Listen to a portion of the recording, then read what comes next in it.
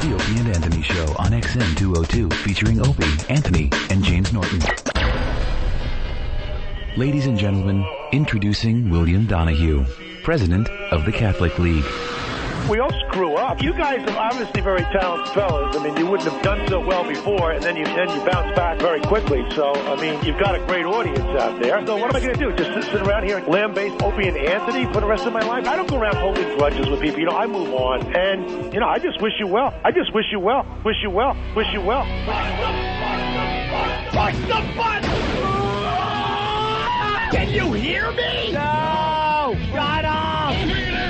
We're so excited to be back. Rabid radio retards. Wow, we're dummies. We're the only radio show that makes you want to hate us. We've been known to get our faces in the news. We're perverts, stupid. We stink. We just love doing radio. This is a weird show. No one puts asses in the seat like Greg and Tony. Opie. I love the hitting and the fighting. Anthony. I'm a terrorist looking for other terrorists. James.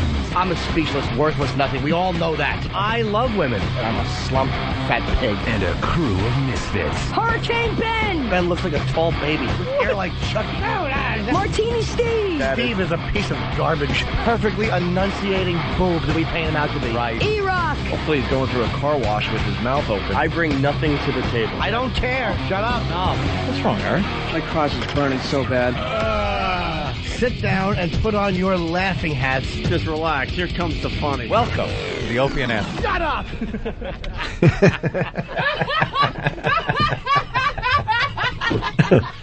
But enough of this palaver. Let's get the show on the road.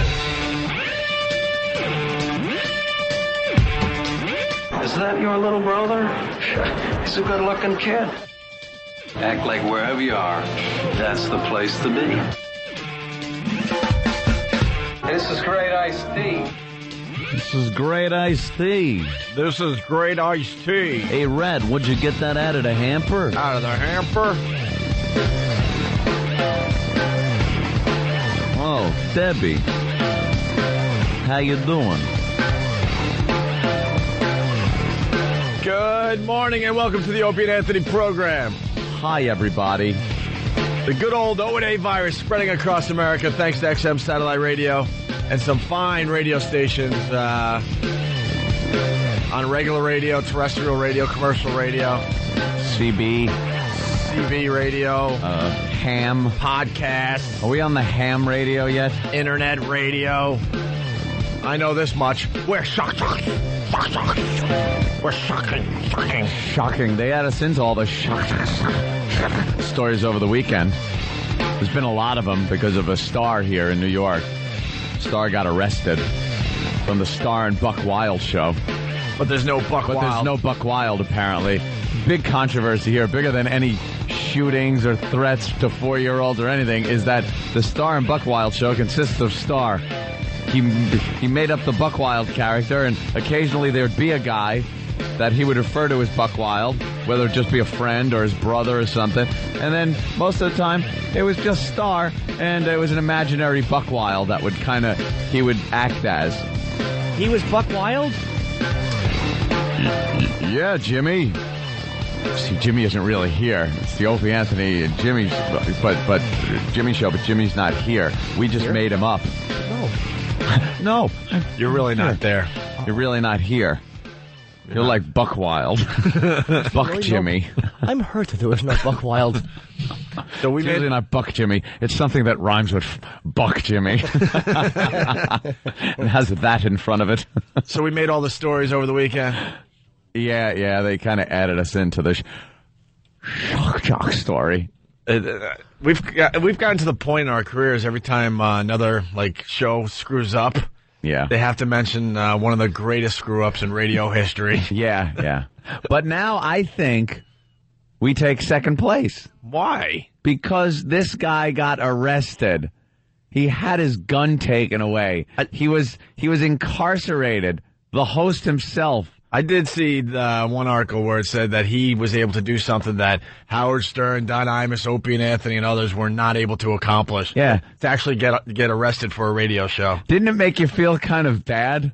Like we couldn't really pull it off totally. That just makes me want to try harder. Doesn't it make you want to try and be arrested? Makes me want to try harder. Because one person on the air being arrested, the host, not as good as 3 hosts being arrested. Jimmy was arrested for this show. So Jimmy what are you was talking arrested. about? I spent the night in the slammer.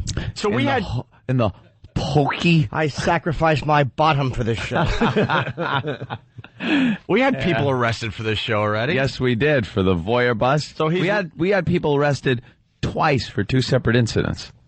People were arrested for the voyeur bus incident, where we had a transparent bus with plexiglass sides, drive around Manhattan with naked girls in there, showering and making out with each other and whatnot. Flashing. Driving around the city.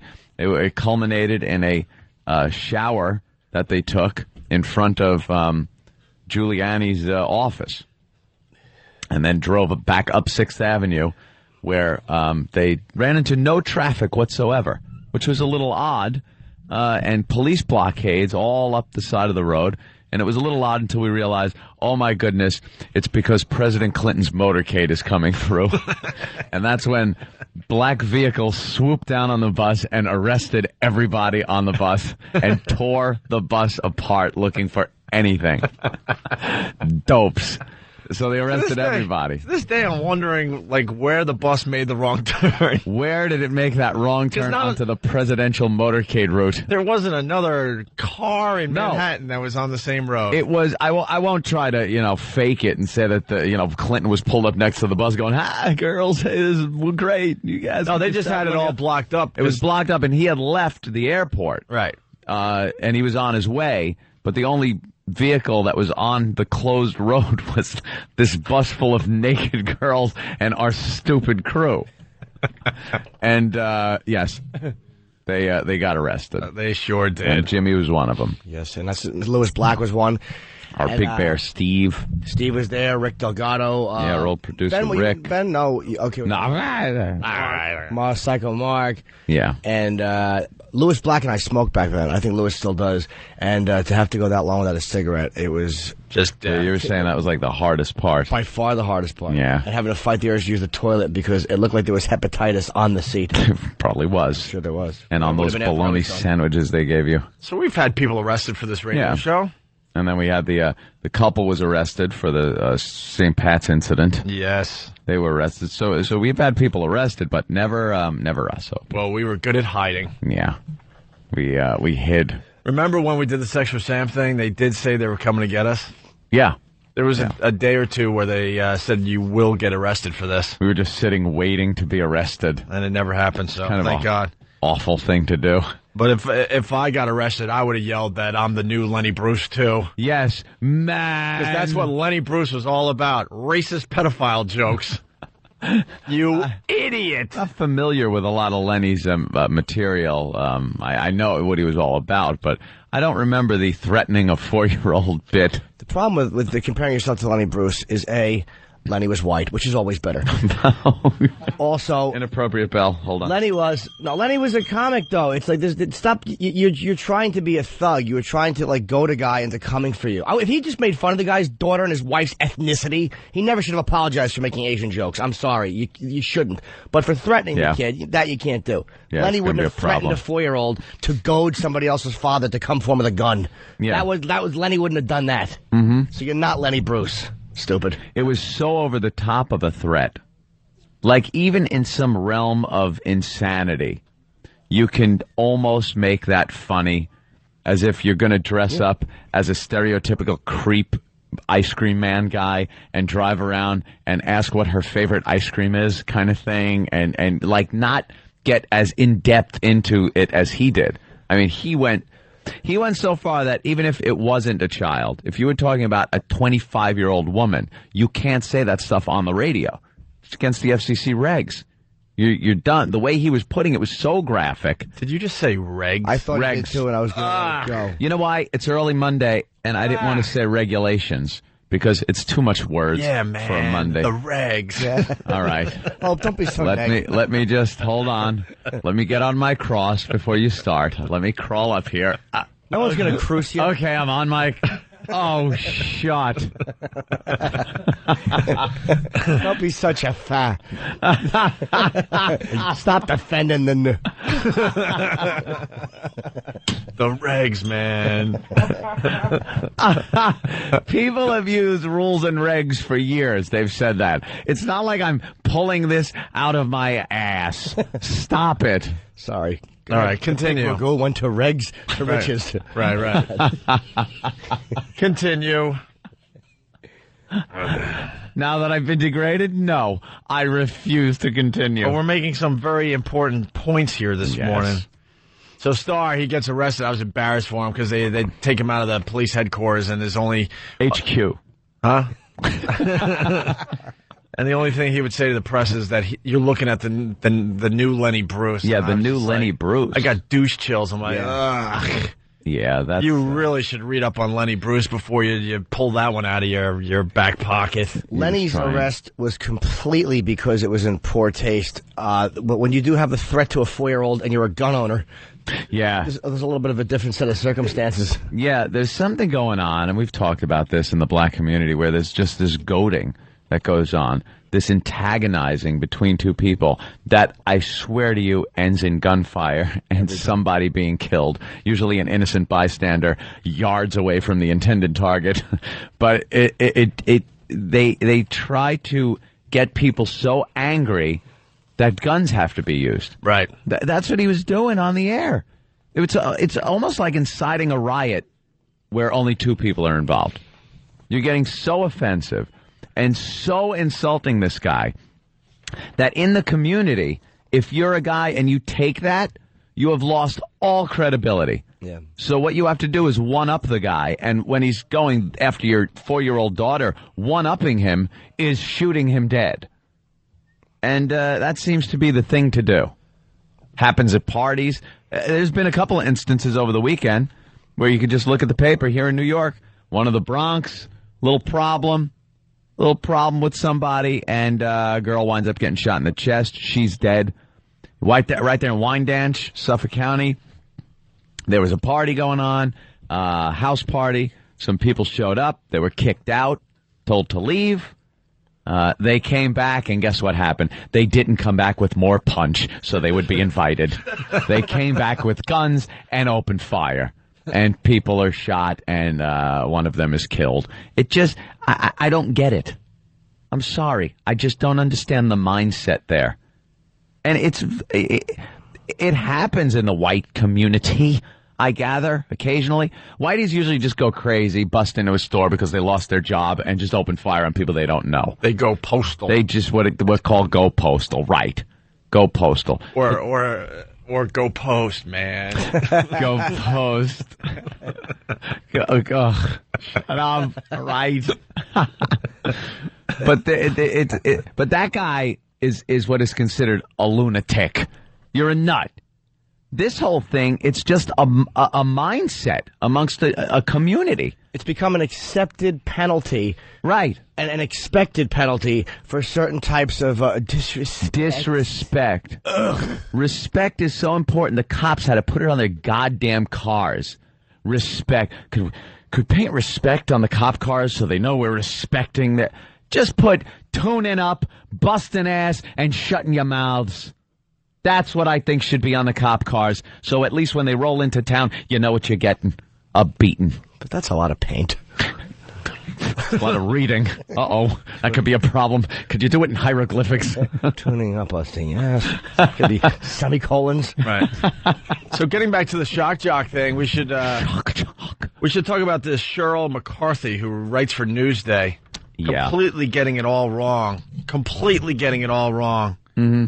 Because there was another incident at our old radio station, WBAB. BAB. Roger and JP had some kind of song parody that. Oh my God! It was a commercial parody. It sounds like it was a funny commercial parody. I gotta give him credit. From what I heard, sounded funny. It was a bit called the Wetback Steakhouse, and it was about illegal immigrants, and like an Outback Steakhouse kind of thing, where the menu included certain items that might be considered offensive. And the commercial mocked stereotypes of Hispanic immigrants, basically. Right. So this Cheryl McCarthy, she took the Star story and the Roger and JP and all the other shock jocks incidents in the past few years and wrote a whole article on her point of view on the whole thing. It made fun of Hispanic stereotypes. I don't go for that at all. God forbid. I don't go for that at all. God forbid we make fun of others that don't look like us. Cheryl. Hey, I'm sorry, but if 95% of one group acts a certain way, it doesn't mean they all will. Right. There's 5% out there that are angry. That's right. Well, this Cheryl McCarthy, she's lost. Hip-hop radio host Star says he's sorry about the on-air threats he made to sexually molest a rival DJ's 4-year-old daughter, to go after her with a gun, and about the anti-Asian slurs he made against the guy's wife. He was just mouthing off at someone who had threatened him, he said, and never meant to do any of those things. The executives at WBAB Radio on Long Island say they didn't mean to offend anyone when they aired a fake commercial for Wetback Steakhouse that trotted out every mocking stereotype of Hispanic immigrants. It was just a good-natured attempt at humor by the show's host, they said. But don't believe them, Cheryl says. No, Cheryl. What they mean is they're surprised anyone made a stink about the hateful stuff they were doing. Yes. They thought they could get away with spouting such racist, sexist crap because so many of their listeners seem to dig it. Good point, Hole. Good point. And sure enough, on WBAB's Roger and JP morning show on Friday, listeners were calling in to say they thought the spoof was hilarious. Hilarious. And that they couldn't understand what all the fuss was about. I just like how JP and Roger and JP were actually apologizing, and the bit was only halfway over.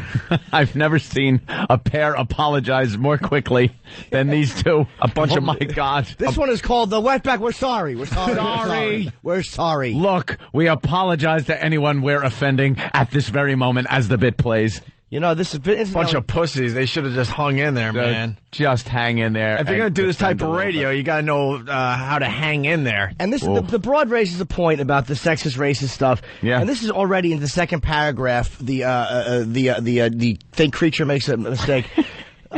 She points out that this Wetback Steakhouse is the same as the Star thing.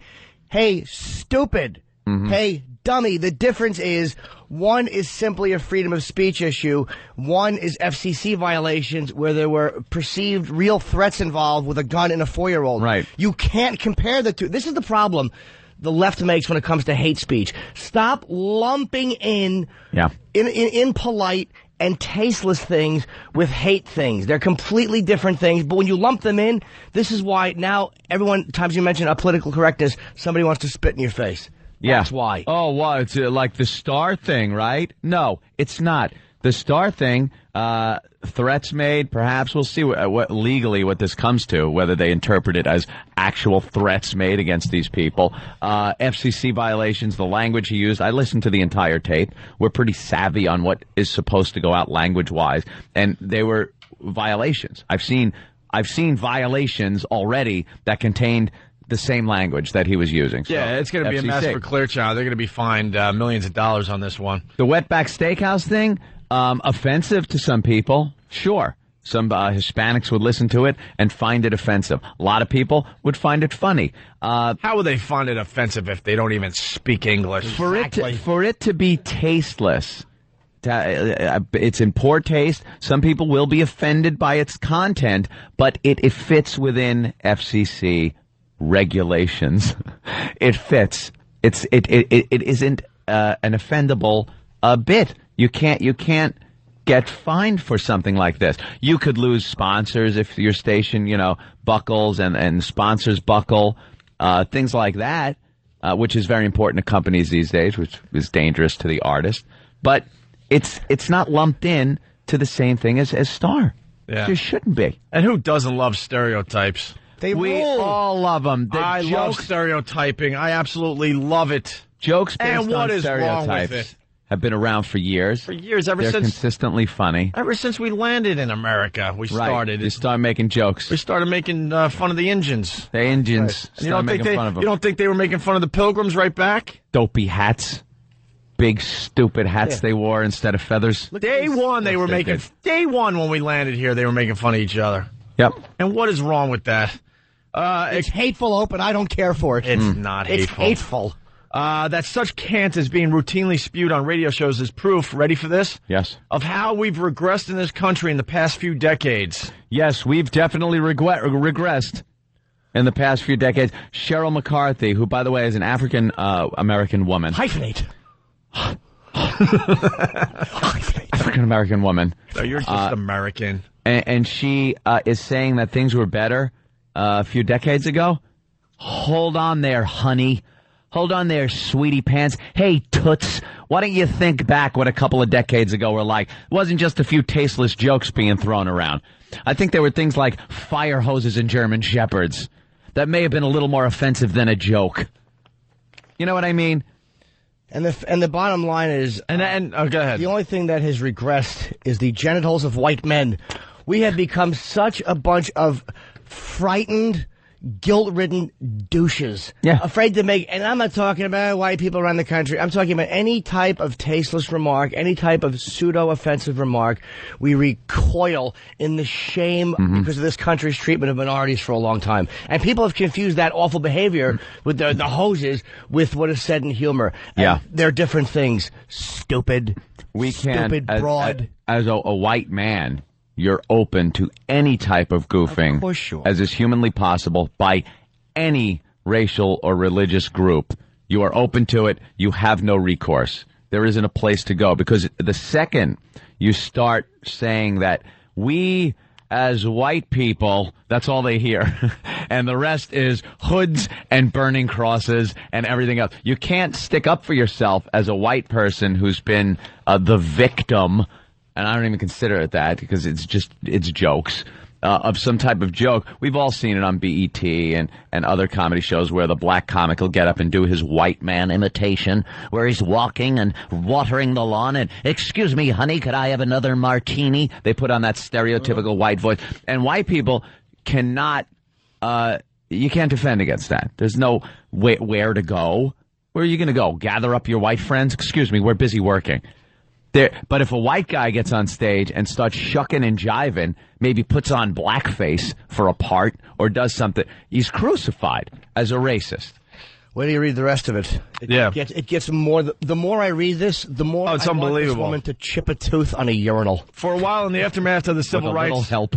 Here, let's get through this because we got to take a break. For a while in the aftermath of the civil rights and women's rights movements, and as gay rights started to gain momentum, it wasn't fashionable to make certain kinds of remarks in public. What the far right wing mocked as political correctness was really a push for people to behave civilly toward groups that had long been discriminated against, slandered, and kept out of the mainstream. This meant people of color, women, homosexuals, foreigners, the physically disabled, and those who weren't Christians. There's a point to the fact that the original idea, I think, of political correctness was to keep people from being, treated horrible. I understand the original motive of it, which was, I think, a noble motive originally behind the idea of, let's be a little bit nicer to people. They've been treated badly, and, you feel kind of... But then when you go into those who weren't Christians, I did 2 years on Colin's show on Comedy Central, you dummy. Every note we got about things you couldn't say had nothing to do with not making fun of white people. There were certain racial things you couldn't do. You had to explain every time you made fun of Islam. Right. Every time you made fun of Islam, you had to explain it so it didn't seem like it was insensitive. Colin did a sketch one time where he was mocking the Hollywood elite and their treatment of blacks, and he said nigga in the sketch as a mockery of the way they do it. Would not allow it. They wouldn't allow it. Of course not. Chappelle's show, South Park, any other show can say what they wanted because there's a different set of regulations for blacks and whites when it comes to freedom of speech, when it comes to things like that. So and it's because the executives and the standards and practice people are so guilt-ridden. Absolutely. They're so guilt-ridden. They're a bunch of white people with superiority complexes, and they're afraid if you allow that to happen, blacks and other minorities are going to see how truly superior and racist you are, or you think you are. Right. So they, as a way to keep them from thinking that, you give them these extra little things that they're allowed to do that white people aren't allowed. The way you coddle a child, not the way you see an equal. Like when we got back from Iraq, there was video of me and Colin scuffling, goofing around in Iraq. And one of the sketches we did was there was a voiceover that Laurie Kilmartin did, and it was showing me and Colin going back and forth, and the voiceover at the end had something to do with domestic violence. Like, we were a couple fighting, like two gay guys. Oh, my God. As the third act is coming on, we're shooting, they go, you can't do that, because you can't make fun of domestic violence. You can't make fun of... That's the mentality there. Get some 25-year-old chick And I fought with the standards department over there. Some 25-year-old chick right out of college who's going to throw her own ideology in instead of just saying what is allowed, what is not allowed due to the FCC regs. You know what people don't understand also? They see making jokes about, what does she say here? People of color, women, homosexuals, foreigners, physically disabled. They see that in the same exact light as going out, finding a gay guy and beating him. Yep. There is no one in this room that condones or would participate in violence, physical violence against anyone from any of these groups that she's mentioning. Unless they eyed a white girl. Well, of course. Straighten that out. Rules are rules. But to joke about it, to make jokes about it, is funny, you dummy. Cheryl, I'd love to come up to you at a party. You must just be the life of the party, spouting your gospel. Well, as other people are telling funny jokes based on these things that you say, because, excuse me, we're not Vulcans. We're never going to be Vulcans. We're human beings. We find certain things darkly funny. And jokes about certain ethnic groups and their stereotypes are funny. It doesn't mean you're going out and beating them up. And can black people stop? This is something that bugs me. And again, this is more of the white people's fault. Like, stop sectioning off things when it's convenient. Like, for instance, you don't have a white section anywhere. And I know, well, most of the video store is white. Is it? Like, they have a black section. I think it was Virgin, and there's a thing called black cinema. Why can't black movies be under dramas? Like, why isn't X listed under drama like every other drama? Why does there have to be a black section? Why does it have to be so hard and dangerous to find exactly that movie? The black cinema. And then BET, I mean, continues your point. Well, that's cool. Yeah. All that crappy different award shows that are just for Hispanic or black performers. It just reeks of separatism. But it's okay. It's acceptable separatism because it's made by blacks or Hispanic groups. If it's made by white people, it's not separatism. It is unbelievable racism. You're in the Klan. You hate blacks. You hate Hispanics. It's just a double standard that is getting out of control. Right. We got to take a break, but before we go, Tommy in New York. Tommy. Hey, boys, what's up? Hey, little Jimmy, love you. Thanks, Tommy. Listen, Carlos Mencia did a whole thing on, he did a spoof on Wetback Mountain, and he didn't get any crap for that. Wetback Mountain? Well, because he's a Hispanic comedian. It's okay. It's okay. It's okay. It's ridiculous. People just lighten up, and it's a joke. You want to laugh, have some fun. Can't make fun of other people. Who are you going to make fun of? Well, it's good to kind of read articles like this, though, because it does show, like, just this is exactly the mentality of the far left when it comes to things like this. Is why, as awful as the conservatives are right now, and they stink. They stink. Yep. For you not to be able to win an election, a major election, this is why. Because this is the nonsense you're worried about. Yeah. Well, we're only halfway done with the article. Line 10 has a great point. This woman was talking about a couple of decades ago. We were a little more, what? We were better with the racist jokes. We weren't telling them as much. We were being more sensitive a couple of decades ago. Look what Line 10 says. Frankie, go. Yeah, how did Mel Brooks get away with Blazing Saddles? Blazing Saddles. They don't make movies like Blazing Saddles anymore. You could not make a movie like Blazing Saddles anymore. Have you ever tried to count how many times he drops the N-bomb in that movie? Unbelievable. And it's funny. It's a hysterical movie. They're making fun of stereotypes of all kinds of ethnicities. And it's a funny movie. But you couldn't make that now. We got to fight this battle. We got to keep stereotyping alive and well. Yeah. It's been around since the start of this country. Right. And it should continue. The fact is, we love making fun of each other. And why doesn't she mind stereotyping when it comes to parades? Why don't you mind Why is it not stereotyping when a culture gets together and go, yeah, look, most people in our culture do this. Why is that an acceptable form of lumping everybody into the same basket? And yet if you make fun of something, it's impolite or it's sexist or it's racist. Why is it only the positive? Why are all Italians throwing their fists up about Columbus? Yeah! Or all blacks want to celebrate Malcolm X. But if you point out a guy like Colin Ferguson and say that's an indication of black behavior, whoa, hey, he's just one guy. Yeah. Why? You can't just take the positive. If you want parades, you got to take the negative too. All right, we better take a break. We're late. We'll read the second half of this article. Can we get Cheryl McCarthy on the phone today from New York Newsday? Try that one. She might come on. Sometimes these reporters will surprise you. Well, they're brave behind their laptops, and then you try to get them on the air to discuss this, and they're not in. Oh, my God, they don't get in until 1 in the afternoon. Ooh. Well, she would sleep late. Because they do the math they do the math in their head like, well, they got to be off the air by 1, so. She's probably busy. Oh, she's on her period. Woman. You're checking out the O&A virus spreading across America, where we love to make fun of everything.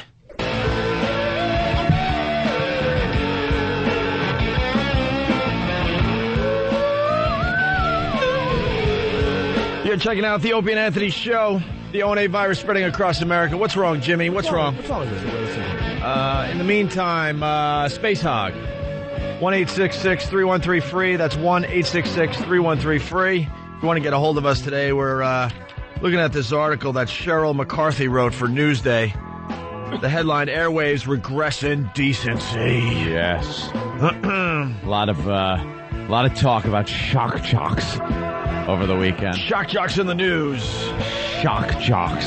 We love stereotyping on the Opie and Anthony Show. Yeah. We're proud to say that. Aren't they stereotyping shock jocks in that article? Of course they are. Lumping everybody into one category. If they don't do, some kind of, Air America liberal type broadcast, then you're a shock jock and you practice hate speech. By the way, I want to be known as a shock jock American. Ooh, shock jock American. Shock jock American. I want to be known as White Jimmy. Ooh, how about that?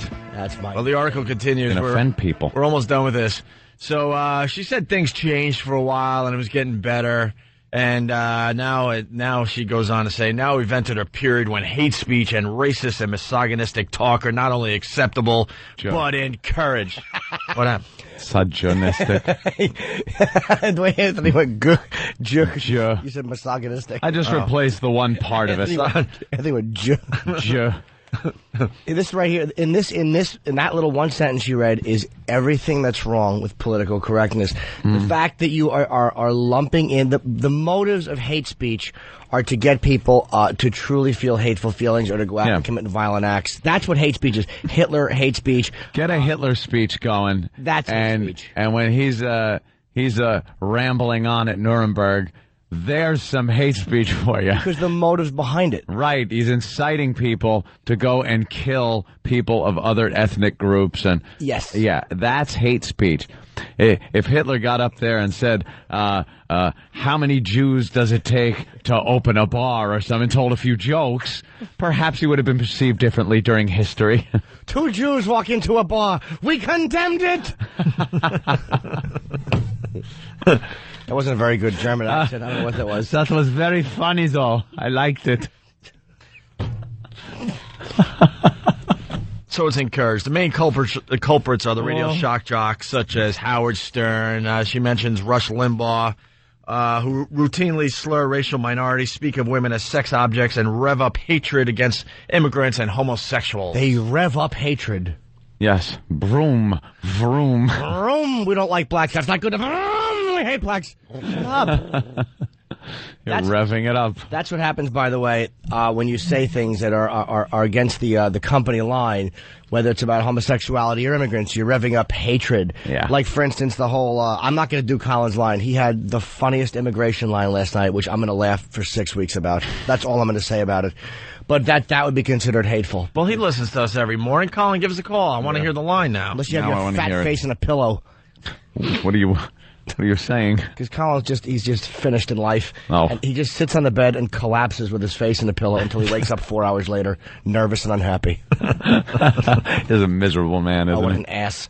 Nor are the culprits all white males, Anthony. The black hip-hop DJs promote the negativism Yeah, listen to what she points out. of though. the music they play, Music. celebrating violence, the denigration of women, Right, in their music. black self-loathing, Black self-loathing. and anti-immigrant feeling as well. Anti-immigrant feeling. How about just plain whitey sucks? How about racist? Why How about racist speech about how the man is the devil and is keeping them down? I would listen to WLIB when they were a black militant station a few years back. And it was some of the worst, what she would call hate speech ever. I found it hysterically funny. Absolutely. It was Very really entertaining funny. at times. But it was, it would be classified in this woman's opinion as hate speech because it was all about how white people were the devil trying to keep the black people down. One woman actually got on, and I loved this one. She was talking about how melanin in the skin isn't just in the skin. It's throughout the entire body, and it has been proven that higher levels of melanin in the brain makes you more intelligent. So what she was saying was, the darker your skin, the smarter you are. Now, if any white History has person proved that. got on the radio and said the exact opposite, that melanin affects the brain negatively, and that the whiter you are, the smarter you are, that person would be fired. But this station was able to just blurt out any over-the-top racism. Did she write any articles about WLIB in her career? I never saw a negative article about WLIB. And by the way, I love the way she goes, nor are all the culprits white males. Gee, thanks, really? Yeah. Considering this whole article is spurned on because of what a black DJ did. And Yeah. just the language. Look at how soft the language she uses when it comes to non-whites is. The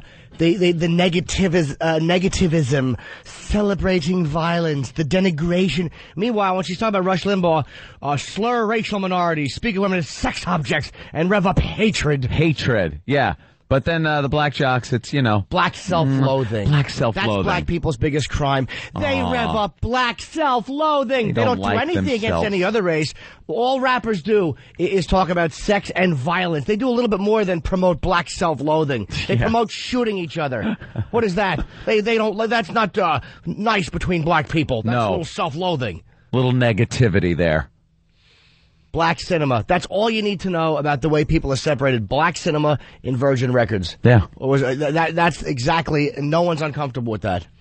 All right. Well, she says the tide has turned because the people who own the radio stations and the right-wing TV channels and those who produce hip-hop music have learned that it pays to appeal to people's worst instincts, their basest prejudices.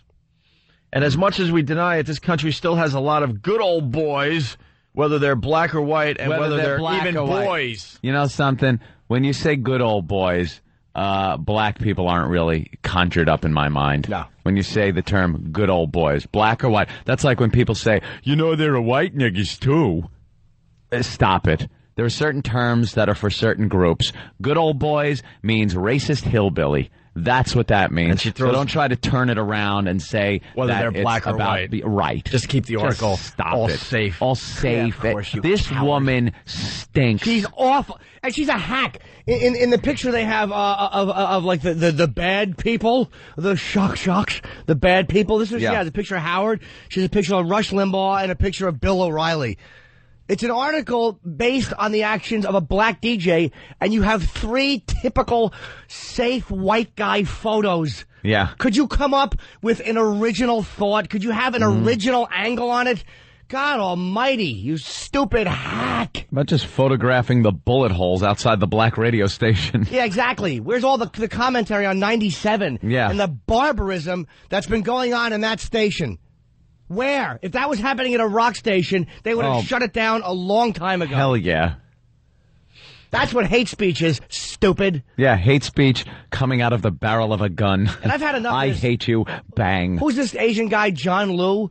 Yeah. Who pipes his stupid face up every time there's a problem in the Asian community. And look, I like the fact, that he goes after black people who are doing racist remarks because the white people are so guilt-ridden they never will, but the Asians don't want to hear it. They've been running delis for long enough, and they're like, look, we live here. Well, he got a lot of attention from the Tsunami song. Yeah, of course he did. Yep. And he's got a lot of power behind him. But the fact that having this guy arrested it's revolting because no one thinks he was a real threat. It's a couple of people who are just covering their asses. Just in case there's a problem, they can say they did go out and arrest him. Nobody thinks he's really going to commit a violent act. Star's not going to commit a violent act, or Buck Wild if he existed.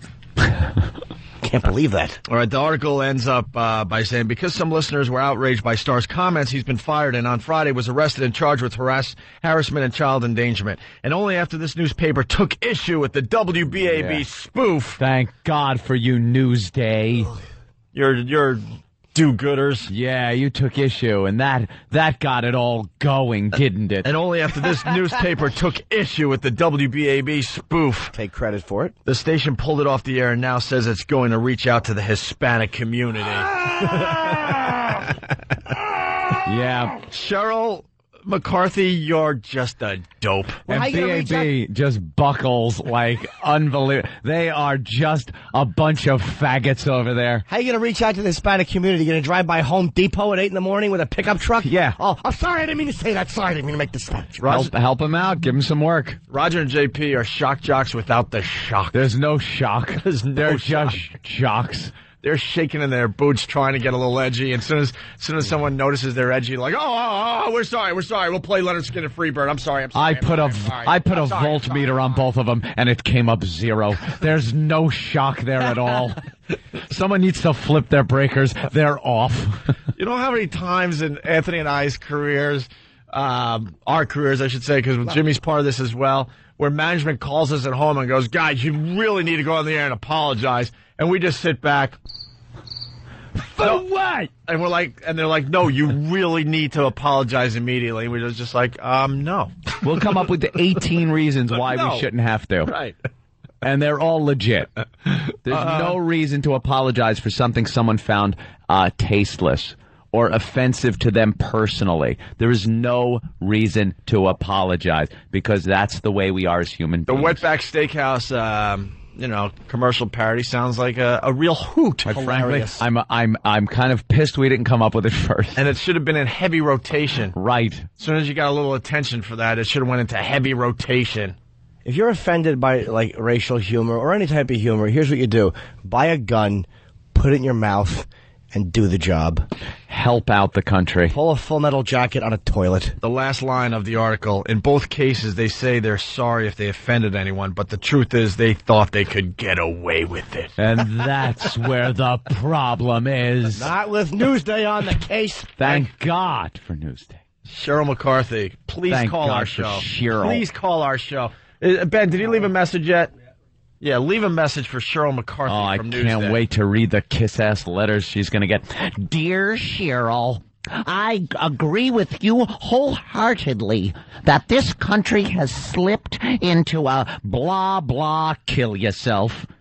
Ugh. I hate when reporters won't come on. Like, we tried to get Richard Johnson from the Post on to discuss something, and we're pretty fair when people, and he hung up on Ben, which a part of me understands that. Richard Johnson, one of the biggest pussies out there, hiding behind his laptop. They all hide behind their laptops. Doing a woman's job, kvetching and gossiping.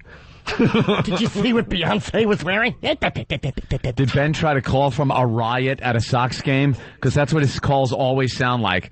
It sounds like Ben is calling from a prison block that's under siege. I've never had a clear call from Ben. Where it's like, Ben? Hi, Anthony. How are you? It's just pandemonium. There's sirens in the background, wild animals. I don't know what's going on. What's wrong with your phone? You never call from a regular, quiet place. Oh, the Blackberries? I hear they stink. The BlackBerry phone, yeah. You can't get... That doesn't explain, though, why you're always calling from the riots in Pakistan. It's just, there's always, what Blackberries, what are they, a pre-recorded noise that plays during your calls? I just hear noise. It's not like Blackberry noise. It's people screaming for their lives. It's like an Al Zarqawi beheading he's calling from. That's the noise Ben hears in his head all day. It's spilling and shouting. Spilling out of his ear into his phone. Hey, look at this one. Eric in Colorado. Eric, what's up? Make it fast. Morning, boys. Hey, if this woman wants to hear hate speech, you ought to listen to some of these stations programmed to the Mexican audiences out west here that call for the killing of white people and literally the overthrow of the American government. Yeah, the ethnic stations are allowed a carte blanche when it comes to offending this country and white people in America, and we have no recourse. And they should be allowed carte blanche to do that. The problem is when you give us flack for it. Right. They should be allowed to. Yeah, let them. I don't care. Like I said before, when I used to listen to the militant black stations, I found it hysterical, funny. Sometimes, I'd get so angry and aggravated at what they were saying, and then you just laugh at yourself. You go, why am I being... But where is this guy going to go with this? Sure. Couple more phone calls, then we got to take another break and catch up here. Shane, what's up? Good morning, gentlemen. Hi, little white Jimmy. Hello. Not for nothing, but with this whole, Black History Month, if we had White History Month, we can be complete-ass racist. Well, they would argue that every other month is White History Month because we have taken the history and twisted it around and revised it so much just for white people that is their month to, square things up. Well, someone had to get history done. Someone had to do things, build things, get it right. Someone decided to be go-getters. And understandable, the history was kind of perverted for a long time. Yeah. Other minority groups have to realize, black people, I think, are only 12 or 13% of the population. It's you're not going to get equal time. In the country, right. A smaller percent of the population. In the world. Doug in New Jersey. Yeah. Doug. Yeah. Hey, guys. It's a speed round, so make it fast. Let's go. Hey, what about Archie Bunker and the Jeffersons? How good was that in the 70s? Never would be aired. Yeah, you couldn't make a sitcom like All in the Family. Oh, I mean, a great example is they remade the Bad News Bears and made it politically correct. Yeah. You can't be funny and be politically correct. I want this woman to call up. I want her to call up, if we can hear her. She probably has the hairdryer on. She's having her rollers put in, whatever broads do before they go to work. I want you to put your house dress on before you clean the toilet, and I want you to call in here while you're scrubbing that bowl. And I want you to explain, unless your tooth has been knocked out by a husband because you got lippy, I want you to explain when something has been funny and politically correct. Like when you have sanitized something and it's still funny. Yeah, sanitized it so much that it cannot offend anybody, yet it is still funny. It doesn't have to be offensive, but when has it been politically incorrect, funny, and then you make it politically correct and it's still funny? Do you think chickens enjoy that crossing the road joke? Do you think they really enjoy it? I don't. I don't think they do either. I don't think anyone enjoyed that joke I just told. No, I thought it was okay. It was poignant, Aunt, because chickens have a right to... Well, we've all heard what they have a right to do if you've watched German pornography. They have a right to yell ouch and chicken talk. Let's go to Greg on Long Island. Greg. How you doing? Hey. How about the new Little Rascals movie? That was really bad, too. But would you guys get in trouble if you played that Greasola Crayons now? That you did years ago? I don't know. Would we?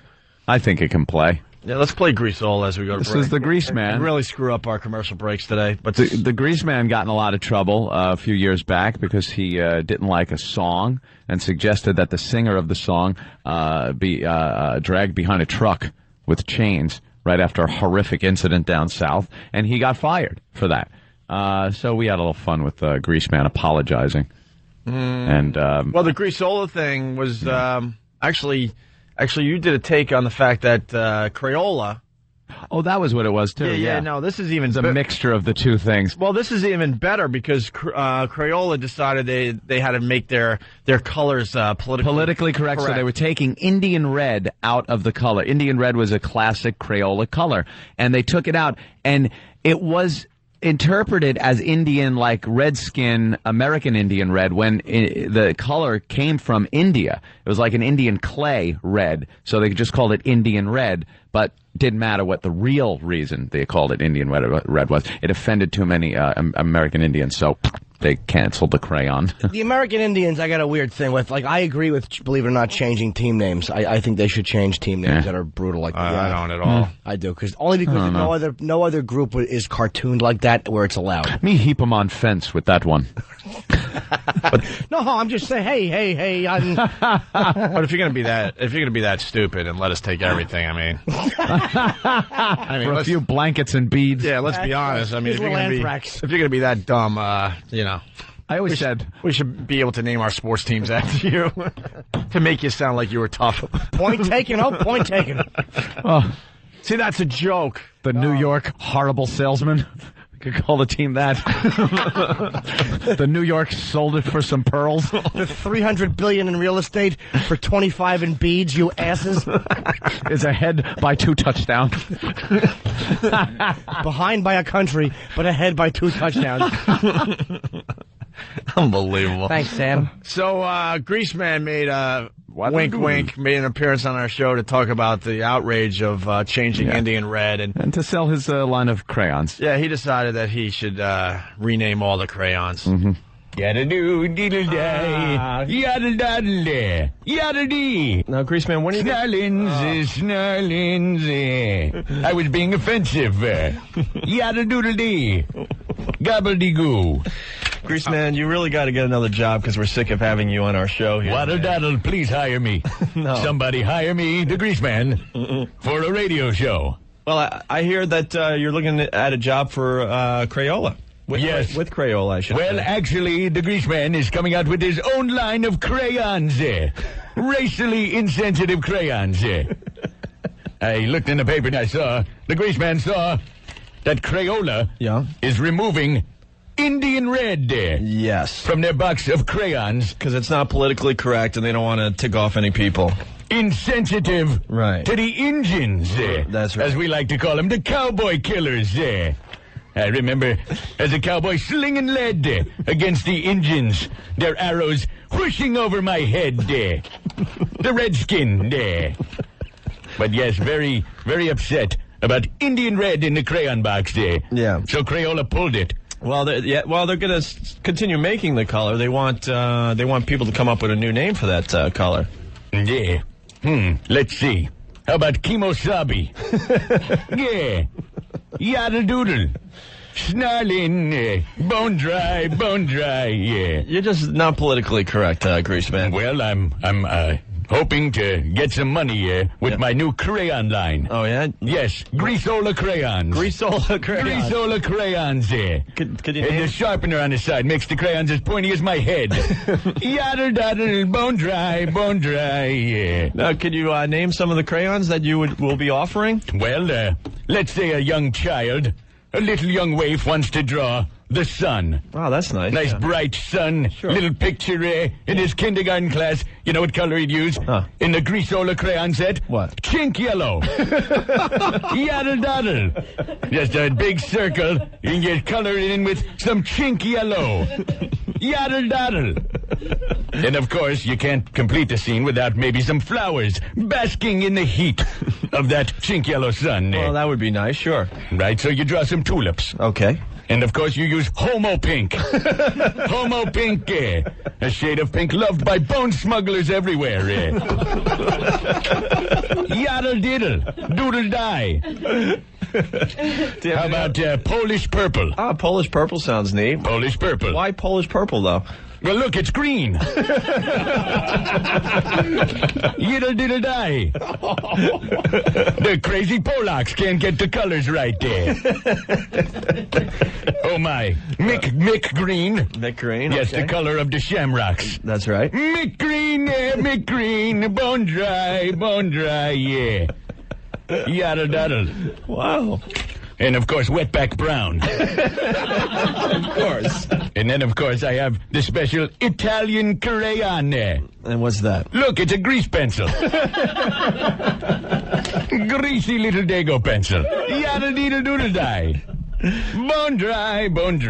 Very nice. Oops, I'm being removed from my seat. Hey. Oh, it's happening again, there. Whoa. There they go. They're yanking him out of the studio again.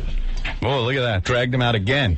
He's going to go back on his apology tour. Greasola crayons. Greasola crayons. Boy. That's kind of cute, huh? A little insensitive there. Big time. Ladies and gentlemen, it's the Opie and Anthony Show. Radio to the power of rock. Sounds exciting.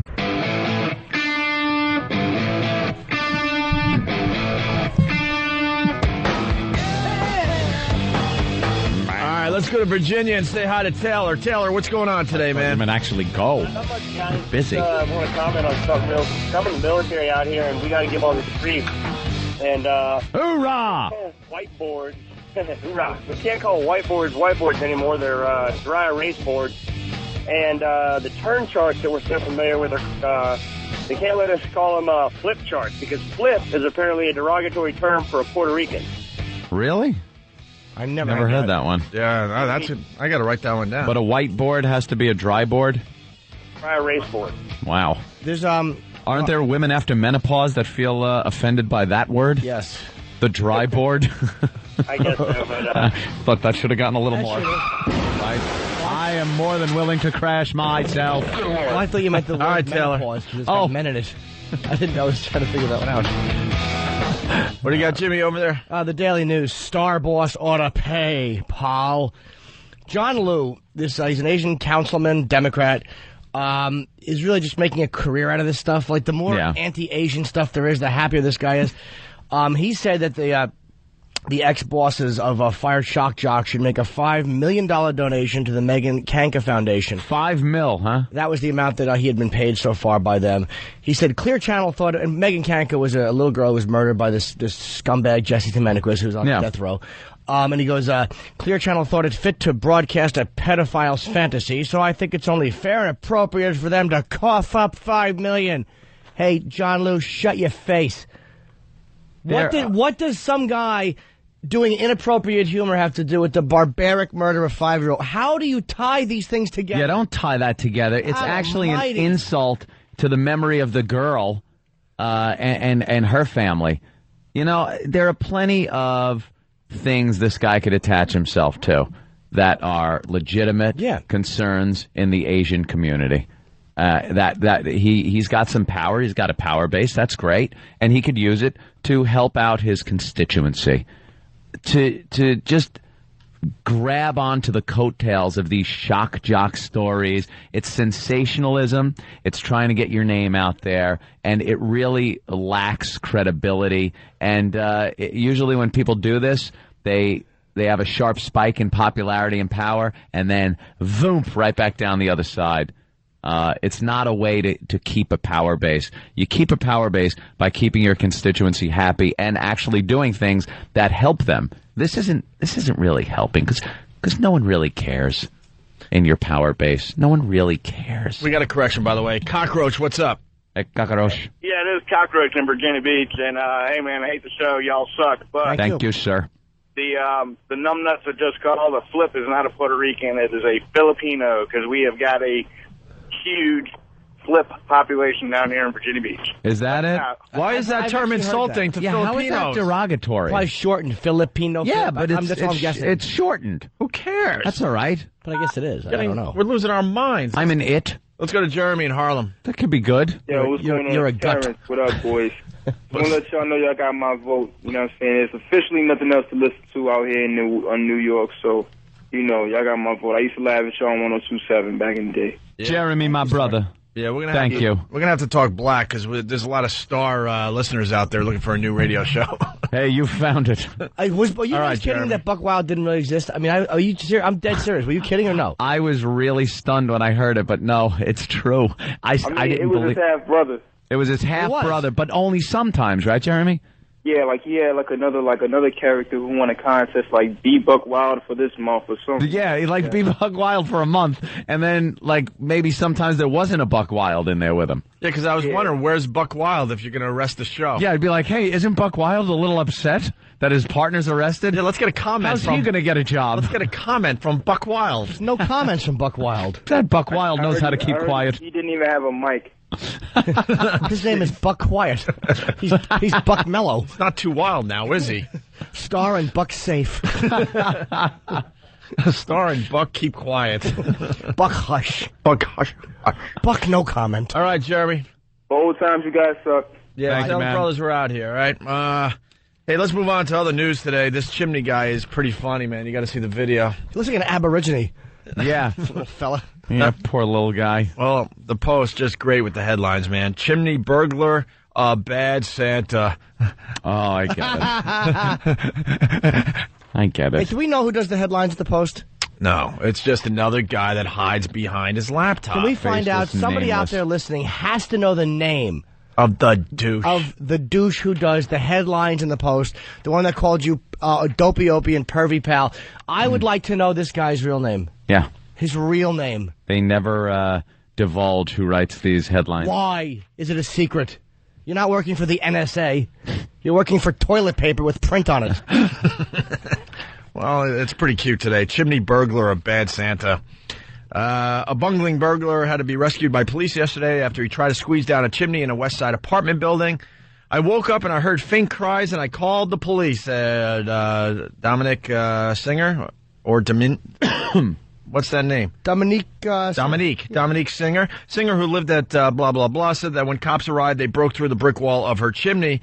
As soon as they took away the flue, you could see his feet sticking out. That's fantastic. What an ass. They pulled him out by his feet. Thank goodness the boiler wasn't on. Who's saying thank goodness the boiler wasn't on? That would have been good. That was the homeowner saying... The homeowner? I'd have been on the roof. I swear to you, I would have been on the roof pouring scalding coffee down the chimney. No, here's what you do. Why use the toilet when you have a chimney with a fellow trapped in there? With a fellow? Hey, you're getting that on my head. As soon as they took away the flue, you could see his feet sticking out. And she continued, they pulled him out by his feet. Thank goodness the boiler wasn't on. So she's very happy that the burglar wasn't hurt. Safe. Yeah, not hurt. But the burglar was trying to take your things. Yeah, he was in there trying to take your things, and maybe if you were in there, God knows what he might have tried to do. It's 5'1". What could he have done? Stolen your child's clothing? Little Sanchez beat it. Here's the laugh of the morning right here. I'm 5'1". She's 5'1". Oh. I'm 5'1", and he was shorter than me. He looked like a racehorse jockey, but covered in soot. A lawn jockey. Wow. Little fella. She said the robber, later identified as name I can't pronounce, Richard Voss, was shirtless, but his pockets were filled with loot, including a necklace, probably from a previous job. I was going to say, I thought he got in and then was climbing out. But, he'd been on another little jaunt that evening. And this witness, very confused. This guy thinks he was Spider-Man. Spider-Man never went down chimneys, you ass. Why does Spider-Man? He was no Spider-Man. He got stuck, and he's lucky someone heard him yelling. That's right. Spider-Man doesn't behave like a bad boy with no shirt and loot in his pocket. Right.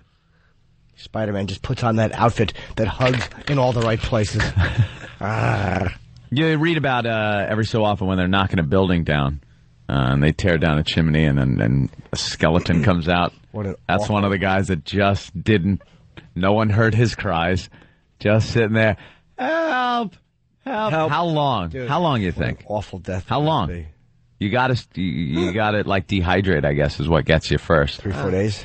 Yeah, I don't know how long. You can't last that long without water. Maybe 3 days. In a chimney all cramped up, your ass itches. Oh, and your arms, you can't get to them. No. They're over your head so you can fit down. Oh, and you're just stuck there. Help! No one for miles. Help! Especially if you're like, your arm is pressed against your mouth so you can't yell too loud. A little shallow breaths. And you sound real loud to yourself, but outside the chimney, right outside, all they hear is... There's a bird on top looking down because it thinks it kind of hears something.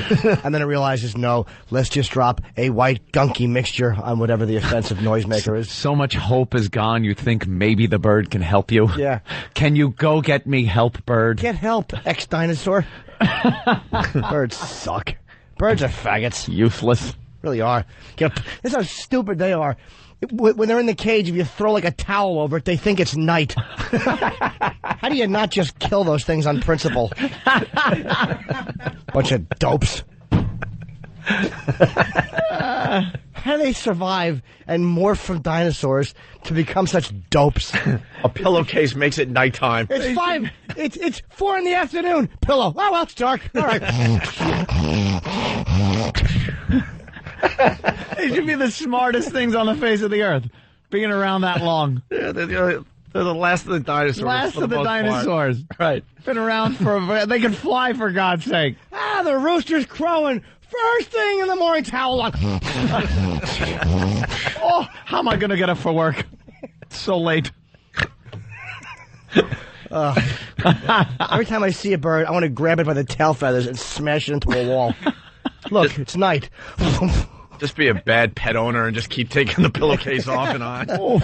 On and off, on and off, on and off. Yeah. I must be 50 years old by now. So many birds. days have gone by. Chirp, chirp.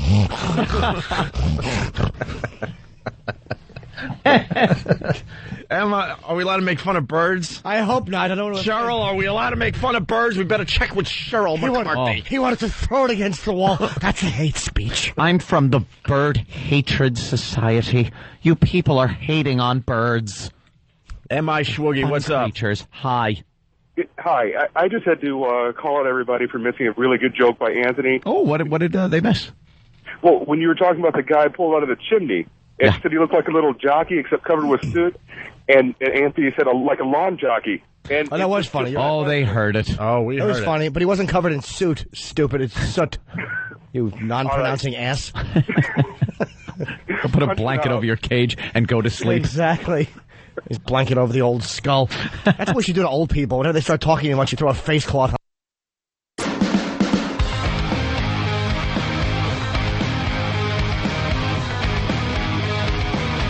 Yeah, you're checking out the Opie and Anthony Show. The O&A virus spreading across America. Jimmy! We're broadcasting. He was in the Toity. I heard Jimmy killed in Boston and Atlantic City, by the way. Yeah, me and David, great shows, man. It was, Fans with Animals came out. It was really great. Nice. Yeah, really nice, man. I didn't realize how many O&A fans there were, especially from the Philly one, because it was done originally as Dave's show, and they put me on the show, and it was a presents by another station. Yeah. And it was just, the O&A fans found their way there, man. It was great. Nice. Gotta love it. Let's say hi to John in New Hampshire. John, what's up? Hey, listen, you guys are talking about how stupid birds are. I gotta agree, man.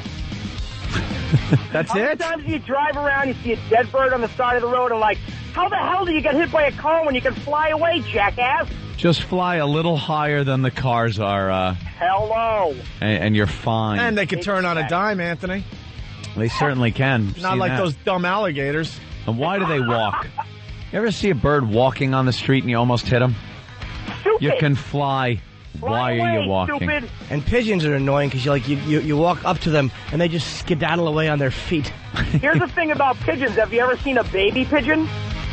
No. Yeah, where are they? You know, The John, babies. I was ready to make fun of you, but that's a good They point. stay in the nest until they look adult-like, and then they fly away.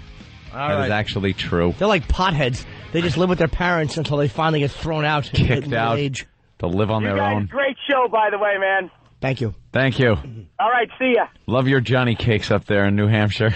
Johnny Cakes is heading back down. Oh, no, Vito's coming back home, right? No, I don't know. I didn't see it. I don't know. I didn't say it either. I But gotta watch it later. Oh, let me tell you what happened, man. I want to apologize, course. by the way, to all bird owners for my insensitive remarks I think this is due. about your faggoty pets.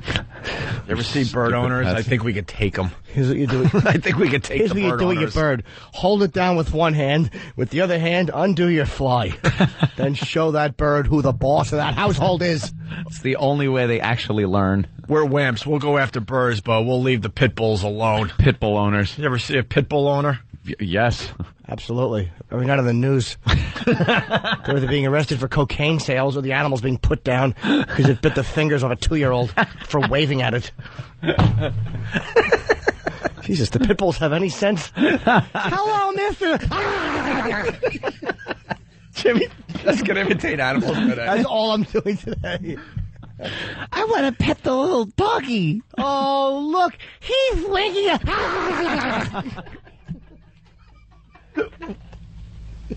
Can you go back to your bird? No, that doesn't work. That doesn't work with dogs. No. Bark, bark, bark, bark. Towel. Save the towel for a tourniquet because your hand will be gone. Yeah, you know what the worst part is? Oh, no. See, exactly. I knew it. What's the matter? Tom Chiasano just walked in, and he's a bird owner. Oh, no. I want to complain about your insensitivity to birds. I own birds. What kind do you have? I have an African gray parrot.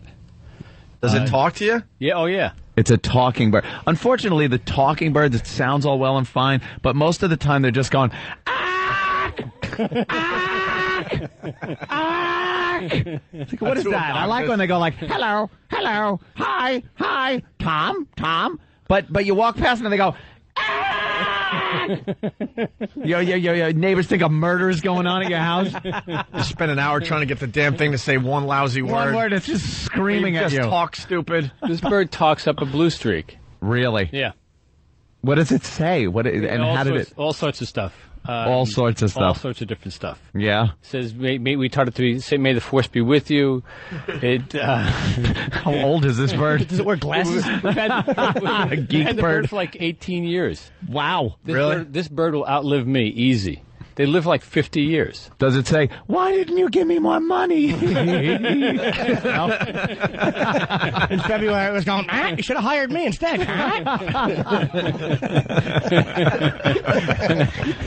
Wow, how old do they get? They live to be like 50. Jeez. 50 or 60. And is it true you put the cover on and? Oh yeah, at night and yeah, you cover him up at night. Then He falls says right good to night. sleep. Good night. He said, yeah. Good night. It It's says good good night? towel, you Oh, yeah. idiot. Right. I mean, it only It's says noon. It only says good night because they've heard my wife and I saying good night to it, and my son saying good night to it for the years when we would cover him up. Nothing It's all inappropriate. conditioned. It's all conditioned response. The bird doesn't say anything inappropriate. Maybe heard a couple of things. No. So one of my son's friends taught him to say "cook me."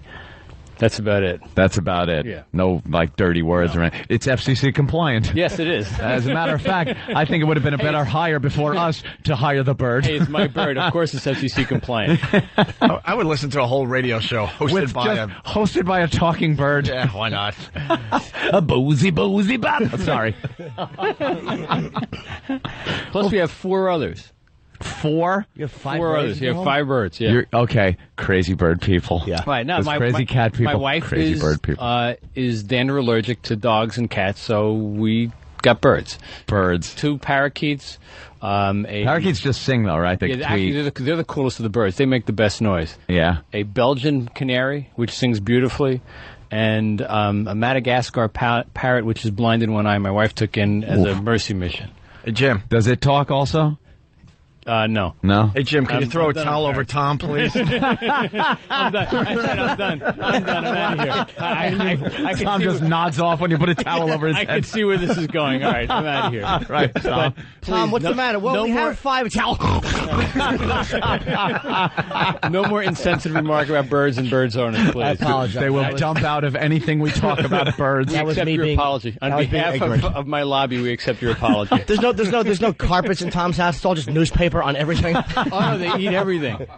Eat everything. Really? Oh, you don't, carpet. well, you got to buy them bird seed. But carpet, wood, you name it. Oh, it's eaten That's through wonderful. a frame of a window. Wait, you live in a home or you live in an apartment? Home. Okay. Hmm. That makes sense. Home with a bunch of holes near the windows and There he goes. big patches missing from the carpet. Birds are loud, Wonderful. though. My grandmother Too had one loud. years ago. They just make noise. That's all they do. When they could talk, it is wonderful. It's fun. I like when you see a big parrot somewhere and it's talking, but like I said, most of the time, Can we lock that side door, please? no. Holy If crap. Tom wants to come in and contribute, That was he his has first carte appearance on our blanche. show, and it was terrific. He had bird information. I don't We mind didn't someone have He it. couldn't get in here fast enough to talk about birds. He owns birds. For the love of God, let him talk about it. What do you see over there? Oh, is she up? Yeah. Oh, Jesus, hold on. Get us a mic over there. Move! She's awful. Wait, her top is all... No, Steve, over. E-Rock, get out of the way. All right, I have a view. Where's she going? All right, the panties are coming off. There we go. There it is. Dopey, move! She's naked. Hold it. She is completely nude and walking into the bathroom or something. Door is shut. She's going to shower, right? Is that her bathroom? Yeah, I think so. Look for the right or left light to come on, and then she'll come back in about... How long's a girl's shower take? 15 An hour and a minutes. half? She's awful. Once she's in the tub, wait for Jack Nicholson to come in and hug her. She wasn't that bad. She stinks. She must have been awful because Jim couldn't get back to the microphone. From the fast back, enough. she looks like Eric. All right, hurricanes. Hurricane Fat season. hips. It was naked girl. That's okay. Naked lady. If it was naked girl, which means 21 or 19, then you watch it. She's on that exercise bike for a half an hour before she takes her clothes off every day. You don't think she's in some kind of shape? I just saw her. Yeah, she is in some kind of shape. Just not one that I would pay to have sex with. Kenny, watch the window. Because we got to do some radio. But that is your job, Kenny. Let us know when she gets out of the shower. She's shaped like a Bolivian fruit. We have coffee in her fat face. We have the greatest window here in this New York studio. Yeah. That Howard had covered up for some reason. I don't know why you would cover up this window. I don't know. We got a view of hundreds and hundreds of apartments, and we've already discovered the first naked chick. I think even he knew if Robin said one more thing in agreement to him, he would jump out of any window that was in the studio. So it was for his own self-preservation. All right. 2006 hurricane season forecast. New York City could get hit. We got the good news and the bad news. That sounds like all bad news. We're getting hit by a hurricane.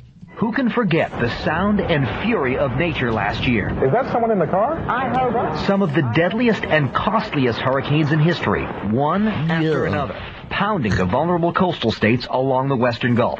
Again and again.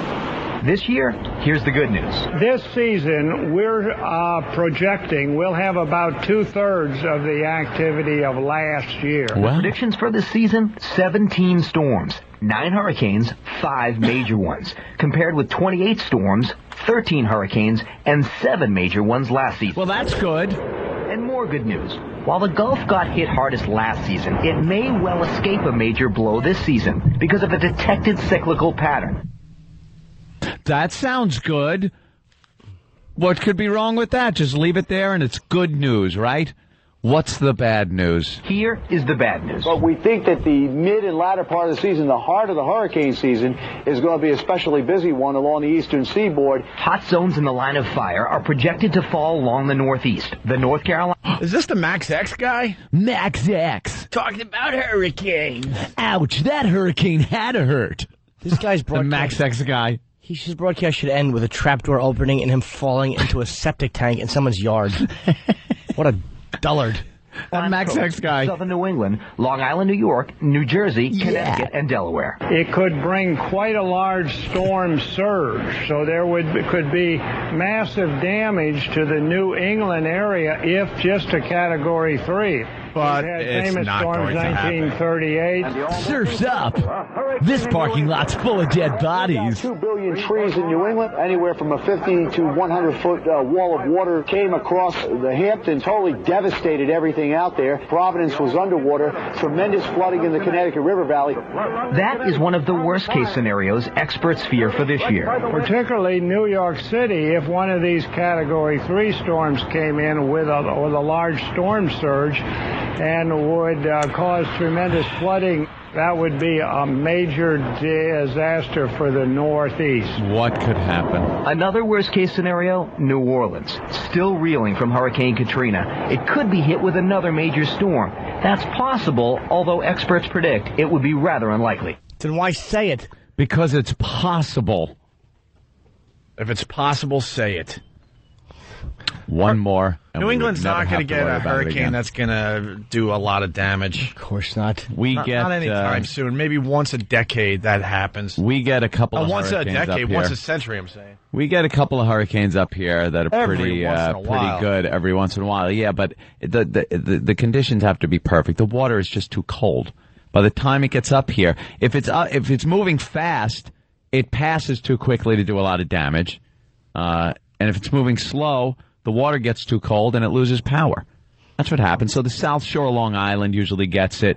But New York City, if you think New York City, the city itself, is going to get any damage from a hurricane, you're so just full of crap and trying to scare people. It's probably the safest place to be in a hurricane is New York City. Yeah, I live in a building on the 10th floor of a heavy apartment building. Yeah. What's the sea level going to rise? Like 50 feet around the world? We have 8,000 mile an hour winds. I'll panic. So then drop dead. Don't waste my time with it. Let's say hi to Dave in Boston. Dave. Yo, what's up? What do you say, Dave? You know, there was a documentary on the hurricane prevention, plan. I forget what it was called. It was, The Day After Tomorrow. Yeah, so. Yeah, that one. Yeah, if it's a hurricane and then it freezes, we're in big trouble. So, just worry when that big boat comes floating. Yeah, I don't down. think Boston has to worry. God, was that movie ridiculous? Wasn't it Although just the graphics were very silliest thing? enjoyable. But That was pretty good. Hollywood is so quick fix. Like, I'm writing a short film, and it's about an ice age. But what happens is they predict that we're going to get one within the next 20,000 years. But my story revolves around the fact that all of this spray can usage makes it happen in 16,000 years. Oh, wow. It's like, from now, what are we going to do to save things for 16,000 years? Are you writing it in real time? No. It's a good story. Because that would take a while to read. It's called "What Are We Going to Do About 16,000 Years From Now" by Jim Norton. Norton. Let's go to Brian in New Orleans. Brian. Hey, I just wanted to point out that the newscaster sounds just like Casey Kasem. I mean, I can expect him to talk about a hurricane after an up-tempo number. After a goddamn death dedication, we come into a hurricane forecast. Hi, I'm Casey Kasem. And now a hurricane strikes New York City. It sounded more like the Max X guy. Yeah, though. Max X guy. Is he Mike. alive, Casey Kasem? Oh, yeah, he is. Yeah. No, he's dead. He's alive. Mike, what's up? Hey, what's up, guys? Hey. Welcome to the program, Mike. Hey, Jimmy. Yes. Why exactly do you know what Eric's naked body looks like from behind, pal? Because we're homos. Punch it out. And finally, Brett in Jersey. Brett, what's up? Hey, what's up, guys? Hey. I got a question. How come they didn't dump out on Tom when he talked about his bird eating carpet? Ooh, check out the big brain on Brett. Know why? Because he put the listeners to sleep and the guy behind the dump button to sleep. All right, boys, I'll punch it You out. got to be awake to dump out of the The program. FCC would try to listen to that part of the show, and they'd all doze off. That's known as a verbal towel. I'm a bird owner. I got many birds. Do you? I thought it was nice to learn a little You enjoyed the something bird talk with Tom about- Chiusano. Well, we could have bird talk every morning with Tom Chiusano. The talking bird thing was very interesting. I'm going to talk about my birds, and I'm going to name them in order of the poverty-stricken country they come from. I have the... no one cares. The... And everyone's looking at him politely like we cared. Well, he's a sharp dresser. I was looking at his tie, actually. Can we just be here 3 weeks, maybe, before we start? I happen to like Tom very much. He's a Jim, fine did you gentleman. care? About what? His birds. Whose birds? Exactly. Who has birds? Whoever has birds, they're stupid pets. Get rid of them. I don't know. Why did I miss something during my nap before? Jeez, man.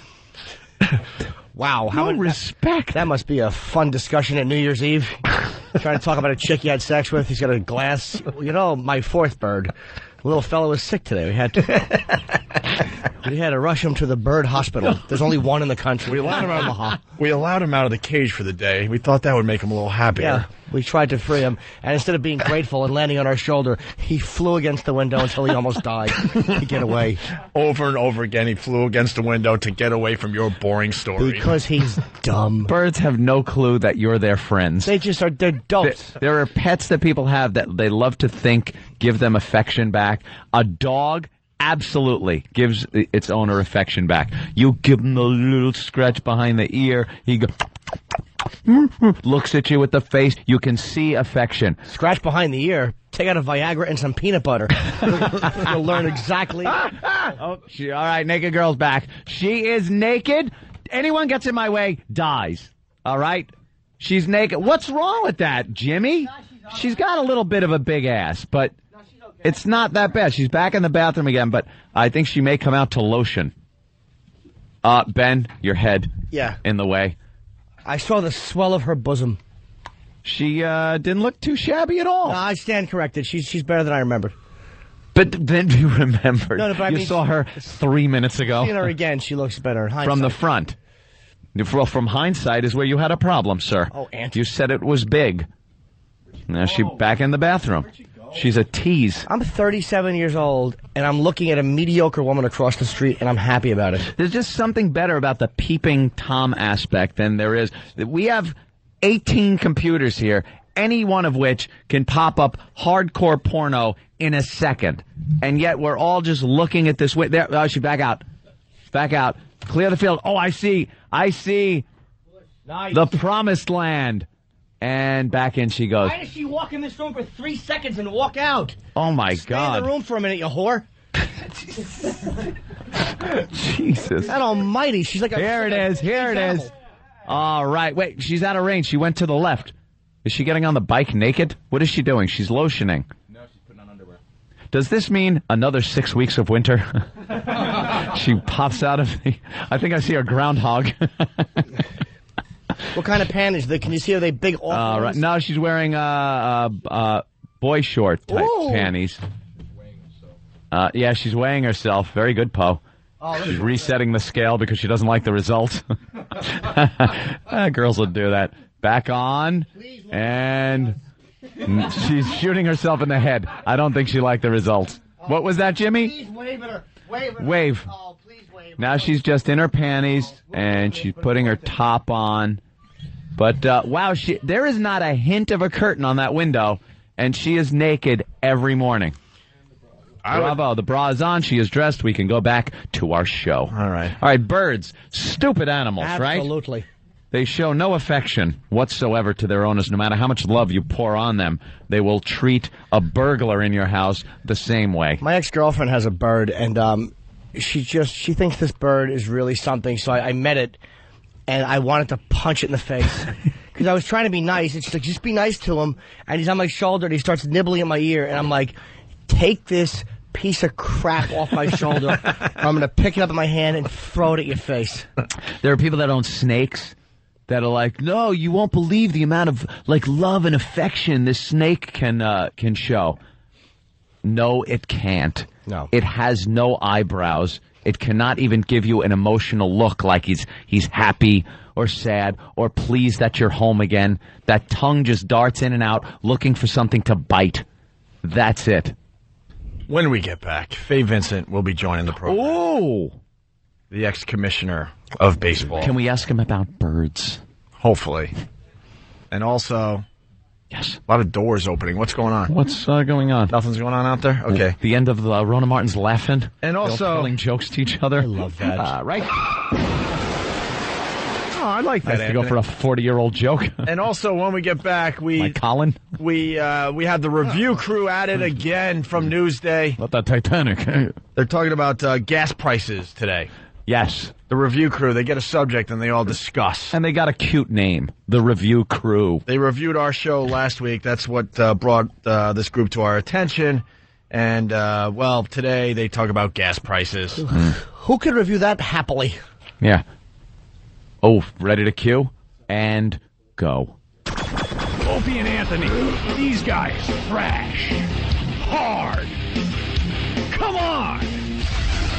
No.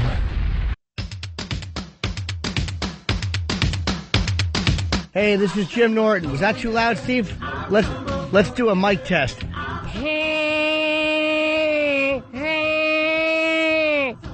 I'll be returning to the Stress Factory in New Jersey Friday, Saturday, Sunday, May 26, 27, 28 with my friend Rich Francesi.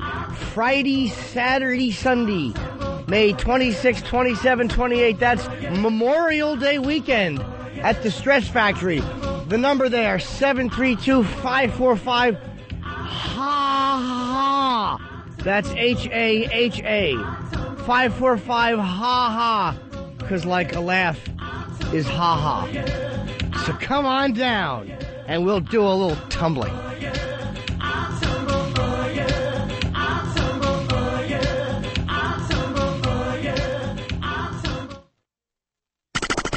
Opie and Anthony, XM202. Yeah, you're checking out the Opie and Anthony Show. 1-866-313-FREE. That's 1-866-313-FREE. Still getting dressed. Yeah, what's going on over there? Kenny? Update on the girl? She's very indecisive. She has 3 different outfits on. First it was black skirt, white blouse.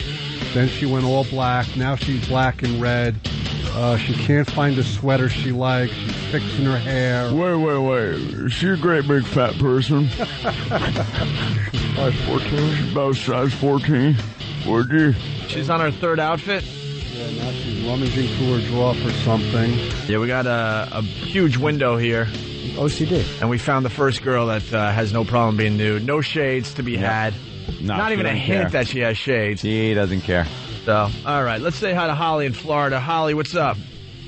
Hi, you guys were just talking about the alligator attacks in Florida. Yeah. And one of your DJs said something about running in a zigzag. That's a misnomer. Oh, it is? What's the real thing with alligators? Straight. Because Oh, that's what you get for saying misnomer. You hung up on her. Now there are people that are not going to know how to live through an alligator or crocodile attack. You say misnomer, and the alligator gets bored and walks away. And she was able to get the answer out before I could hang up on her. That does not make me happy. Hey, we got to say hi to Faye Vincent. Faye! Good morning, gentlemen. How are you? I use the term very carefully. Hi, Faye. Hello, Mr. Vincent. You've heard of us? I've heard of you guys. Be careful. I'm a dinosaur. We understand. Wait, are you scared to be on our program? Well, you got to give me credit. I'm an old man. Yeah, but that's all right. We have, like, grandpas. Yeah.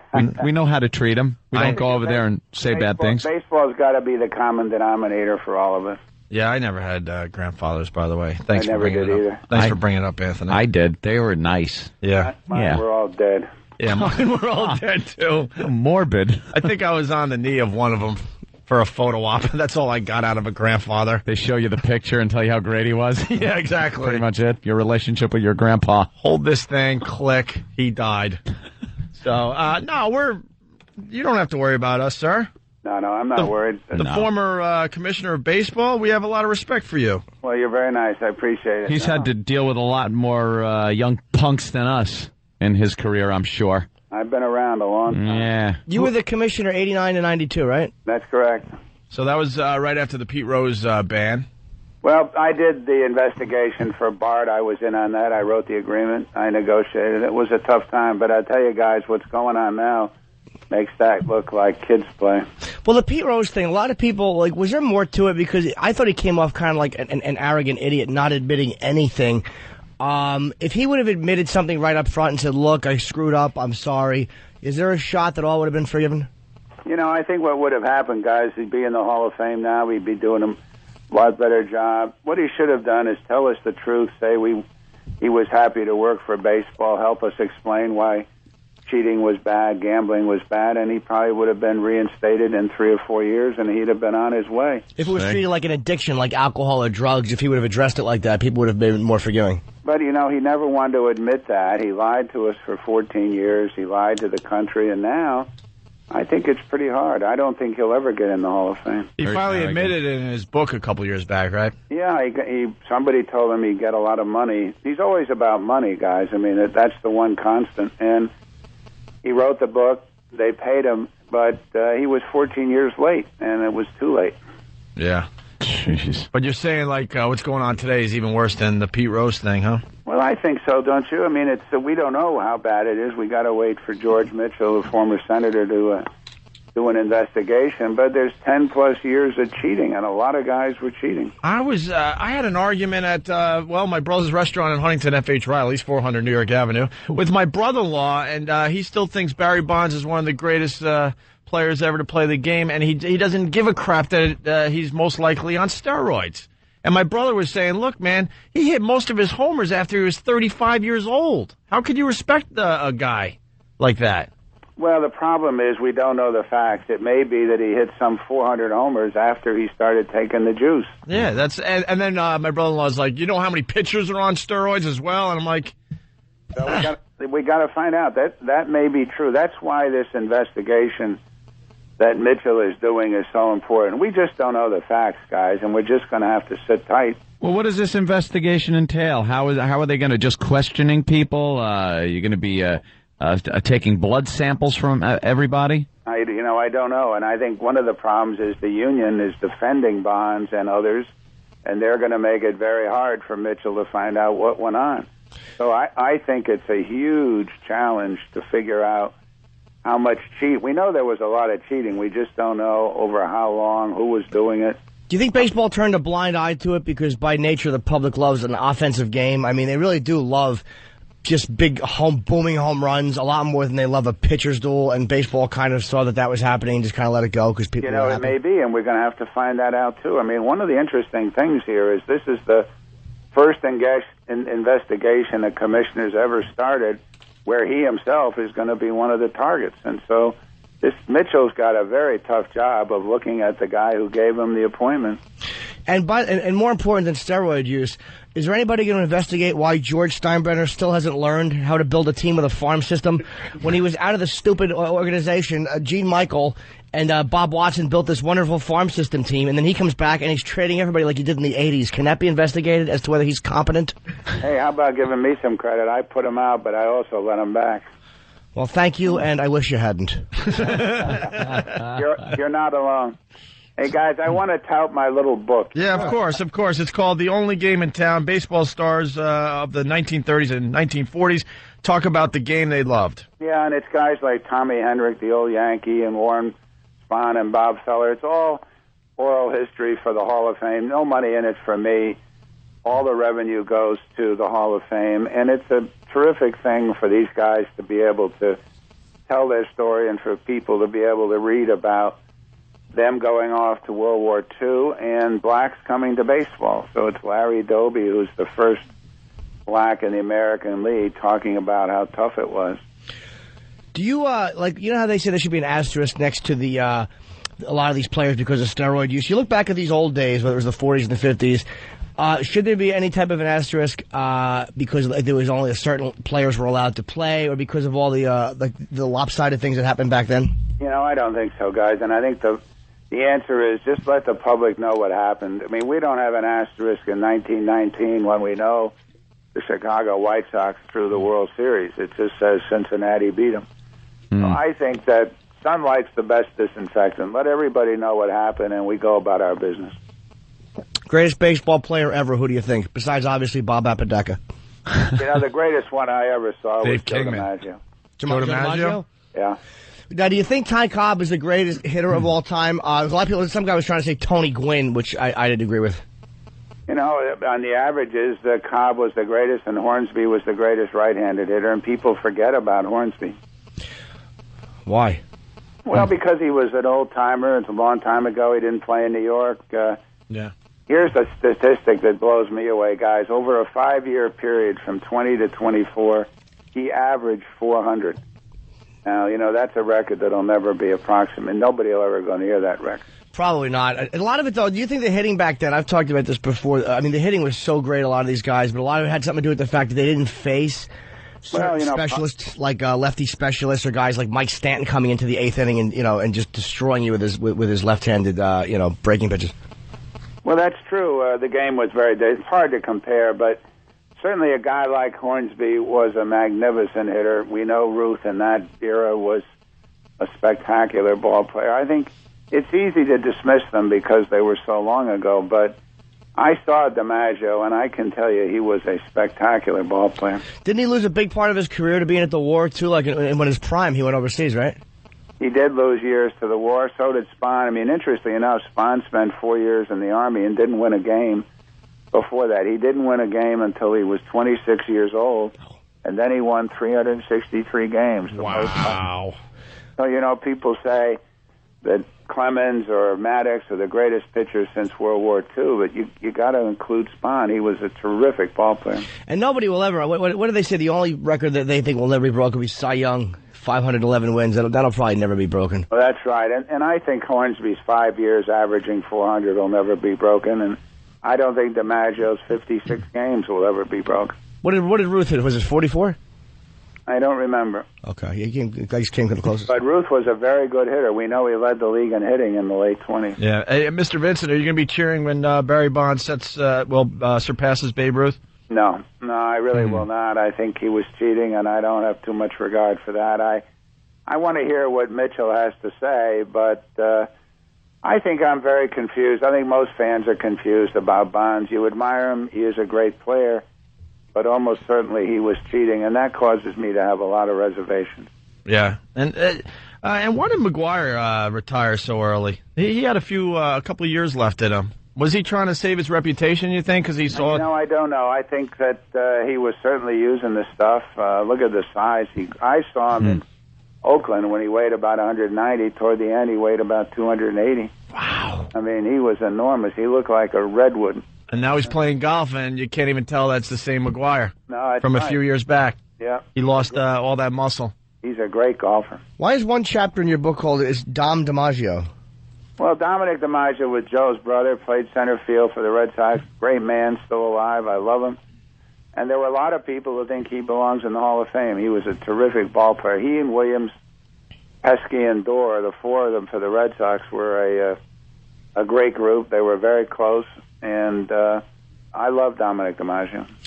Now, do you think that once blacks were allowed in the league, a lot of people say, well, guys like Babe Ruth and that didn't really face black pitchers, but black pitching has never really been the most dominant part of blacks and their game. You know, I disagree with that. I think Bob Gibson was the greatest pitcher I ever saw. Yeah, I'm not saying that there wasn't. I'm saying as overall. I'm not saying there weren't some great black pitchers. I'm talking about a dominant force. An overwhelming pitcher. Yeah. There were some great pitchers, guys. I mean, one of the problems is a lot of them pitched in the Negro Leagues. Leon Day from Newark, who was a terrific pitcher, is in the Hall of Fame. I don't know if I agree with that. You may be right. But look, the difficulty is most of those guys were really pretty obscure, and it's pretty hard for us to get much of a sense of how good they were. I know a lot of those old Negro League guys personally. I've gotten to know them, and there were some terrific players in that league. Not everybody. Earl Douglas was one who was just fantastic. Earl Douglas never really got his due, but I mean, you know, people. You know, they talk about a guy in the Negro Leagues as the greatest player who ever lived. You and I never heard of him. His name is Oscar Charleston, and the old-timers like Buck O'Neill say he was a greater player than Willie Mays. Now, what position did he play? He played first base in the outfield, but he retired in the 30s, and it's very hard to get a sense. He's in the Hall of Fame, and we know some of his numbers. But, you know, here's a guy that 99% of the baseball fans have never heard about.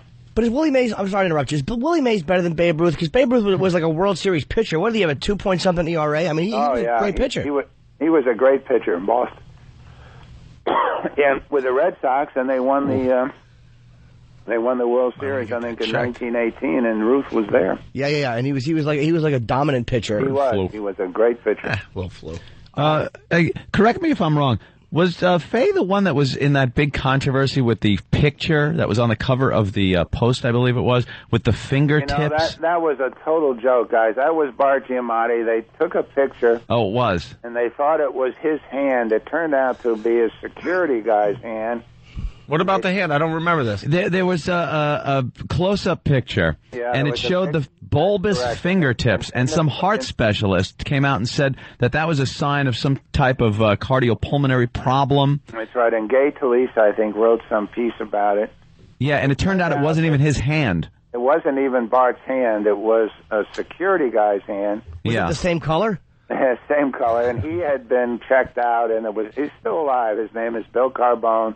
The whole thing was a total piece of bad journalism. It certainly was, because it was so obvious that it wasn't his hand. And then nobody ever straightened it out. Bart was very upset about it because it made it look as if he had some medical problem. Yeah, it led to a heart attack. He was so stressed out about it. Yeah. That's the odd thing, huh? Yeah, and it wasn't even his hand. Yeah. Wow. How long how long has the president commissioner been there?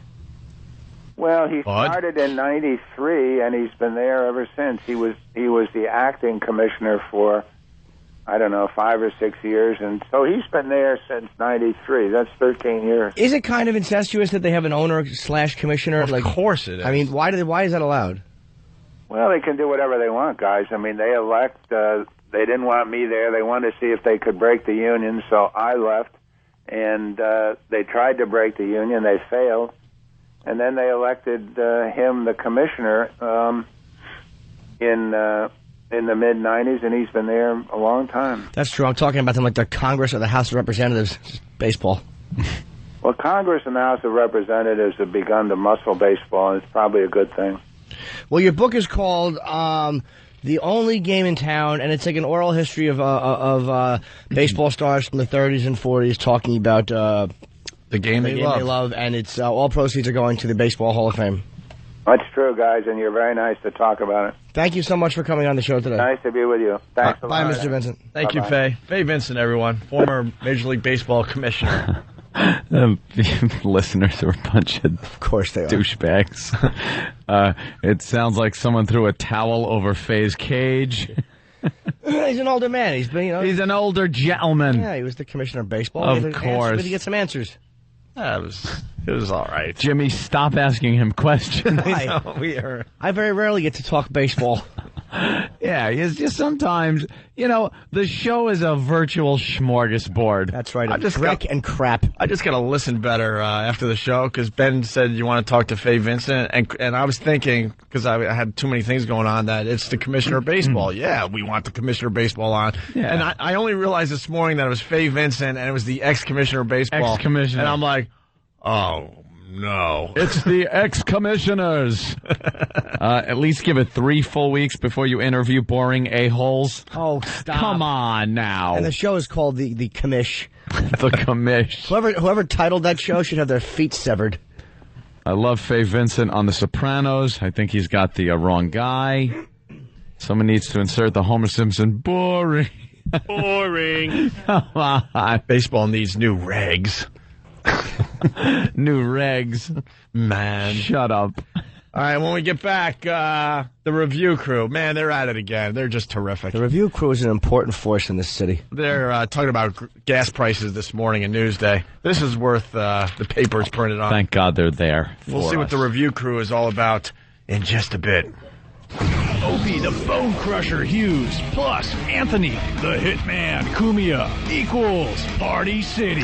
The Opie and Anthony Show. Yeah, all right, sounds good.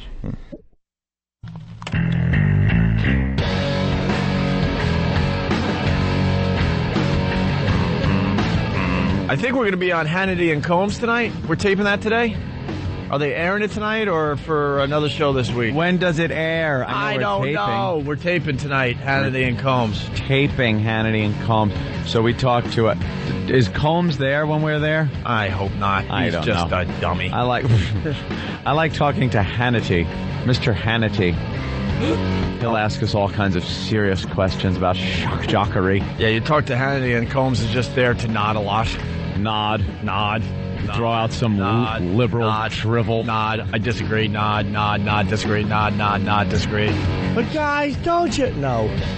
Shut up, stupid. Let's go to John in Miami. John, what's up? Hey guys. Hey. Jimmy, I thought you did a great job interviewing Faye Vincent. Thank you. It was the highlight of the show today.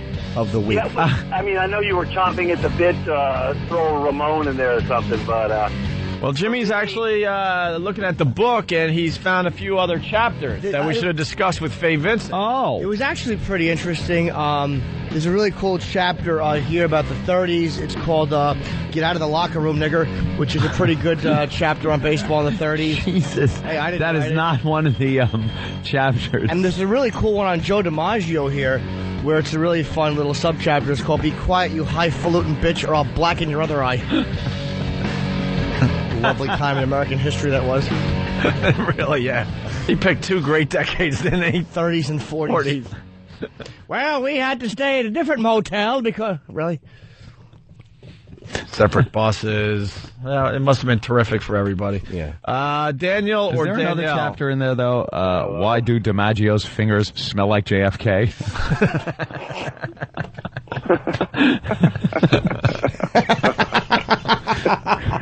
I thought I saw that thumbing through. Oh, shit. Y'all know how to make a sick guy feel good.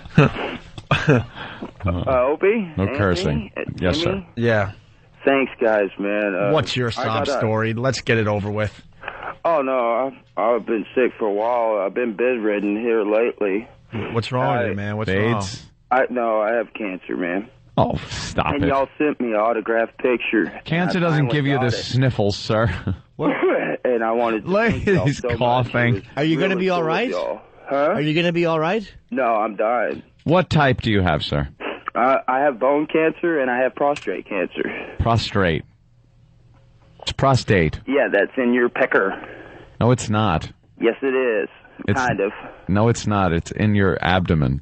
Well, yeah, but it has to do with your erection. ED and all that is controlled by that, I guess. No, it's not.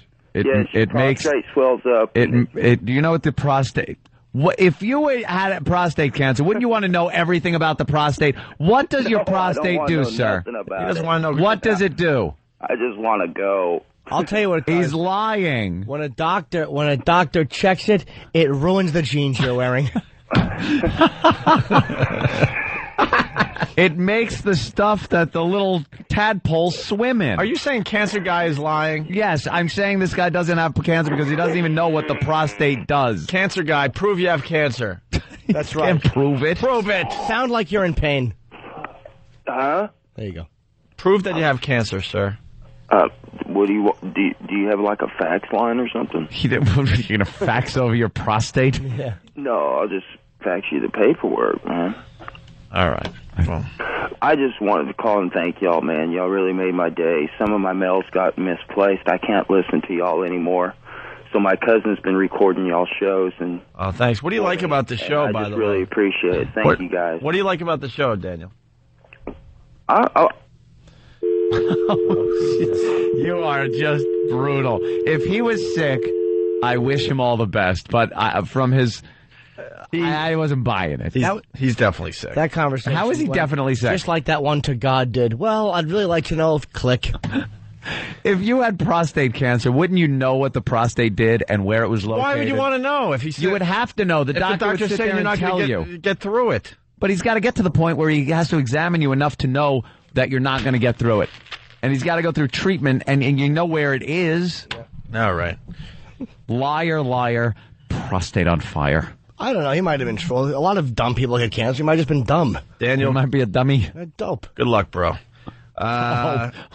Gee, who was the last person that Opie gave the good luck to, bro? Who was that? Peter Jennings. Peter Jennings. That's right. It worked so well for him. Yeah, this side of the show hasn't heard the... I don't know what your lung does. I think it's part of your digestive system. This part of the show hasn't heard the Peter Jennings story really fast. When Peter Jennings was diagnosed with lung cancer, everyone knew it wasn't looking good. And I was in Central Park just sitting on a bench after rollerblading or something, just mellowing out for a few minutes. And I see Peter Jennings coming my way with his son and his daughter. And I'm like, oh, my God, that's Peter Jennings. I have a lot of respect for Mr. Jennings because he was one of the guys that was pretty cool with us when we did the Sex with Sam thing. He had a whole piece on it on ABC Nightly News or whatever. Fair. So here he's coming, and I got at least 100 yards to think of something that I could say to Peter Jennings in his time of need. He's looking really frail. He's walking with his son and daughter. He's getting closer. And I'm saying to myself, oh, don't blow this. Say something to Peter Jennings. Something profound, something maybe helpful to him. Right. Something he'll remember. Something he can take away maybe a good feeling about for a short time because he's, knows he's got terminal cancer. Right. Yeah. So he's upon me, and I said, good luck, bro. And I pointed at my cancer bracelet that I wear in honor of Brother Weeze in Rochester, New York. That was the best I could come up with was good luck, bro, to Peter. Good luck, bro. He died a month later. That's something you say to somebody before they scratch off a lotto ticket. Yeah. Good luck, bro. Why don't you just yell, you I panicked. I panicked. Good luck, bro. I absolutely panicked. Bro. All right, we're wrapping up the first half of the Opie and Anthony show. We will continue on XM in a few minutes, starting with the walkover to XM Satellite Radio. That happens every morning right outside this station. Kenny, what's up? Miserable out. We got a weather report. You all right, Kenny? No, you mentioned packing up, so I was starting to pack up. Oh, look at him jump to it. Move like somebody. He's What? I'm going to pack up and move like somebody. Is that an imitation, an impression? It's pretty good. It was a stupid thing I heard somewhere along my lifetime that I just repeated. Oh, okay. I just don't like the way he fumbled and ran to the microphone and almost tripped and hurt himself. Well, why don't you move it up, Kenny? You're 6'8". Why are you leaning into the mic instead of just picking it up? Yeah, but I'm not used to being on-air personality. I'm behind the scenes. But you're terrific. How about just a personality? Exactly. Or how about an on-air lack thereof? Isn't he terrific? Well, you know what? I haven't complimented you guys lately about how good the show's been doing. Hey, Newsday. They got this review crew. We'll end with this today. The review crew. We had no idea there was a review crew until they reviewed our show after being on the air 3 days. Yeah, thank Something you. like that. 3 or 4 days, they decided they needed to review our radio show already. We didn't get bad marks. We did okay. We had some C's, couple A's, B+. It was all over the place because they had to equal it out. Get some good reviews, some bad reviews, and some average reviews. Something for everyone. That's right. So, the review crew, they're reviewing gas prices today in Newsday. And they got a bunch of people that are part of the review crew, and they talk about the hot topic of the day. And today it's gas prices. And it starts with Marissa from Massapequa. She's 24 years old. Marissa? With gas prices continuing to climb, we asked the review crew how they're coping. And this is what Marissa had to say. What? Any fun facts? You want the fun facts? I sure do. I was trying to blow off that. No, fun facts rule. All right. Can't live without. What can't Marissa live without there, Jimmy? Her heart. An MP3 player. I think the heart is a better answer. Right. And her Bose noise-canceling headphones. Favorite 80s or 90s TV series? The Nightly News? Beverly Hills 90210. All right. So this is her take on the rising gas prices. Because I work in Manhattan and commute via train, I rarely drive my car more than a few miles a week. But I probably won't take as many road trips over the summer as I have in the past, and I might consider biking to the beach rather than driving. Cheap whore. Although I only need to fill up 2 or 3 times a month. 2 or 3 times a month, and she's complaining? And she's thinking of biking to the beach this summer. Yeah. It's still a financial strain when I'm paying twice as much as I have budgeted for gas money. What do you drive, a tank? I know, really. How much gas do you use going to the beach? If you can ride it on a bike, just spend the extra $4, chiseler. She has a budget. She's going to take a 92-mile bike ride to the beach. I bet she spends more money at Starbucks. Absolutely. Can't live without her MP3 player. Then you got Lindsay, 27, from Long Beach. Where is she? Oh, she's over there. Okay. Talking about rising gas prices, the review crew, because they're just terrific. Each mile click on my odometer elicits a wince of pain with my weekly 250 miles. Wow, that's a lot of wincing. I put up with the discomfort and eye strain of my local theater instead of driving 21 miles for the lush stadium seating in Westbury. Drives 21 miles to a movie. No one. Well, when you get the stadium seats, it's worth it. Who cares? There's still going to be annoying people yelling. Come summer, I might walk the 3 blocks to my favorite sushi spot. Good, and I hope you get food poisoning and don't make it back home. I hope she eats a piece of salmon and has an explosion on the second block on her way home while she's talking to her date in white pants. You don't like the review crew. I hate the review crew. I hope they all get gum cancer at the same time. I really can't be bothered with the all review of crew. them should get cancer of the gums, and as they're giving the reviews, their teeth should just fall out like rotted chiclets. I mean, she's contemplating not driving 3 blocks. 3 blocks. Because gas is so high. You're looking for parking. 3 blocks. Walk already, you lazy broad. She's not done. My biggest lifestyle change is resisting the urge to move my car whenever a better parking spot opens in front of my home. How far do you drive for parking? What do you do, 6 miles for a better spot? It's Long Beach. Those damn gas prices. I can't even go from the driveway across the street on Wednesday morning between 9 and noon. For 75 cents, it's just not worth it. Not worth her 75 cents. Then you got Omar. All right. I just saw her last name. Good boy. Ah, yes. They are cheap. Well, Omar, thrifty. 29, from Plainview. Just the other day, it cost me nearly $50 to fill up.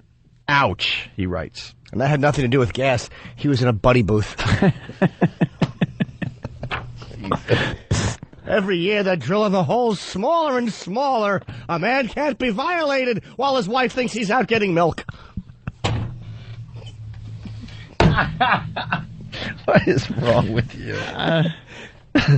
Ouch. Ouch. And I might walk 3 blocks, Hal.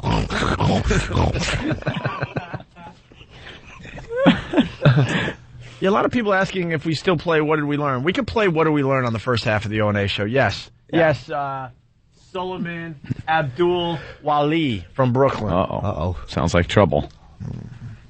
But I don't want to, stereotype. Looks like he wants to learn how to fly a plane. Well, you know.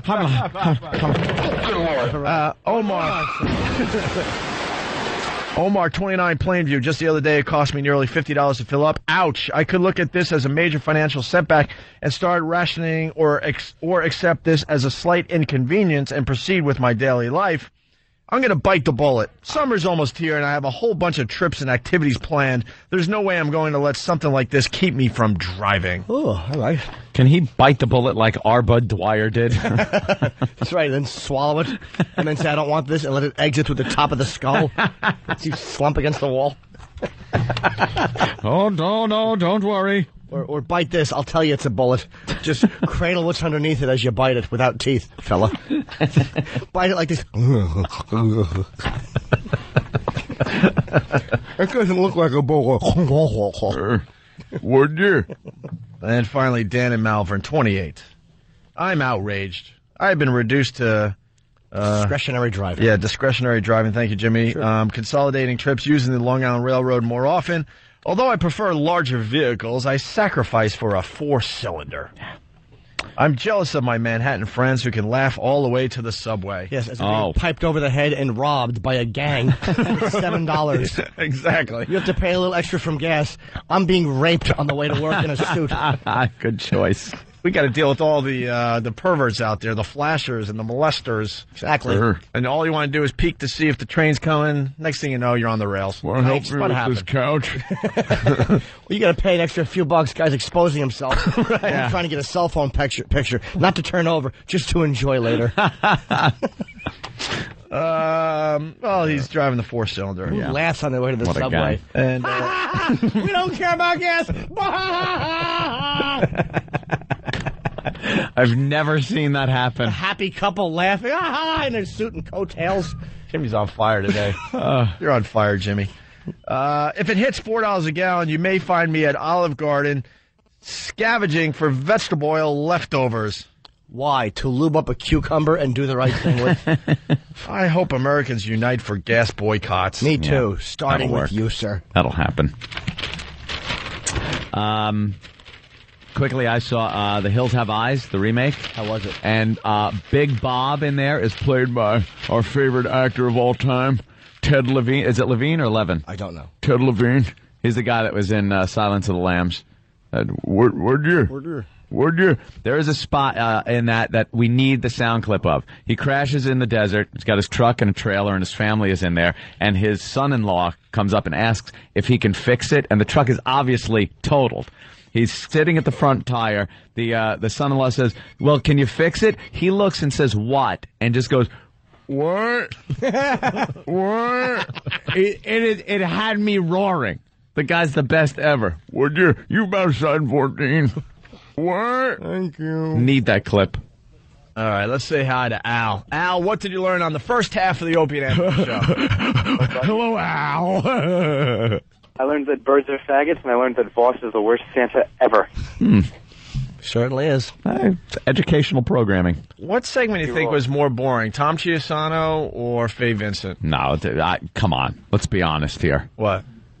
Tom Chiusano. It was funny. Somebody sent in instant feedback about. They said Tom's parrot has is missing one eye, and they said, did he have a pirate on his shoulder? Little pirate patch on the little parrot's eyeball. Half blind parrot, flying in circles, annoying everyone. Do you know they would have killed that if we didn't do it? Well, then you should have let them. Doesn't serve society. He's a burden on society. They adopted him. That's nice. That's sweet. Well, we're done, I guess. Yes, we are done for this portion of the program. We walk over now, do our XM show, but we will see you here tomorrow. Yeah. Promptly at, what ungodly hour do we start at? 6? I don't know. 5, 4, 3 in the morning? I don't know. Yeah. Come on. Come on. Time to pack up, Kenny. Pack our bags. First walk in the rain. Pack our luggage. Is it raining really hard? Get umbrella. But we'll have to get more. Ben, get your hog ready. We all need some shelter from the rain. All right, we'll see you tomorrow if you're not listening to the second half of the O&A show exclusively on XM. Thank you.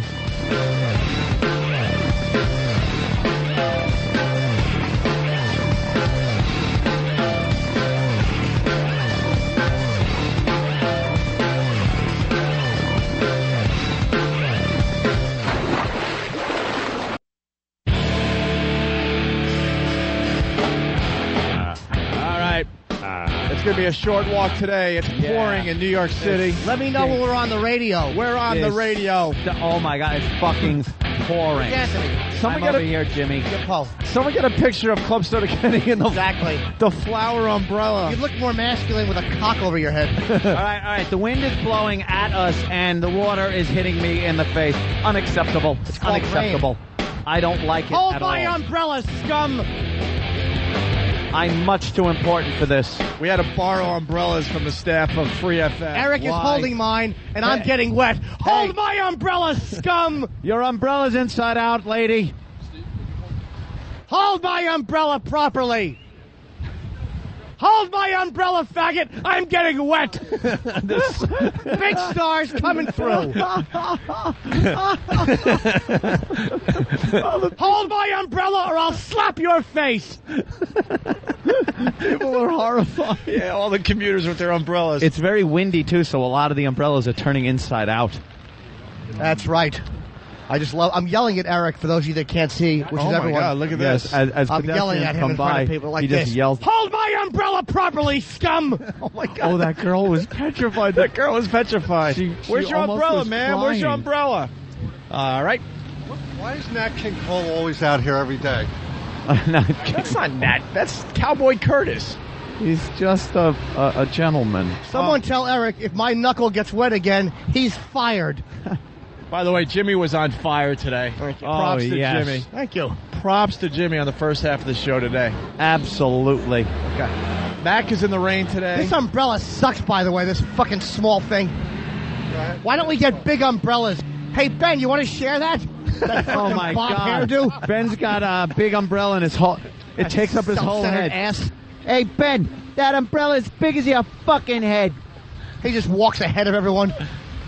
He don't give a crap. Oh, I'd like to kick Ben right in his cock vein. Do we have to say hi to Mac today? Oh, Mac is fuck out Mac. in the rain. Fuck Mac. Weren't we supposed to have a doctor Is that today, coming Ben? in to check out his leg? A doctor for Mac? Yeah, we don't know where the doctor is. He doesn't care. Yeah, I don't He's blame on him. call. Hey, All right, let's go. Cross the street. Let's cross For the God's street. sake, I'm getting wet. I don't like getting wet. It's wet and cold. Hold my umbrella properly. The city buses. Hello. What? Oh, well, we're right here now. Wait, what happened? He wants to give us a ride. Oh, yeah, jump on. All right, let's go. We're going on the city bus. Well, give us a ride. Can you give us a ride? Can you give us a ride? All right, let's get on. All right, we're on a city bus. All right, welcome aboard. Hi, Thank fella. you, sir. We're only How going you half doing, a block. man? How you doing? Good. Oh, this is nice. I like buses. Make Ben walk. Yeah, fuck Kenny, Ben. take my mic and interview the nice city bus driver. Thank you, That was sir. nice. What's your name, driver? Can he say no? The driver is anonymous. He can't He's doing say his name. And don't stand in front of the yellow line, Kenny. By the way, the bus stopped, messed up all the traffic. Everyone's yelling and screaming just so he could pick us up. He's a huge fan of the show. Oh, that's nice. We're at our destination. And here we are. Thank you, sir. All right, that was great. This guy rules. The city bus driver Thank just drove you, us sir. 100 feet. Thank you. Do we got any stickers? Give that man some stickers and whatever else he wants. very That's much. right. You're a Kenny, good give him a egg. Give him blowjob. what he wants. All right, let's get Thank you. inside Wow. here. That Walk was- me! Walk me so I don't get wet! Walk me, scumbag! I don't want to get wet! Only poor people should get wet! All right, it's a short one today. Terrible. The That was so funny. That bus ride was 8 seconds long. It was literally 100 feet. He stopped traffic to pick us up to drive us 100 feet. We had an entire city bus for a 100-foot ride. All right, the second half of the Opie and Anthony show starts in moments. Opie and Anthony! Where the fuck am I? The fuck is this shit? Disgusting. Sexual. Parents say it is not for kids. Pornography in the workplace, being played on TV screens, drawings. They ransacked and took off with the family car. People making nasty comments about women. Virus is spreading in our area. Find out where. Racial language and racist attacks. Push the button! Opie and Anthony! I'm Oh, Black Ninja, fuckface! All right, we remember. Shut up. We smoke pot with Snoop Doggy Dogg on a daily basis. You're talking out your ass. There's gonna be some action today. I'm gonna crap myself. Oh, what a log you're gonna have. Holy shit. The Opie and Anthony Show. Holy shit, Yahoo, indeed. With Opie. I have psychosis. Anthony. I'm a xenophobic asshole. Jim Norton. I don't have the chops to do this. And a bunch of zeros. Good old Ben. Steve really is love. Perfectly enunciating boob. Sorry, Steve. E-Rock! I bring nothing to the table. They love when Hawk fucks up. Shut up. But more importantly, we see Derek's balls. You just relax. Here comes the funny. Problem, Hawk? My crotch is burning so bad. Shut up! But enough of this palaver. Let's get the show on the road.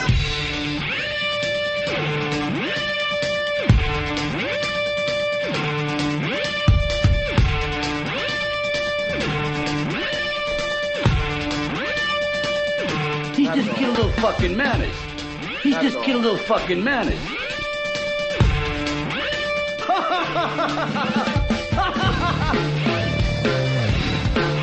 I'm breaking your balls and you right away you're getting fucking fresh. He's just killed little fucking manners. Now go home and get your fucking shine box. All right. Wow. Wowie kazowie. It is pouring out there. The city bus driver was classic because we were crossing the street. The city bus driver was completely blocking traffic. Yeah. Completely. And everyone's beeping out there. The commuters trying to get to their jobs with their umbrellas, really pissed because they can't walk up onto the sidewalk. Yeah. And all of a sudden he opens up his window and starts calling us. We're like, what? It turns out it's the guy that beeps every morning when we do the walkover. This is his bus route, obviously. And he said, jump on. I thought there were people on the bus. I guess he's off duty or whatever and decided to swing back to get us. Empty bus. So we jumped on and we just took a city bus maybe 100 feet. That was the shortest bus ride ever. I was going to tell him to go around the block, but I guess we would have lost the signal or something, right? Yeah. Unfortunately. I don't know. Well, at that point, we should have got on our cell phones and did a city block with the city bus driver. Yeah, because nothing bad's ever happened with that. Being on the bus, talking on the cell phone, that always worked out well on the show. Yeah, why not? I didn't like it.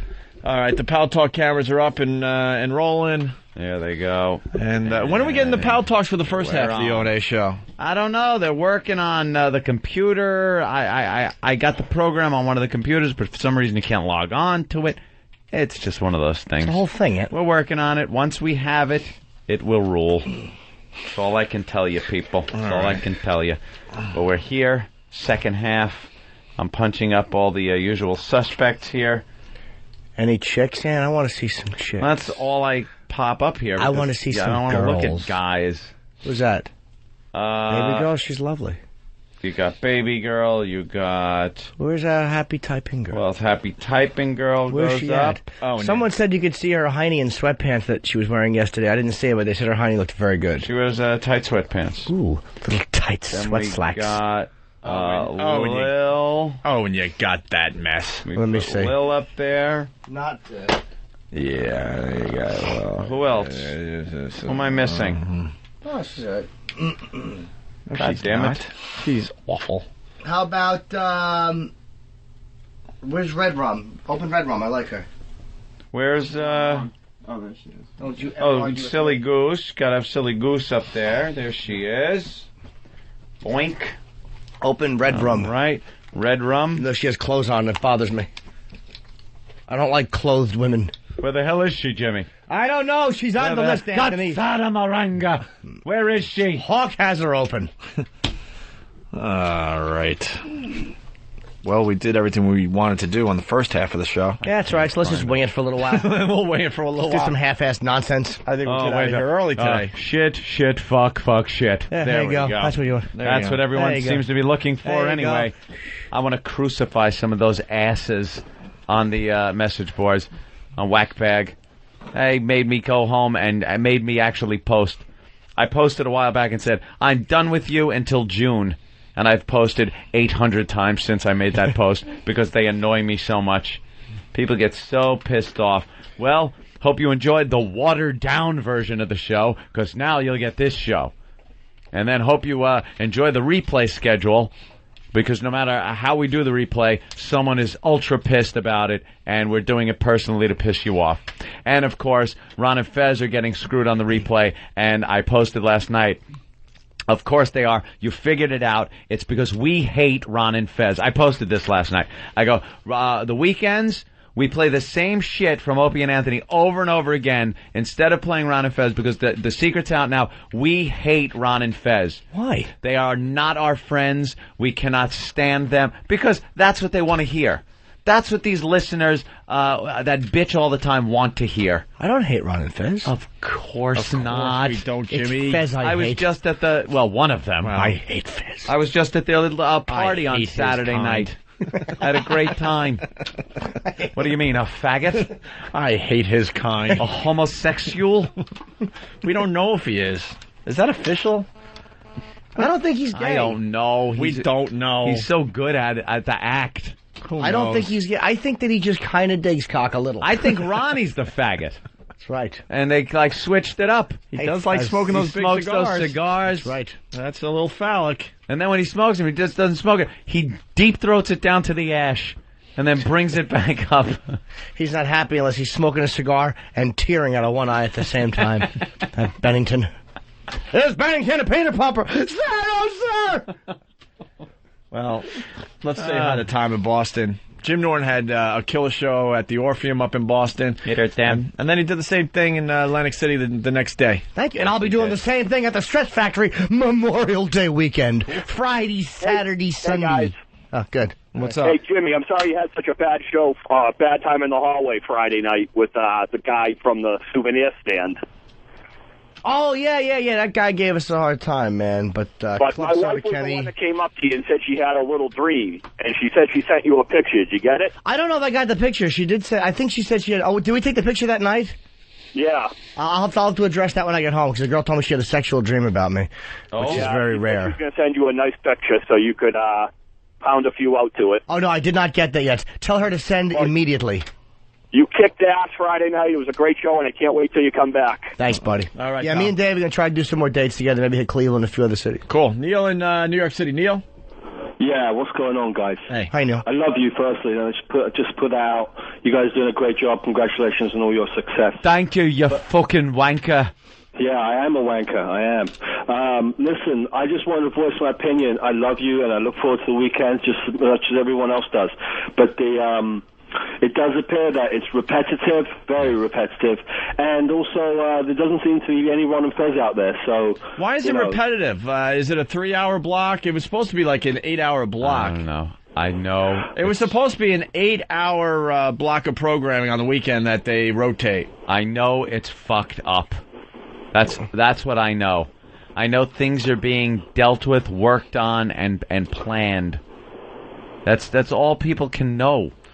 Yeah, it's a work in progress. Work in progress, not the final thing that is going to be. Yeah, I was going to say, is there any way we could just replay the actual shows? I mean, you know, we miss out on shows occasionally, and I think the listeners would really appreciate it. Take the I gotta fag. go. Listen, good job, guys. Really. Take the really good fag and just put the fag in your mouth. Now suck on that fag. Didn't he sound exactly like one of the fags? What, you mean like, he's saying replay all the shows from the week, like play Monday, Tuesday, Wednesday, Thursday, and just back Friday. to back, let it roll. Yeah. We figured we'd highlight some of our better stuff of the week. Is that a bad idea, though, the replaying the shows? Just like if you missed, say you missed Yes, Thursday. it is, Jimmy. Yes, it is. But I want to say it might be a good All idea. I know is people heard the Frank Vincent interview like 3 times over the fucking weekend. Not necessary. Not necessary. Hawk, better have an answer. It was both parts. Lies! There's 2 3-hour shows that run, and then Ron and Fez reruns. So you got the CBS portion, the XM portion. Weren't we doing 8-hour blocks? No, 6 hours. Man, whatever. See? I did ask for 8. But either way, why? Even if it's 6 or 8, why don't we just replay? That's not a bad idea that Nigel had. Why don't we replay the show's like off in the week. Case, let's just say Sunday happened. Say there was a misunderstanding with a youngster. You have to go to court. You missed Tuesday's show. Right. Maybe now you can hear it. Although they replay it all day Tuesday. Where's the problem? Whatever. And then Friday's show replays Sunday a couple days after Friday. Satellite ain't like regular radio. I don't think we should concentrate so much on the details of this being played more times than that. Just play the fucking show. I've heard the CBS portion of the show played, and then filler being played, and then the second half of the show. Because I was the one bitching going, why are we playing XM portion first and then the CBS portion? So now we're referencing things that we did in the morning and no one knows what the fuck we're talking about. So I think it was Elo said, yeah, you know something? We got to play the shows all at one, in order. And I go, that's exactly what I said. So they played the CBS portion of the show, and then instead of going right into this, because they got to take up time when they take the commercials out, they played filler and then this portion. So you're still missing what the fuck happened earlier. And guess what the filler is? What the filler is played during the most important hour of afternoon drive radio. Right. But there's not a brain to be had in Washington that could figure that out on their own. Play the show in the order it's fucking played. I was writing emails all weekend long like, is there one fucking brain in Washington that understands radio, that understands Radio 101? That you want to put your best foot forward every afternoon. So if you're in your car driving home from 5 to 6, you don't want replays in that time slot. That's the most listened to part of afternoon drive. So we should have the latest material. Yes. But instead, there's most days, because I checked it out myself, most days there's like O&A filler from like 5:30 to 6. That's just plain stupid. It is stupid. Someone needs to go to the Connecticut School of Broadcasting and learn how to do radio before they try to figure things out. Right. But I had to bring that to everyone's attention. I had to do it. With the show being shrunk down because they're not replaying all the filler stuff from the morning. It's called Opie and Anthony on steroids in the afternoon. No. Okay, how long does that come to, though? The 2 hours something on XM? Because that might time out to being pretty close. They're knocking out 4 hours. They're knocking out at least 20 minutes of show, which would be the commercials when we're on, the CBS stations. Good idea. So you don't have to sit through long breaks to get back to us doing that day's show. Uh-huh. But the Brainiacs then decided, well, after that show's over, to fill, and then play what we do here. Totally ruining any continuity of this program to people that only listen in the afternoon. Believe it or not, there are people that only listen in the afternoon. They don't hear us in the morning. We're an afternoon show for them. So they listen, and now they're hearing the show hacked up into pieces, thrown together in willy-nilly order. This is what I suggested. Opie and Anthony on steroids and afternoon drive, right? When that show ends, if it's a little short because they got to fill 3-hour blocks or something like that. Yeah. So let's say it goes 2.5 hours, right? At that point, start the XM fucking show. Start the XM show. And then at the end of the XM show, if you want to fill to get to the end of the block, fill it. Fine, and then start the replay again. You can't split the show in half and not have it connecting. You can't fill the middle with shit that we're doing with filler stuff. No matter how good it is, it's ruining the continuity. Because then you're listening to the second half of the show that we do here at XM, and you have no reference of what we did minutes earlier at CBS. And how about stopping with the 3-hour block shit? Figure that out. You would think they could figure that out. It's so easy. Fix it. Because I'm tired of cursing people out on Whackbag, especially when I get defensive, because I know they're right. Fuckers. It annoys me to no end. Is the BlackBerry ringing? No. Are you getting an email? Are you sending an email? I was going to tell you the email I sent, but whatever. And because then there was a second suggestion I made. What was it? Just replay it as it is then with the filler material. So at least they're getting some new show, and they're getting it in order, in chronological order. For the love of God. I'm hoping by the time we celebrate our second anniversary at XM, we may have people that know how to do radio help us out. Actually doing it. That would be wonderful. That would be a dream come true. Please. Yeah, between 4 and 6, there should be no filler. Like showing up at an appearance on Friday and everything works. That would help, boy. What happened Friday? I was in Boston, guys. Oh, Jimmy. Boy, did I get an email from Elo with a few people CC'd, and he was none too happy, let me tell you. No, I know. None too happy. Mad at you guys? No, here's the problem. Elo is a radio brain. He knows radio like his cock. That's right. But he's too busy running. Sweet and delicious. That's or shit on it. And he's basically too busy running the entire company. Bad haircut over it. He's too busy running the entire company, and he still has to deal with the Opie and Anthony show in 202. Has to. We show up at this appearance on Friday, Jimmy. Nothing's working. I'm my like, God. why are we even here disaster. then? Why couldn't someone be smart enough to tell us, wow, we're not even set up for a broadcast. Maybe we should go back to the station. Unbelievable. Bill Burr had some great, funny lines on what was going on for a half an hour at least. And we didn't even know he was on with us. His mic was completely off. Bill Burr was there, talking, working, killing to nobody. My headphones had a loose connection, so when it was pushed all the way in, it was like tinny in one ear, way in the background. So we had to have it halfway out. It's just not how you do radio. My mic, it was a headset mic, only worked when I took my index finger, pushed it against it, so it was in my mouth. And then I was able to talk, but I had to talk with the mic being pushed like a millimeter away from my mouth. Could you guys hear Bill? Like you guys could hear Bill, but he wasn't on? No. All of a sudden, I think he said something like, is this thing even on? Is this thing on? He was surprised he wasn't getting big laughs. We thought he was just being quiet. Right. We had no idea. And then the phones weren't even hooked up and ready to go. It was just a disaster. And then on top of it, 30 people showed up. Yeah. The reason, because we didn't market it. The promos only started a couple days before we even did the appearance. I don't know what that was about, but add that to your list, Elo, because I know he's chewing out some asses today. It doesn't matter. How about we love XM, but just no more appearances? Hey, Elo, I said business it in my before pleasure. I said it in my email. No, let's see. No more appearances. Oh. What, you said no more? No. Wasn't there something that was like kind of set up? And I just saw Opie's big capital letters. No.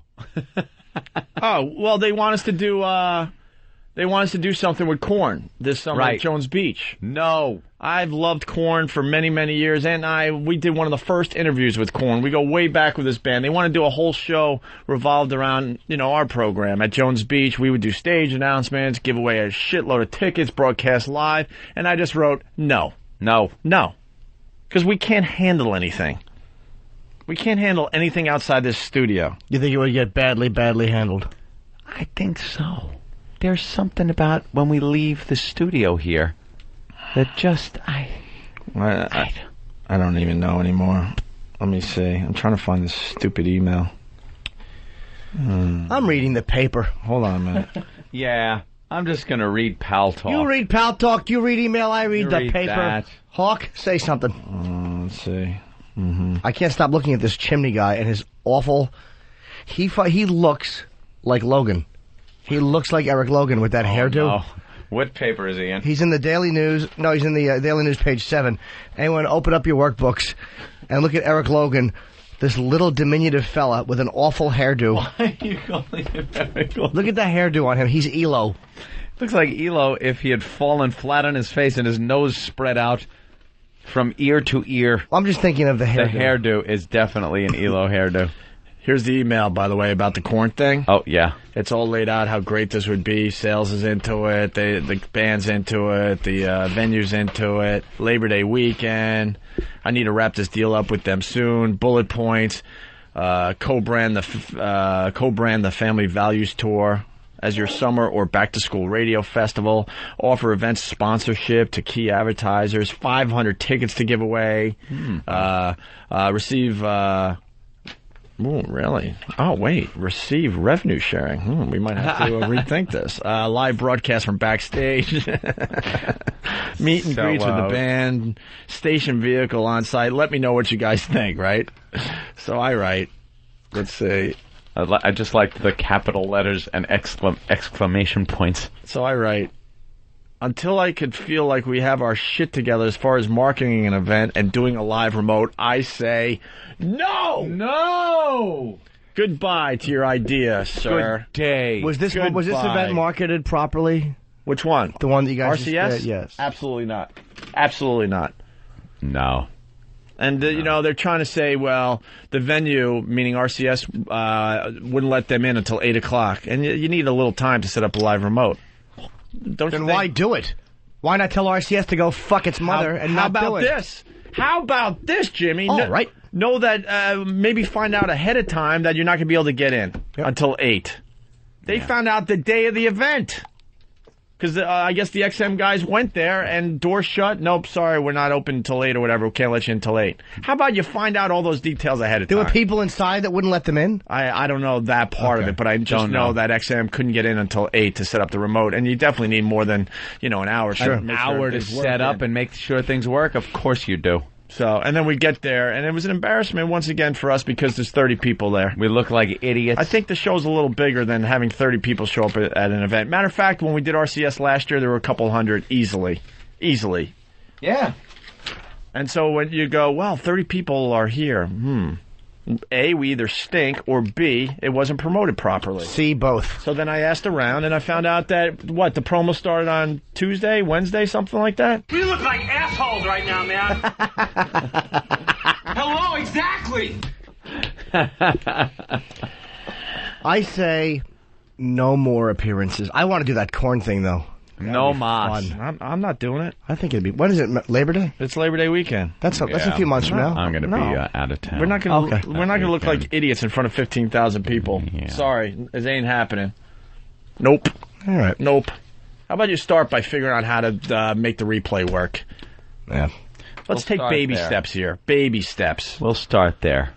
It amazed me when I was listening Friday because people were emailing me going, do you realize in the most important hour of afternoon drive there's crap? Meaning, it's stuff they've heard already or data material, all that. I'm like, you got to be kidding me. So I said, I checked it out myself. Sure enough. A lot of the 5 o'clock hour was replays instead of that day show. Well, who should be looking after that? I don't even want to people on our end, people on their end too. Both ends. We should have to just worry about doing 5.5 hours of radio a day. That's a big enough chore for us. Yeah. There's people that were hired because supposedly they have some kind of talent. And all I know is I've written emails that have said the continuity of the show should not be broken up. We need to play the show in the order that it is broadcast, or it is stupid. And right after another. I don't give a shit about 3 hours of 3-hour blocks of programming. Right.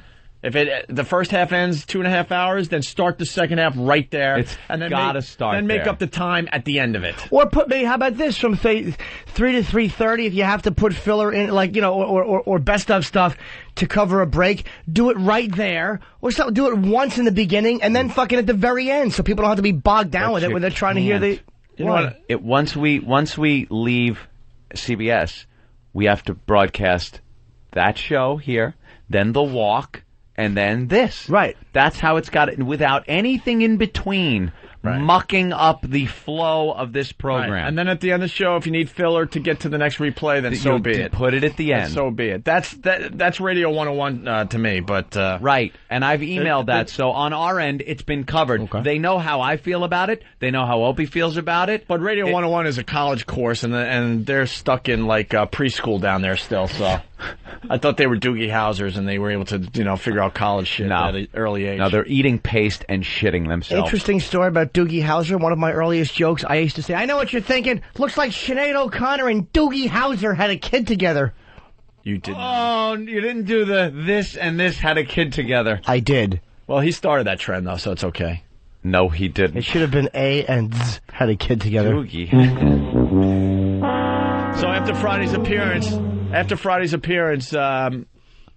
I don't even want to mention his name anymore because, it's that point. He goes, it was a little rough the first half hour, but I got to tell you, you guys did a great radio show. And I looked at him, I go, of course we did a great radio show.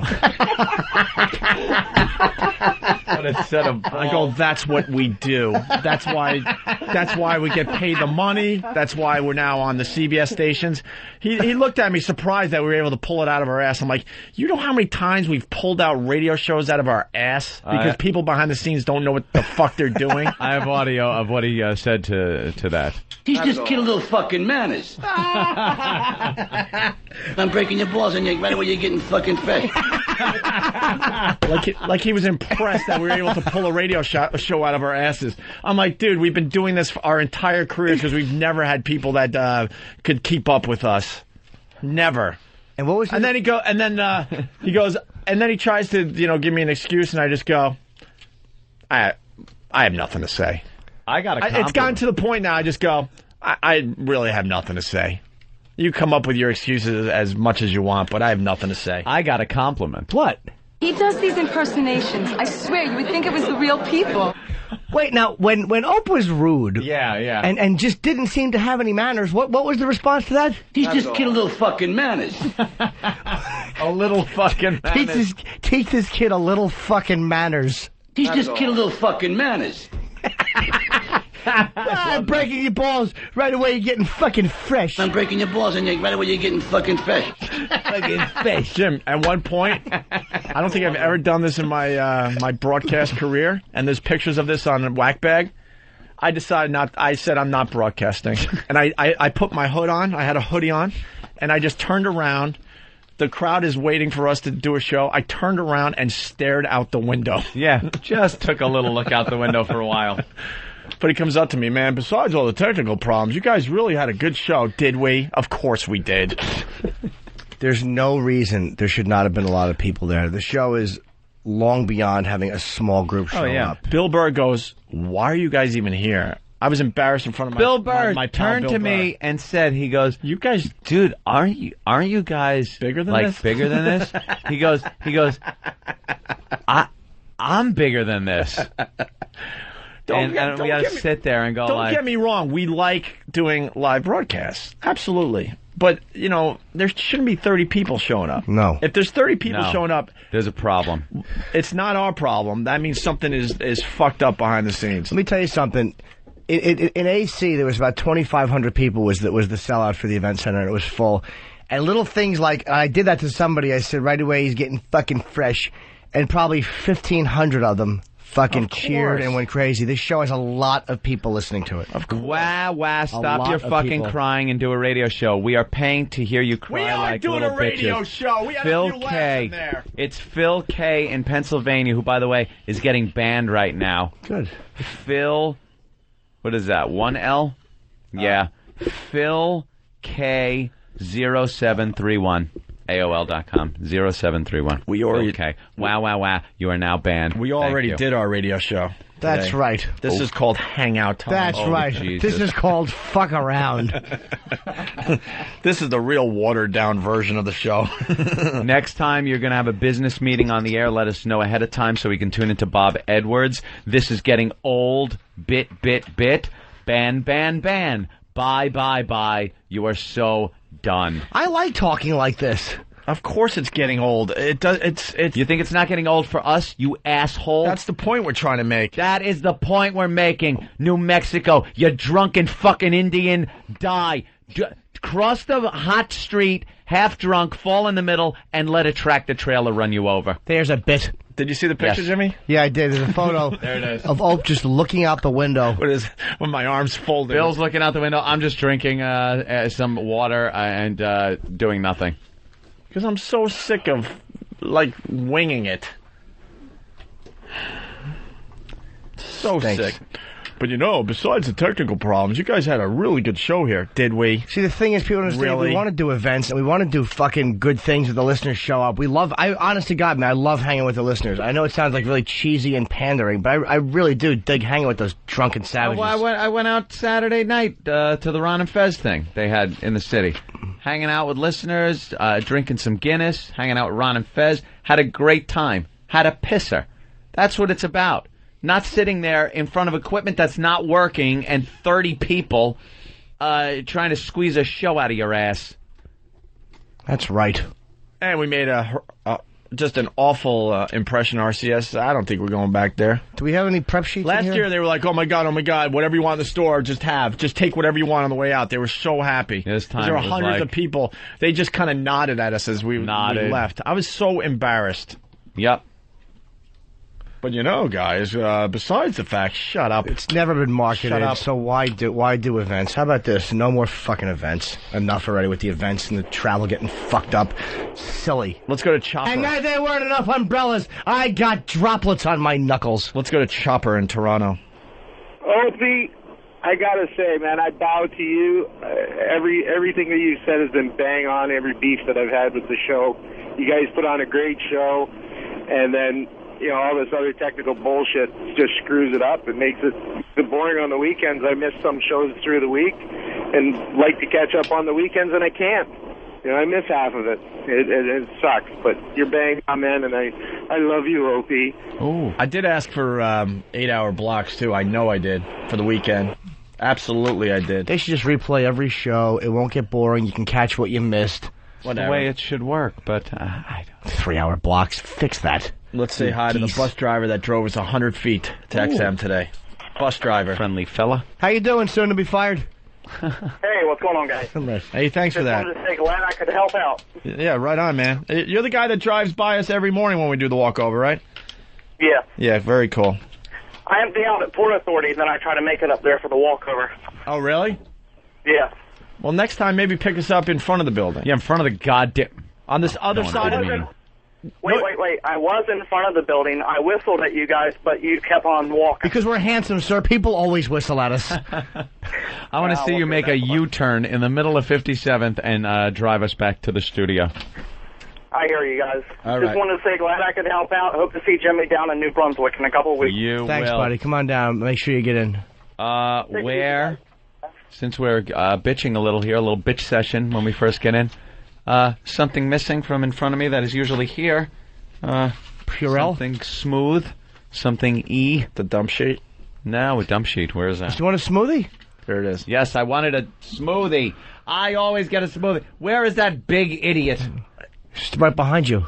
No. Not that big idiot. He's Oh. the fat idiot. Oh. Where's the big idiot? Oh, he's in there on this computer. Kenny. Oh, Kenny. Where is my smoothie? Where's the smoothie the boss wants? I'm sorry I was lax in my duties today. Relax. Yeah, you It's were a falling asleep on the complete couch, by the breakdown. way. I was reading that thing. No, you weren't. You were making believe you were reading because you needed some shut-eye. If you were doing something more important than getting my smoothie, I will pardon you. But what were you doing? It's not too hard to do a radio show when one of your biggest supporters is on the couch snoozing, by the way. At least admit that your eyes were getting heavy.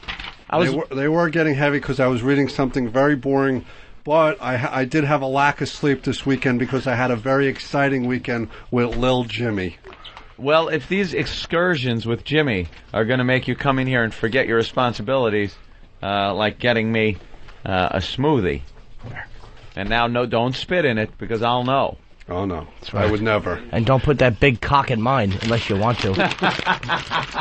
All right. I apologize, sir. I will go and fetch Well, one right sorry doesn't get my bowels moving, does it, son? Can I get my smoothie? I don't see the smoothies being gotten. All right, 3 smoothies. Same as always. You know what? It'll be my treat. All right. All right. Skim with protein. That's Yeah, right. For right. me, too. I want to be 3 stoked. times. Same. All right. flavor. I want a body like Opie's. I'll be back in a flash. Now right. get the fuck out. Be good. And I want pretzels, too, fella. All right. My tummy hurts. Why the mood change? Huh? Why the mood change at 9 o'clock? I don't know. Well, here's the dump sheet for the day. I would like a prep sheet. A prep sheet? Just to have like some idea. We have a prep sheet in front of us with Did you hear E-Rock? It's coming. You get nothing. It's 9:40. Shouldn't it have been here 40 minutes ago? No. He got on you, man. He goes, it's coming, like he's all mad. But I want it now. What? Sam has it. It'll be here in a second. Well, tell that fucking androgynous waif to get in here. That genderless little zilch with his fucking little bouffant hairdo. He's just kid a little fucking manners. That always cheers me right up. I love that guy. Teach this kid a little fucking manners. Well, here's the dump sheet. No. What? We played the thing first. Oh, there's a thing. That's right. Live from the Opie and Anthony Show studios, the Daily Dump Report. Well, we have one dump for the whole day. Only one dump. We went through some very good material today. Hit on some risque subject matter. Yet only one dump, and it came from a caller, not even anybody in studio. Congratulations, staff. At 8:36 a.m., a caller said, "Oh, shit. Oh, shit." And I heard him say that. He stepped on me with that, "Oh, shit." And obviously it was picked up by the dump guy. I actually had my only funny line that I said as he was saying, "Oh, shit." I remember now. Really? Yep. What was it? You had some And funny that's when lines. it was dumped. I had nothing today. That's not true. Jimmy was terrific. We, remind me to tell you this story. I went to another spa when I was at the Borgata. I went down to the spa and I had no bathing suit. Why do you conveniently end up in these spas without the right things? And because based on the last few times, that something is going to happen if you do this. Jimmy's doing oopsies. Yeah. Oopsie again. Jimmy's doing oopsies. No. Oopsie. Oops. Yet again. Forgot my bathing suit. Might as well go in nude. Oops. We drove from Boston late at night to get down to Atlantic City. Made great time in like 6 hours, which is really good from Boston. Borgata has a spa that opens at 7 in the morning. So I wanted to get some steam before I went to bed. Just better for the breathing. Clear out the steam. Kenny offered me his bathing suit, which is just fucking creepy. Ugh. So I said no. Knows what's in there. I went Big down. mustache. Fucking semen leaking out like where the back is. I went downstairs I went down to the area, the steam area, the spa, and I checked in front of they give you a robe. I can't look at a robe now without just giggling. Can't put one on. I was at the hotel over the weekend. I put on a robe to get the door for room service, and I'm just like, I open the door and go, and he doesn't get the joke. Just gives me my broth. I put my robe on. I went into the steam room. I cleared myself out a little bit. It was I had a towel on. I was nude, but I always put a towel on, and then opened my legs much farther than necessary. Oopsie. While another gentleman is sitting across from me. Yeah. Jimmy and his oopsies. So I get into the whirlpool, which was not hot, by the way. There's no one in there but me. There was some guys in the steam room. There was guys in the area sleeping. Bums. These gambler idiots. So I'm sitting there naked in the whirlpool, and I was looking down at my legs and my hairless cock, and I had to get out. I looked like the cover of a Nirvana record. I was disgusted with myself. Someone put a dollar bill on a hook, trying to chase you around the pool. I'm hairless, and my cock was floating up, and it looked like a baby cock. Why? I had to leave. Why were you naked in there? I didn't have a bathing suit. There was no one in there. There was no one in the water. I don't care. That's at some point, someone's going to get in the water. Not as bad. No, it's as not. No, it's not bad at all, actually. It's gay. You didn't know. What do you predict that no one's going to come in? Well, when they do, what do you think I'm going to do? Just sit there and be sexually assaulted? I'll get out if they come near me. What if I'm not just going to take it. Child walks in? Well, that's his fucking bad luck. He'll listen next time when Mother is warning him. And I'm not a pedophile at all, but sometimes it's about teaching the lesson. So that was my, and of course my massage yesterday. How'd that go? Good. I thought I was doing great. It was like a mutual touch massage, so I'm giving her like a really soft rub. Wait a minute. Mutual touch. Can I set this up, by the way, sure a can. little bit? You played to a sold-out crowd in Boston at the Orpheum Theater. Not close to sold out, but over 2,000 Pretty close. people. Yes. You killed. And then you were in Atlantic City killing. Yep, 2,500 people. And then you came home to New York, yesterday or late Saturday? And then you got a massage to treat yourself, I guess? Well, because I'm basically a zero. Yeah. And I know that. But they see you up on the stage. They think you're a means rock star. nothing. They don't. Little do they know you're just I'm garbage. lonely. They do know I'm garbage. They do know, actually. That's why half the guys relate to me, because they know that my life is shit. Mm-hmm. And in that regard, I cannot find a happy relationship. So I'm getting a massage, and I'm giving her a massage. And it's just supposed to be a strict massage, so I kiss her thighs a little bit. Uh-oh. And she lets me. She's like, oh. How were you down by her? What position? She was laying on my bed on her back. Massage. She's laying. She's is it almost laying on like your you're, bed. Wait, she's laying. No, it wasn't mutual massage at the same time. She's laying in your bed on her back, but she's there to massage. Oh, it's you. not same time. Yeah, I know. I didn't mind. It was like a I light thought it was touch. like a 69 thing. No. She's laying on her stomach, and I'm touching the back of her thighs, and you get like Do you the massage goosebumps. first or last? I've never done that before, where I massage at all. But this one I did first, and I just wanted to see how someone would respond to it. And she's getting the goosebumps. It was like a little light touch tantric thing. So she rolls over on her back. And I kind of like, I'm just... Well, that's sort of like the hello. It was sexy, yeah. Signal is like, is she covered with anything? No, she's nude. She's nude, and she rolls over on her back? Yeah. All right, that's hello now. I'm brushing my hands gently over her skin, and I go up by her nipples, and I touch the nipple. I'm not sure if she's going to let me. Yeah. And she does, and her nipple gets hard. And then I kiss her knees a little bit, and the inner part of her arm, like where her arm bends, and she doesn't stop me. And then I kiss like where the leg. That dopey Breathe Right strip on? No, I didn't. Okay. I was Breathe Right stripless. I kiss where the leg meets the body, and her legs part a little bit. Oh, and she moans, Jesus! And I feel, I touch the front of her lips, and I feel that she's wet, and she's turned on. So, I'm just lick your nipple a little bit, and she lets me. You smashed her head with a brick. Cut her head right off. Fucked her. Well, her head was in a bowling bag. Came all over the floor. And then me and Otis Toole went out and had a Pabst.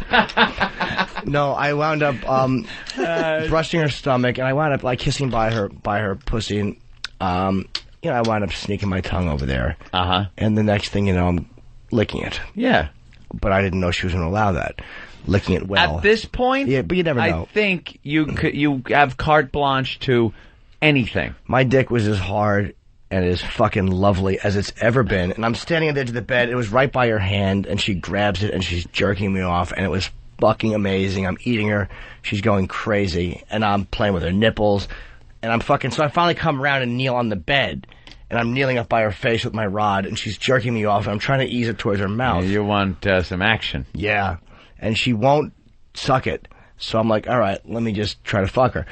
So I start like kissing. I think I'm doing such a good job too, because I'm like licking her pussy. You know it's Jimmy, so this just has to end badly. She's getting into it, and the way like I'm licking it, I'm lifting her leg a little bit, and the next thing you know, she's on her back, and I'm kind of like kneeling on the bed, licking her pussy with her one leg draped over my back now. I'm slowly, it's like fucking a Brazilian jiu-jitsu move. I'm trying to work my way in for a leg lock.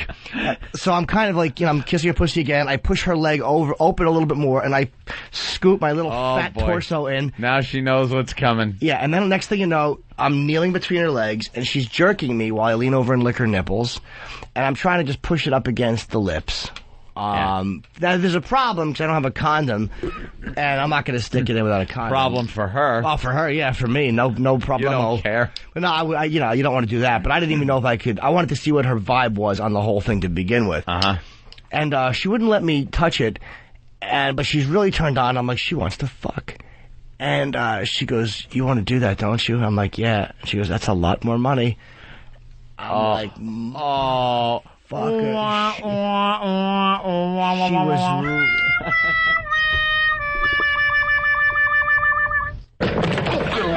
She was...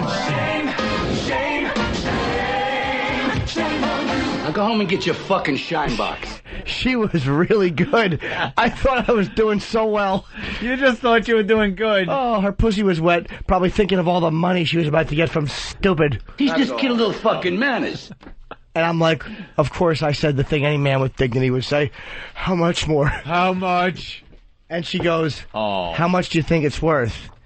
And I'm like, I don't know. And she's like, well, I've never done this before. And I'm thinking, you lying twat. That means $120. Very expensive. So she goes, because the massage was going to be $200, which is pretty average, I think, for a tantric massage. You get nothing. You lose.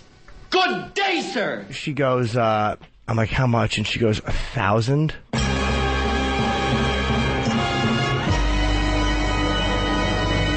And I'm like, it's impossible. I'm trying to tell you that. What do you want? You want the tears to come out of my eyes? I'm like, pesos? Ruples? Thank you, Ken. $1,000 she wanted. So I laid on my back, And I wish I had a photo of my hog. It was in fantastic shape, and she threw lotion on it, and I just caused a real ruckus on myself. You just made the mess. Yeah. You thought it was going to end in romance. I thought she was into it because her pretty face, she was moaning, and I'm very rarely taken off guard like that. She was good. Thank you. You're welcome. Yeah, that's, wow, what a tragic story that I saw coming a mile away. Of course you did, because I'm what you call a zilch. Do you think if you were like a model guy that she would have just done it? Acting the same way? Because now, of course, no one's as good as Jimmy like that. I don't know. Kissing and everything. But do you think if you know, you I don't know. I don't know. Because I was giving her good enough head. Because didn't it seem like she was getting turned on? Yeah. Physically? My rod looked good enough where if she was really horny, she would have. I don't know about that. Probably. Yeah. Bastard. Should cut her head off. You're right. And I should have fucking pulled an Edmund Kemper. Should have fucking slaughtered my mother's best friend and then talked to my mom while her fucking lady's head was in a bowling bag. How do you not love Edmund Kemper? 6'6" highway killer. Oh, the California co-ed killer he was. Look him up. Someone was calling it the old master bait and switch. Dude, I thought I was doing so well. I am just a fucking zero. It's amazing to me. And you still get bamboozled into thinking. I still get hoodwinked. And there are women that like me, and women that I like, but there's always a problem. There's always something else. Yeah. There's always something negative attached to it, where it's just not going to develop into anything. That is a tragic story. Huh. Well, but I'll have this fucking smoothie. Must have just been Fire Hose City, though, and it was an embarrassing amount of cum. It was the type of cum where you're going, I've never come this much. I apologize that your hand is so tired because I'm continually coming. It sounded like somebody was doing jumping jacks in the mud with rubber shoes. I said, go ahead, honey, take a break. And then my cock covered. She came back 20 minutes later and finished it. A wading pool of cum all over my fat, colorless stomach. You can't tell where the cum ends and my skin begins. I'm the color of a load. I really need a fucking tanning lamp. I'm the color of a viscousy load. All right, listen. We're going to enjoy our smoothies. We're going to take a break. Oh, God. When do we get back? Yes. Dateline, the whole Predator thing. We missed 4, 5, and 6. Great. I forgot. Want to hear it? I can't mention her name. I got an email from somebody from Perverted Justice who's involved with them on a level, who does stings. And she's a fan of the show. I thought you got an email just out of your chatting. No. Psst, by the way, I'm not one. No, she's a friend. I don't know her well, but I mean, I've talked to her many times on email. We met once years ago in Boston. I know this girl, and she's one of the girls who does the stings. And I know if you chat with her and try to fuck her, are you going to get arrested? No, because I talk to her as her adult self. Oh, okay. But I think I'm gonna try to find out if she can come on or send me some transcripts or even audio. Yeah, that'd be nuts. That'd be cool. Yeah, she does the real thing. She's one of the people. Steve on Long Island. Steve. Hey, good morning, Jimmy. Good morning, guys. Jim, I'm afraid of AIDS or something like that. I mean, the last thing you knew we need to take the funny out of the show is you in a bathrobe, 90 pounds. No, so I wasn't gonna put it in without a rubber. I mean, I'm a perv, but I'm not an idiot. I'm not. Yeah, but you're going down on her. I mean, you don't think your tongue's gonna fall off? No, dude. Believe me, if I was on top of the clit, I'm not a dope. I didn't lick all the way down between the lips. I was on top of the clit. There's no AIDS up there. No, there's really not. There's nothing on the clit, but the clit's fine. No AIDS over there? No, absolutely not. The AIDS can't climb that high. It doesn't. I'm not about AIDS from eating a girl's clit. But I wouldn't. A girl like that, I would never put my mouth like on the lips or between. I just wouldn't. I mean, it would bother me more than it would turn me on. It's like trying to climb Mount Everest. They just give up at one of the base camps. Yeah, they down below. I know. There's a little Sherpa on the lip hauling HIV. Thank you, Ope. That deserves something from Amp, but he sipped the smoothie and ignored me. People are asking, how are we sipping smoothies as Jimmy's just talking about his loads? How are you sipping them? You ought to see them. They're dumping them on their backs and licking them off each other. It's really a homoerotic thing. Viscousy smoothie. You ever come so hard it's fucking white and clear with a little yellow tinge in there? It was an embarrassing amount of semen. I'm sorry, lady, that I came so much on my fat fish belly. Because the more I came, the more she had to look at my stomach. Fucking jerked me off. Blurka, blurka, blurka, blurka, blurka. A blurka, blurka, blurka. Sorry. Goes to the left on the comforter. A blurka, blurka, blurka. Holy shit. That was a load. Rachel. I fucking came. To quote John Fox, I came like a busted sprinkler head. I fucking shot a load. It looked like a fucking paintball fight on my stomach with one gun with clear, viscousy, thick paint in it. Oh, did I come good. That's exactly what it sounded like. And I swear to God, as she's jerking me, fucking, she's not getting her 1,000, so she's peeking back at the clock. Clock watcher. That's what it sounds like. Blurka, blurka, blurka, blurka. Blurka, blurka, blurka. Holy shit. Her fucking shattered dreams and my destroyed ego all in one glop on my fat belly.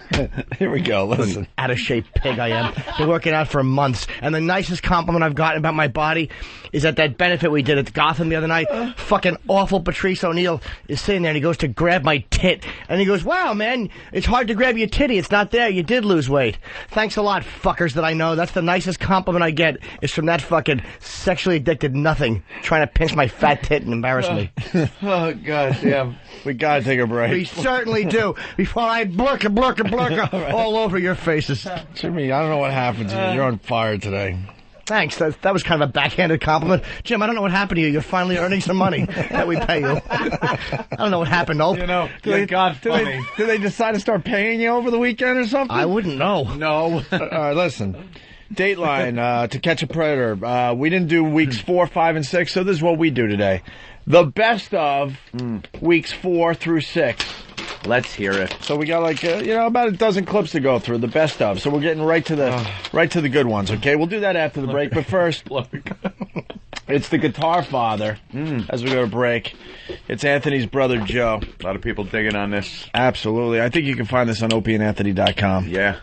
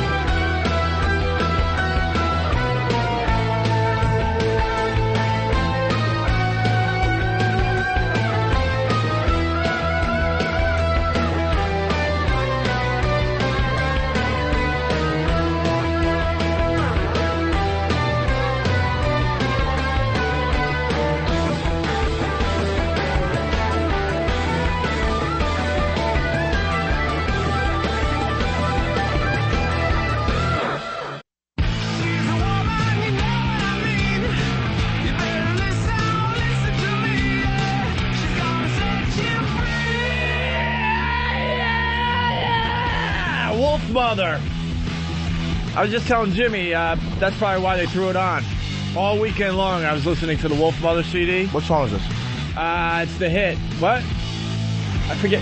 Oh, it's just called Woman. Okay. There's a song called White Unicorn, track 2, that I really, really like a lot. White Unicorn, man. Well, I brought a lot of CDs home with me because I went all the way out to Southold from Manhattan and back. It was a weekend of driving, so I checked out the latest Pearl Jam.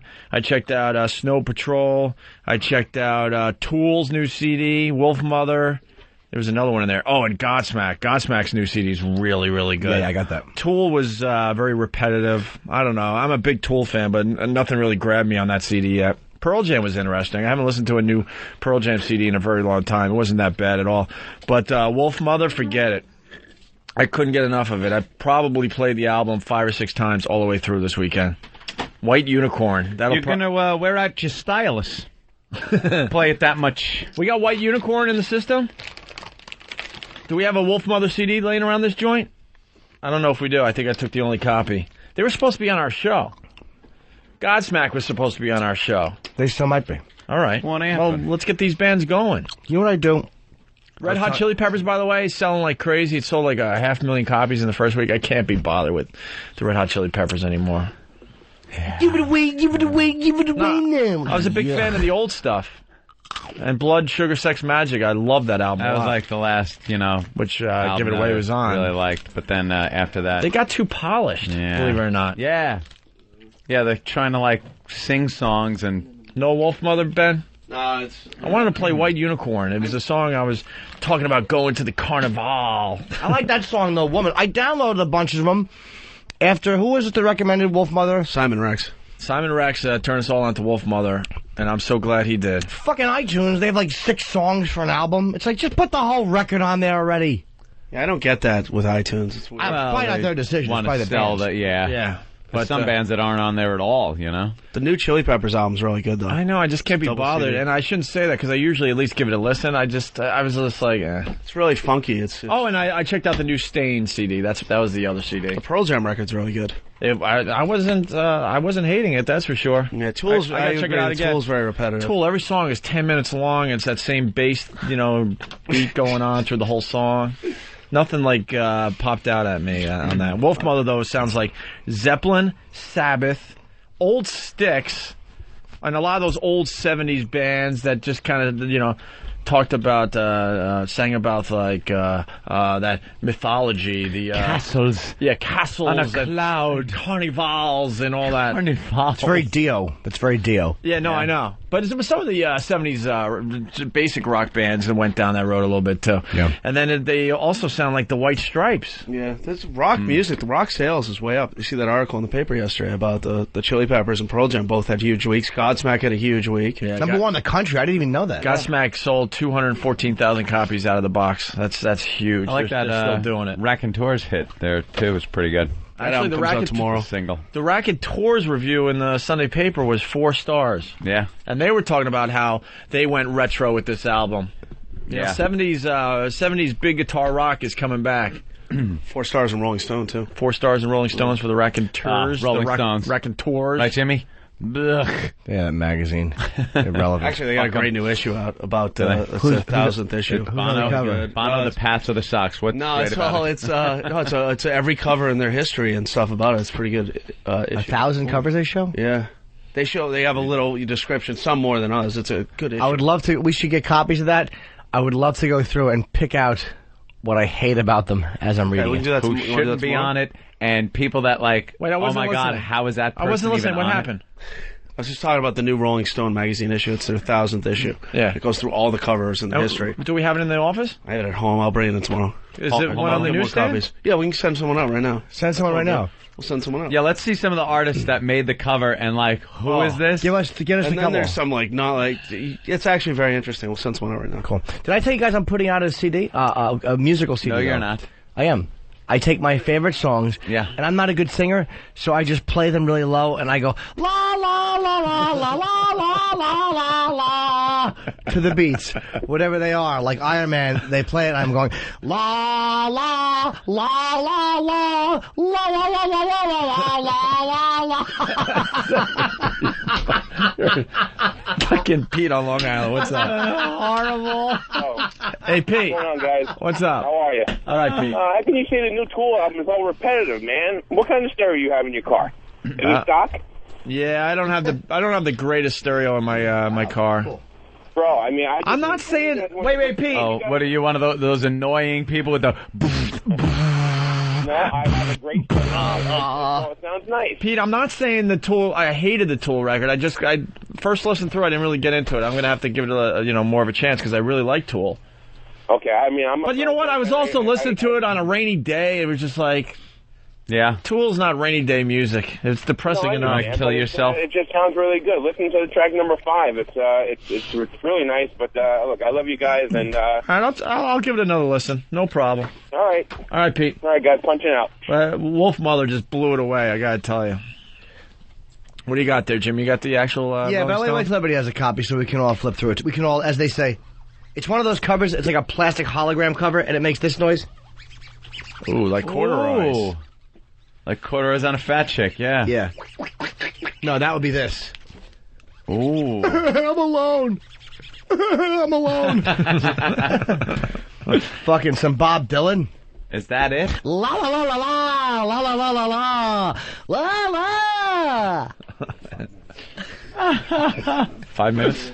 Yeah, let's go to the newsstand. What Rolling Stone is that? This is the new one. That's it? Let me see. Hey, we gotta get more copies. 1, 2. Oh, it's heavy. It's a heavy copy. Oh, it's 3-dimensional. Wow, that's freaky.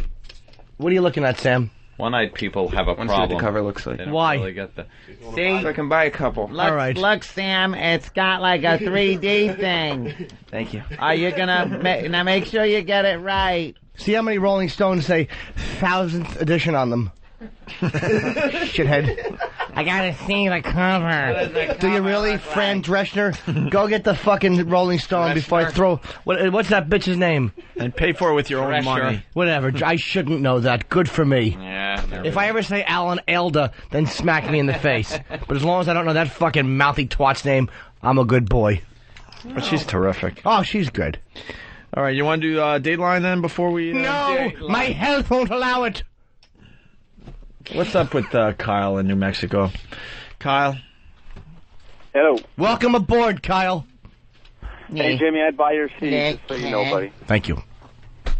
Hey, I was out here, unfortunately, I had to listen to some terrestrial radio, and they were playing your guys' butt plug bits, the actual just straight-up audio as their own. What's the name of it? Really? Why don't you give us... Yeah. All right, it's 10:15. What time is it out there? Is it a morning show out there? It's 8:17 right now. Yeah, it's a morning show. Let's get the... What's the name of the show? It's 94 Rock. It's KZZR. KZZR. Do you have a hotline number for them or a number? No, not with me. I work for the Popo out here, and I listened to you guys in my car, and I had to go inside. What's the name of the morning show?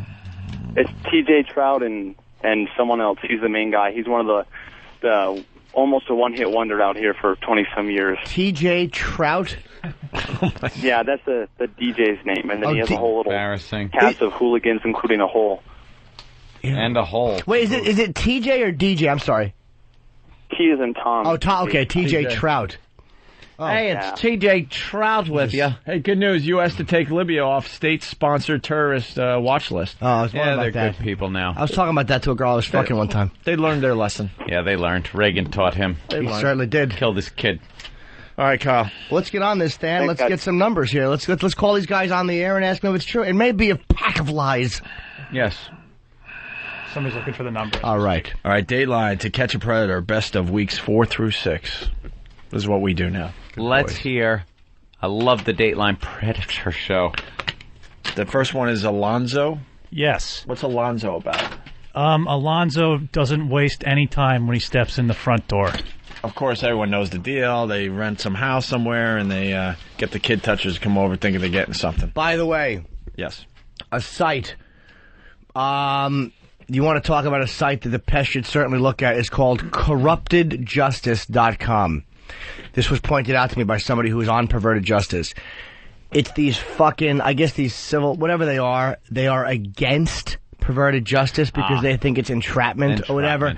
So I don't know if there's a hyphen or not, but look up corruptedjustice.com. I forget what the guy's name is. We should do more on this maybe during the week, but I just remembered it and I wanted to throw it out there. Ooh. And please feel free to email these scumbags with your opinions.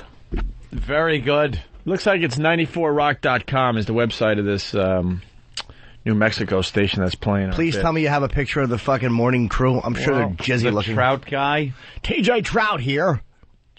They're hooked. Well, they have Thong of the Day. That's a terrific radio bit. Ew. Thong of the Day. That's only funny if it's on a fat person or someone with no legs. Win a fishing trip with TJ. Of course. Ah, he's a fisherman. Live his trout. Yeah. Live like TJ. Coincidence. Then they got the Babe of the Day. Ooh, I like Babe. Babe of the Day. What else they got on this dumb site? Well, let's see how you could live like TJ. Let's start there. Right? Ooh. Isn't it painful? Well, for some reason, this link doesn't work. What? It's a dead link. That's a dead link, Opie. It's a win a fishing trip with TJ contest. I want to see this picture, Opie. Sponsored by Charlie's Sporting Goods and Jiffy Lube. Excuse me, Steve. Jesus. And Babe of the Day. There we go. Babe of the Day. Steve's red. Steve, I just humped him from the back because he was bent over. Ooh, Babe of the Day. Girl named Stare is today's Babe of the Day. Yeah, corrupted-justice.com. Thanks, Steve. I can't find TJ Trout's These aren't even real. These are like Playboy girls. They're not even real like listeners to the show. No, that's the Babe of the Day. He just gets like really hot chicks. This guy's sad. Who goes there to look at the Babe of the Day? Do you go there? They're trying to get traffic to the sites. They figure they'll put on a sexy girl. Nothing worse than trolling the internet. And this is, I mean, from the very beginning of naked women on the internet. Nothing worse than getting a picture, opening it, and having it just like a scanned Playboy picture. It's the worst. You don't want smut girl. You don't want like pros. You want the girl next door. You do. Hey, they do especially if she's getting ready for school. That's right, and you live somewhere in Colorado a couple of years ago. Hey, guys. What up, Bob? What up? Yes. Some of the stuff this fine radio station does is 24 season finale prize packs. Well, what's that? They do Would You Hit It? Would You Hit It? Please tell me it's a mouthy wife. It's Hedda Nussbaum. Would You Hit It? What does this mean? Nothing there. There's nothing under Would You Hit It? That website stinks. No links, no chicks. Then they do hot chili peppers instead of red hot chili peppers. And what is that? I'm sure you got to eat some peppers. Yeah. And then let's go to funny stuff. Let's see what they consider. Funny stuff. That should be a dead link. Funny stuff. Mr. T's Mother's Day message. Hey, this is Mr. T. Be good to your mom. I pity the fool. Ain't good. Can we get this for the mom? I ain't got no time for no jibber jabber. I gotta get me a card for mom. Can we get this audio? Because it says Mr. T says when you put down one mother, you put down mothers all over the world. Do you? Get the audio. And incidentally, speaking of Mr. T, we have to do something on this show. I can't not get the douche chills watching anything Stallone does. Anything. After the first two Rockies. Yeah, okay. Fucking Rocky IV when he makes the speech and all the Russians are watching and listening to him. Stop. See, I got goosebumps. Because we figure if we could get along here, Can we get this speech for tomorrow's show? Who's got the Rocky DVDs? Hawk. Why don't you just say, Eric, fetch him. Fucking... I'll get it. You know, if we could get along here, there's no reason that countries can't get along as everybody. Rocky, Rocky, Rocky, Rocky. And just because you're a bunch of commie motherfuckers with a president with a grape juice stain on his head doesn't mean we can't get along. Rocky, Rocky, Rocky. They're all chanting his name like that would happen. Please stop it. I bought Tango in Cash. Eek. It's probably, and I mean this, it is arguably the worst written film of all time. And watching that douche try to do snappy banter with fucking Kurt Russell. Repartee. Here's the thing with Stallone. He's a dummy. But whenever he wears glasses and tries to deliver things with a smile, you're not ironic, you Philadelphia idiot. When he tries to be fucking ironic and clever, like, well, hello there, today we'll have he's a fucking dummy. I got the douche chill. Hey, Tango, I don't know, Cash. All they do is say each other's names in that fucking movie. Tango, you okay? Hanging in there, Cash. While they're hanging by the... I'm hanging in there. Are you? Like that happens. Why don't you just I let fucking go? hate Snappy Patter. Nighthawks. That's that was terrific. He's done some good films, but the audio from Tango and Cash, we have to get a few drops of these assholes trying to be funny with each other. From behind, he looked just like Lindsay Wagner. Remember how awful that was? Like, how could you not see that as Stallone in a dress and a wig? Well, it looks like we'll be hanging around. That fucking charmless smile. Let's listen to Treat Your Mother Right from Mr. T. Well, you couldn't be more than 5. You're so fat they have to jack you up to take off your shoes. Yeah, well, you're so skinny your eyes are in single file. Well, you're so ugly your ears stick out to get away from your face. Well, your mama is Hold it, wait a minute. Uh-oh, Don't Mr. bring T. anyone mother into this. She ain't here. If it wasn't for your mother, you wouldn't be here. So remember, when you put down one mother, you put down mothers all over the world. Oh, dear sweet Jesus Christ on the cross. La la la la la la la. Treat your mother right. Treat her right. Treat her right. Treat her right.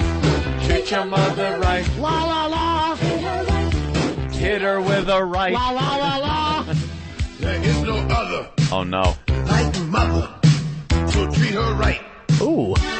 Mother, I always love her. My mother. So treat her right. Treat her right. M is for the moan and the miserable groan from the pain that she felt when This is great. bone. Always for the oven with its burning heat, where she stood making sure I had something to eat. T is for the time that she stayed up night and took my temperature when I wasn't feeling right. Oh, no. You was for the uncle. Hard money she spent to keep clothes on my back and tried to pay the rent. Yeah, Durant. E is every wrinkle I put on her face and every worry that I caused when I stayed out late. The last F is for the fucking that my daddy would do. for the room up in heaven. And I am only here 'cause he shoot his goo. There is no other like mother. Wow, this is good. So treat her right. Ow! Treat her right, fool. I always love her. My mother. So treat her right. Treat her right. Ow! Treat her right. Treat your mother right. Treat her right. Treat her right. Treat her right. This is, Treat your mother right. all right. Good stuff. Treat her right. Enough about the mother. Second to none. All right. Take care of mother. You only get one. One. Only get one? La la. Slam it down there. Yeah, anytime you want to shut that off. M is for the money I stole when I made this song. That is awful. Hey, you want to see? Let's go through the Rolling Stone thing. Alrighty. N is for...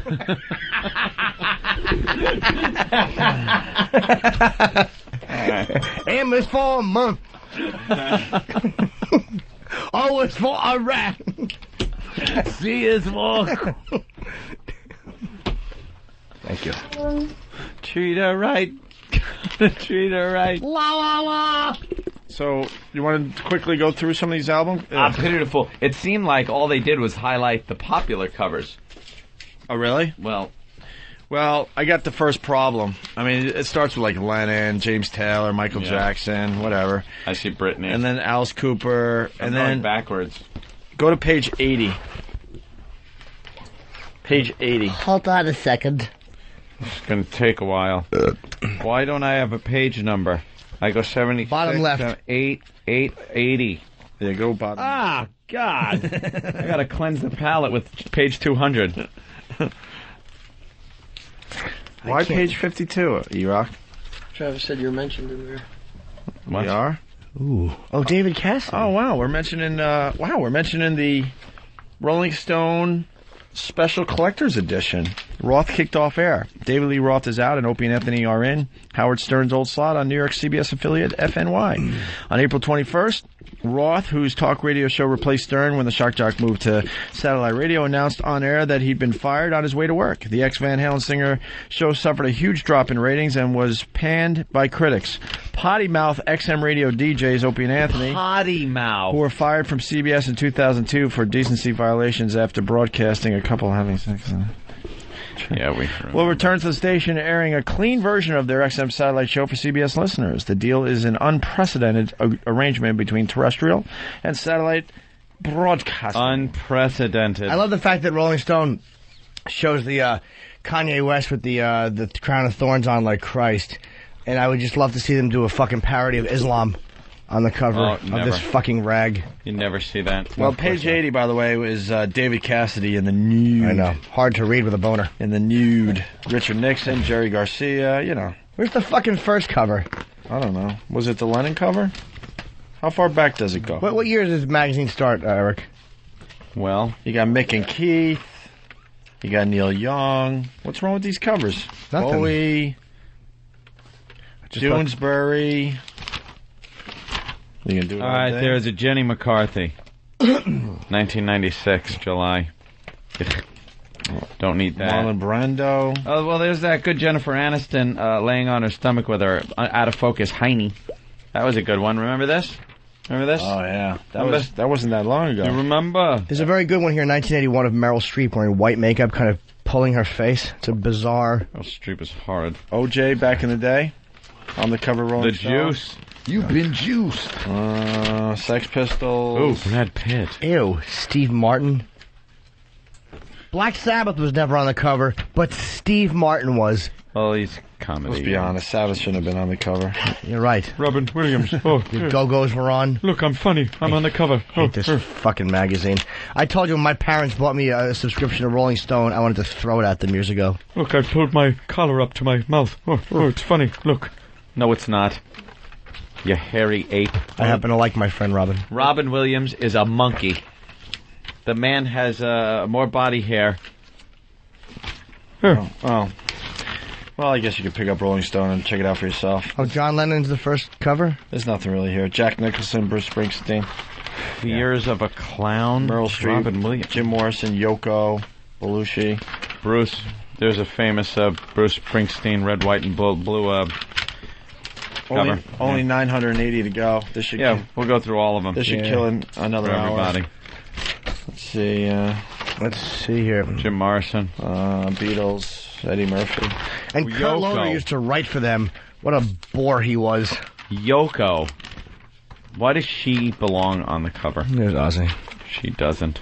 All right, there's nothing here. This was fun. Glad we sent you out for that one. Well, we thought it would be fun. Who mentioned Rolling Stone anniversary? Ben Sparks thought it would be a good idea. All right. Hit it out of the park there, Ben. Attaboy, Ben. Way to have an idea. Would you like to hear the Raconteurs review? All right. No. I don't It'd be a great idea. You said it would be genius, Ben. You winked and clapped quietly. I just was talking about the new issue. You were jumping up and down with your thumbs in the air. I cover, saw though. you. I'll take this cover. Yeah. First issue was I skimmed it anyways. November 9th, 1967. Where's Than? So no, they don't have the first. Get Than in here. We're getting that Wolf Mother track. Get Than before everyone's fired. Yeah, we'll play some I don't White know if we get Unicorn. it. Well, the record. I want to hear the goddamn What? Sammy Hagar's fat. What? What the hell's with Sammy? What's he hiding in his pants? Where? This ad. I'll bet it's yummy. Page 42, 43, 44, 45, 46. Look, he got all fat, but he's hiding something in his trousers. Obviously his lunch. That's a big cock he's got there. I can't drive 55 because you're too fat. Your car won't go that fast. All right, here we go. Dateline To Catch a Predator, best of weeks 4 through 6. Yes. Instead of wasting so much time in this, Yeah, we just come got on. some of the better clips. The first gentleman, his name is Alonzo. Yes. And so he's been approached by a fake teen. Boy, girl? Don't remember. Most of these are girls. Oh.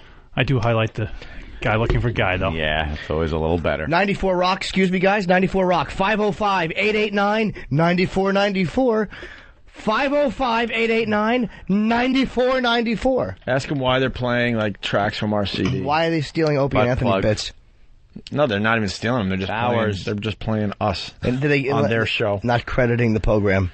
All right. And then wish them AIDS. Alonzo, here we go. What you're about to see happen to this man emerging from the shadows is going to repeat itself over and over again at our undercover house. He's 40-year-old Alonzo Wade. He's been chatting online about sex with a girl who said she was 15. When she says she's worried she'll get pregnant, he says, "I am fixed." He drives 104 miles, more than 2 hours, to meet the young teen home alone. And look, he makes it in 4 loaded minutes. down with alcohol. Come on. Dell, pretending to be the young girl, waves him in. Where are you? I'm just going upstairs to get a Band-Aid. I'll be right back down, okay? All right. Then he appears to pull down the zipper on the front of his pants. What he's planning to do next, we'll never know. Yeah. We'll never know. What he's planning to do next, we'll never know. How about this? He's come for rags. If you go to a kid's house, fucking idiot pedophiles, and you open the door and they go, and they fleet upstairs, run. Run for your life. I love the sound effect of the keyboard. I know. They have to get that in there. I think they had to try a few times to get the right sound. It's fucking angry typing pedophile. Hey, what's this guy's name? Chris what? Hansen. Chris Hansen. Chris Hansen. Where's he from? Is he a New York guy? I don't know. What a fucking These men, hack. another man trying to get a young girl to have house. Well, here we go. Enter Chris Hansen. How are you tonight? Fine. He stops as soon as he sees me. What were you doing with your pants there when you were heading towards the door? My zipper came down. Excuse me. I'm just going outside and make sure everything's okay. Well, you brought quite the selection tonight. Yes, sir. What do we have here? Well, that's mine. Alonzo claims the 12-pack of beer and 2 6-packs of Mike's Hard Lemonade are all just for him. Were you going to give any to the 15-year-old? Oh, no. Don't do that. I got a 16-year-old daughter myself. You're going to drink 24 Alonzo, you brought the 12-pack and 2 6-packs. I said, what did she like to drink? That I say I was never what I was going to bring it. You got it in black and white that I said I'd bring it. But And you brought it. yes, I did. You say that... But she also asked for it. Ah, well, that's a good defense. I love when he goes, no, like, how preposterous that I would fuck her and then feed her alcohol. That's illegal. And he goes, what did he say on you, bro? The 6-pack. The 6-pack. A 12-pack and 2 How 6-packs. smarmy is this guy? The guy is saying that he's going to drink 24 bottles. And talk to a 15-year-old and try to help her as he drinks himself into an alcoholic stupor with his zipper open. That's believable. Why don't you just fucking fess up? These guys are horrible. Yes, I brought the booze for her, and I'm going to fuck her. Yeah, where's the kid? When are you leaving? Yeah, hey, I really want to fuck. Hey, cock blocker, do the story. Get it over with. Here's the last clip from Alonzo. Alonzo says he didn't want to drink in front of his daughter, so he came here to drink, not to have sex. But he seems to leave the door open. It appears to be clear from this transcript that you are open to the idea of having sex with this girl. No. Well, it appeared yes. Would I? No. Or maybe. All right. Maybe. What is it, Alonzo? Yes, no, maybe so. Maybe. Maybe. So maybe you would have had sex with this girl. Maybe. What should happen to you? I should go to jail. Oh, well. And that's exactly what's about to happen. Sheriff's office! Put the beer down right now! Put it down! Put your hands in the air! Oh. Do we have any begging clips? Yeah, did anyone beg? There's nothing better than the beggars. The one from last week that you already played with the guy that brought his kid. Yeah, that was... Please, could you just please let me go? Please. No matter how many times you say Bruce please. in Canada. Yeah, I just want to give you a quick bio on that Chris Hansen. Okay. Haggett. He's originally from I think Detroit. He was on WDIV in Detroit in the 90s, and the first time I saw this guy, he was a skinny little kid, and his delivery sent me out the door. I turned him off, and I never wanted to see him again. Chris No, but you know what? They're showing up to have sex. Sex. Let's get on to the With next one young here. girls. This one's just titled "Gay Gentleman." Yes. Gay gentleman? Is he happy? Oh, no, it's the other definition. Okay. Homosexual. Godless. He's 43-year-old Kenneth Brinkman, screen name Jungle Mania 20050. Here to meet this boy who said he was 14 and willing to have sex with him. The picture is of a former Dateline staffer when he was about 14. Jungle Mania 20050 is really chatting with a perverted justice decoy. He types, "I cannot believe that I'm actually thinking about blanking your blank." Blanking your blank. Holding your hand. I know it. Would that be repressing your memories? I don't know, Gene. I'm gonna go with Charles Nelson Riley on this one. Fucking his ass.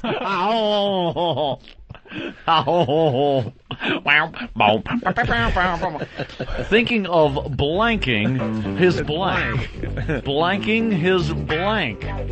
I see everybody writing away. Brett Summers is writing something up there. Yes. No, cutting off her tit isn't it. Breast cancer. Oh. I think, carrying his books. Oh, that's a bad answer. Calling his mother.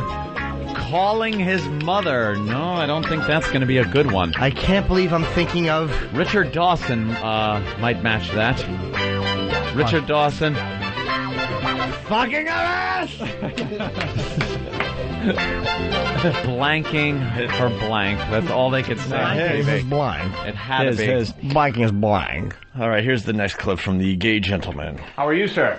Okay. Why don't you do me a favor and have a seat on the stool right on the other side of the bar there? Please go ahead, have a seat. Get yourself all comfortable, or?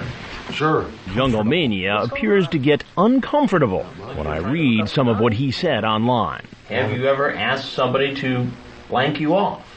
You talk about... Oh, I won't deny that there was... You talk about penis size here. You say, you better not be getting me into trouble. That's not good. It's not, because, you know, I mean, look what's happened here. Even though I haven't done anything with the guy. So you have that dark hair. Do you have any body hair? Yeah. I mean, those are normal chat things on... It's normal chat things with a 14-year-old boy? Oh, he's like, nothing went on. He's already trying. I love the guys that think they've covered their bases by saying, I could get in trouble for this. Yeah. Hey, you know, could get in trouble. Yeah. There's your free pass. Yeah, you could. Yeah, you could. Unfortunately for us, he wrote, I could get in trouble for this. We had to let him go. Even though he came for smiles. Let's go to the next one. It's a guy with creepy voice. Oh, yes. What's this about? That's it. Just an awful voice. Sounds like a pedophile. Hi. You want the Rolling Stone? Dude. Hey! Guy with creepy voice. How's it going? All right. Find a place to park okay? Yeah. What's your plan for tonight? Nothing really. Nothing really. Like so many others, he says he wasn't doing anything wrong. You ask her if she's horny. What's wrong with that? You ask if she does anal. It's a question. I know, but you're asking a question to somebody who identified themselves as an underage girl. It's just talking. I don't see the internet and real life are two different things. It's Sam. What it says on the internet doesn't mean that's what I really think. But you're here. Well, that would be easier to believe, Jeff, if you didn't show up here tonight. You aren't there. Where you thought a young girl was home alone. No, I really didn't. Well, I knew she was alone. Why would you be here? Jackie Martley. She was alone. That doesn't mean much to me. You're an adult. She's a child. Okay. There are laws protecting children. Okay. Do you get why teen girls at a certain age cannot give consent legally? Yes. I told her, dial Jackie 922 Wine Bartling. Use your finger. What a horrible voice. All he should do is mic check. If I walked in and Chris Hansen was there, every time he tried to talk, I would go, and ruin his broadcast. So I would defiantly look at him and make that noise. Is it true you wanted to have sex with this young girl? He's just kid little fucking manners. Why, I'm breaking your cherry, you're getting fucking fresh. I'm breaking your balls and you're right away you're getting fucking fresh. Paul in Arizona, Paul. He accused me of getting fresh. Hey, this is Bo in Tucson, Arizona. Hey, Oh. did you guys get the clip on the guy that had a note on his front seat to try to get himself out of it? What did the note say? Not here to fuck a kid.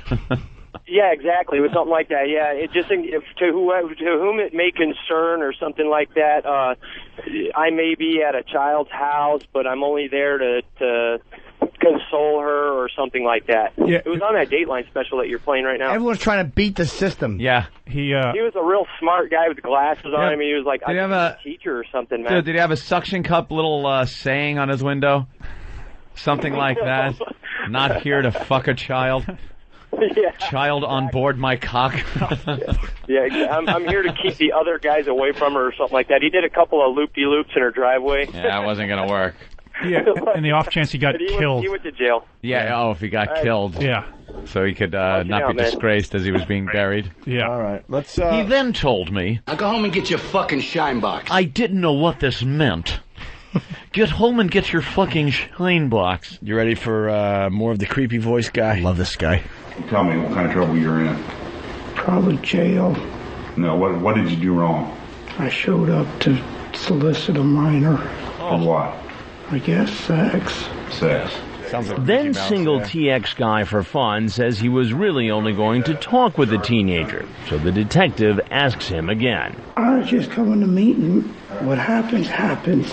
That's the way I look at it. Okay, so there was a possibility that could have happened. Could have. Could have. When the 27-year-old finds out he's going to jail, You're going to be taken to Dark County Jail? Please don't. I'm sorry. I didn't know. he threatens to kill himself. I really am just going to slit my throat. Relax, all right? No, I'm just going to kill myself. Put me in jail and I'll hang myself. I don't care. I did something so wrong that I don't even want to be alive. When the detective takes off the handcuffs so the man can sign his statement, he grabs the pen and makes a half-hearted attempt to stab himself. Put your hand behind your back. You better behave, all right? Half-hearted? What did it look like? The cops are just so not buying it. He just sort of just gently pushes riding on my neck. his jugular I'll in. do it. Don't make me get do ink it. on myself.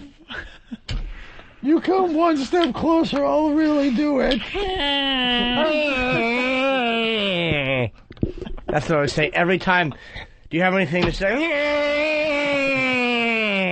So obnoxious. This man just kind of whined into the microphone. Joanne. No. Hi. Hey, Hi. Joanna. Hi. Hey. That guy sounds like the old pedophile from Family Guy. It's always trying to get with Chris. Hey. Oh, the old... Yes, definitely. Yeah. Good observation.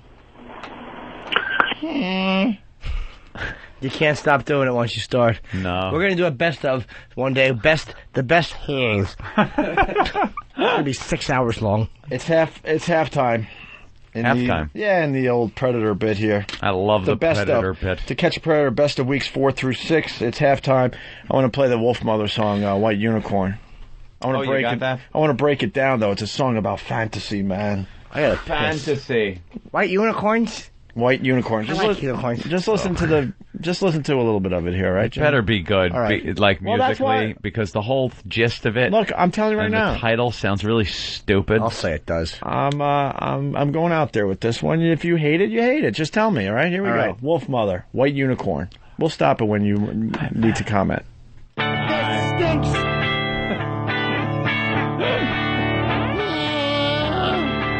La la la la la. Have you been to the carnival? I would like to see you. That stinks. There's a whole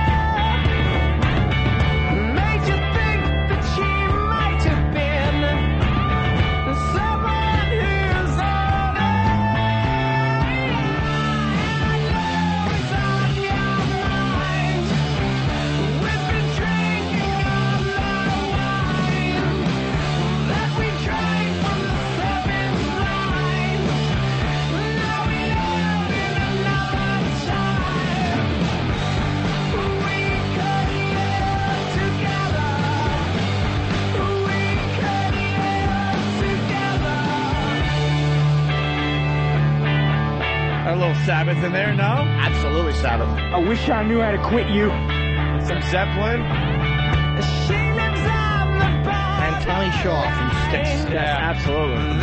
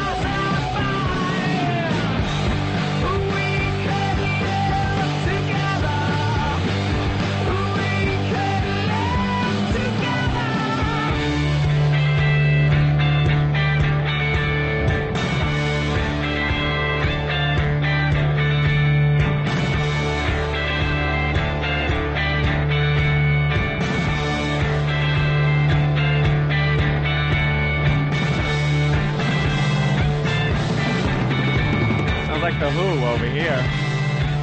The Who, Zeppelin, all those 70s power bands. Teenage Wasteland. It's only Teenage Wasteland. Come on, this guy's ripping everybody off. Woo-hoo. Is he gonna do it all day? There we go. Oh, now, Little Deep Purple little now. psychedelia. Little Deep Purple. Cue the sitar. Yeah. Hey, man, this is better than the whiny band. Talking about going to the mall and all that crap. I had some problems with my mom today, so I went to the mall. Oh, shut up. How many of those fucking bands we gotta sit through? I'm hoping this type of style comes back. That's all I'm saying. Psychedelic interlude. Emerson, Lake and Palmer. Yeah, that's what I was absolutely on the way back to the city last night. Just a rip-off band extraordinaire. They're just cutting and pasting. Yeah, that's it. Here they go, big guitars again.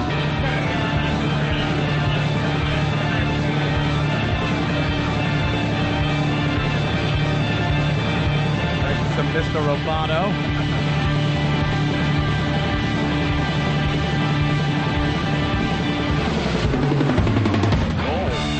Bad drum. Good drummer.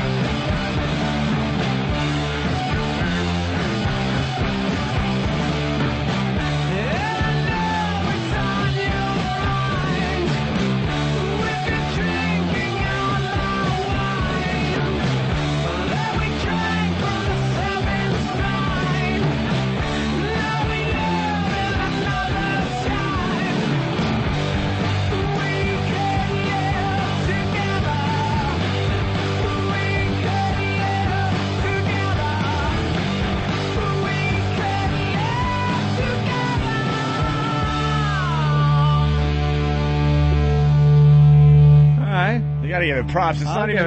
It's not even the single. I don't even know if they'll work this song. I like the other one better, the one that you come in on a break out of. Woman? Yeah. That's kinda White like Unicorn from Wolf Mother.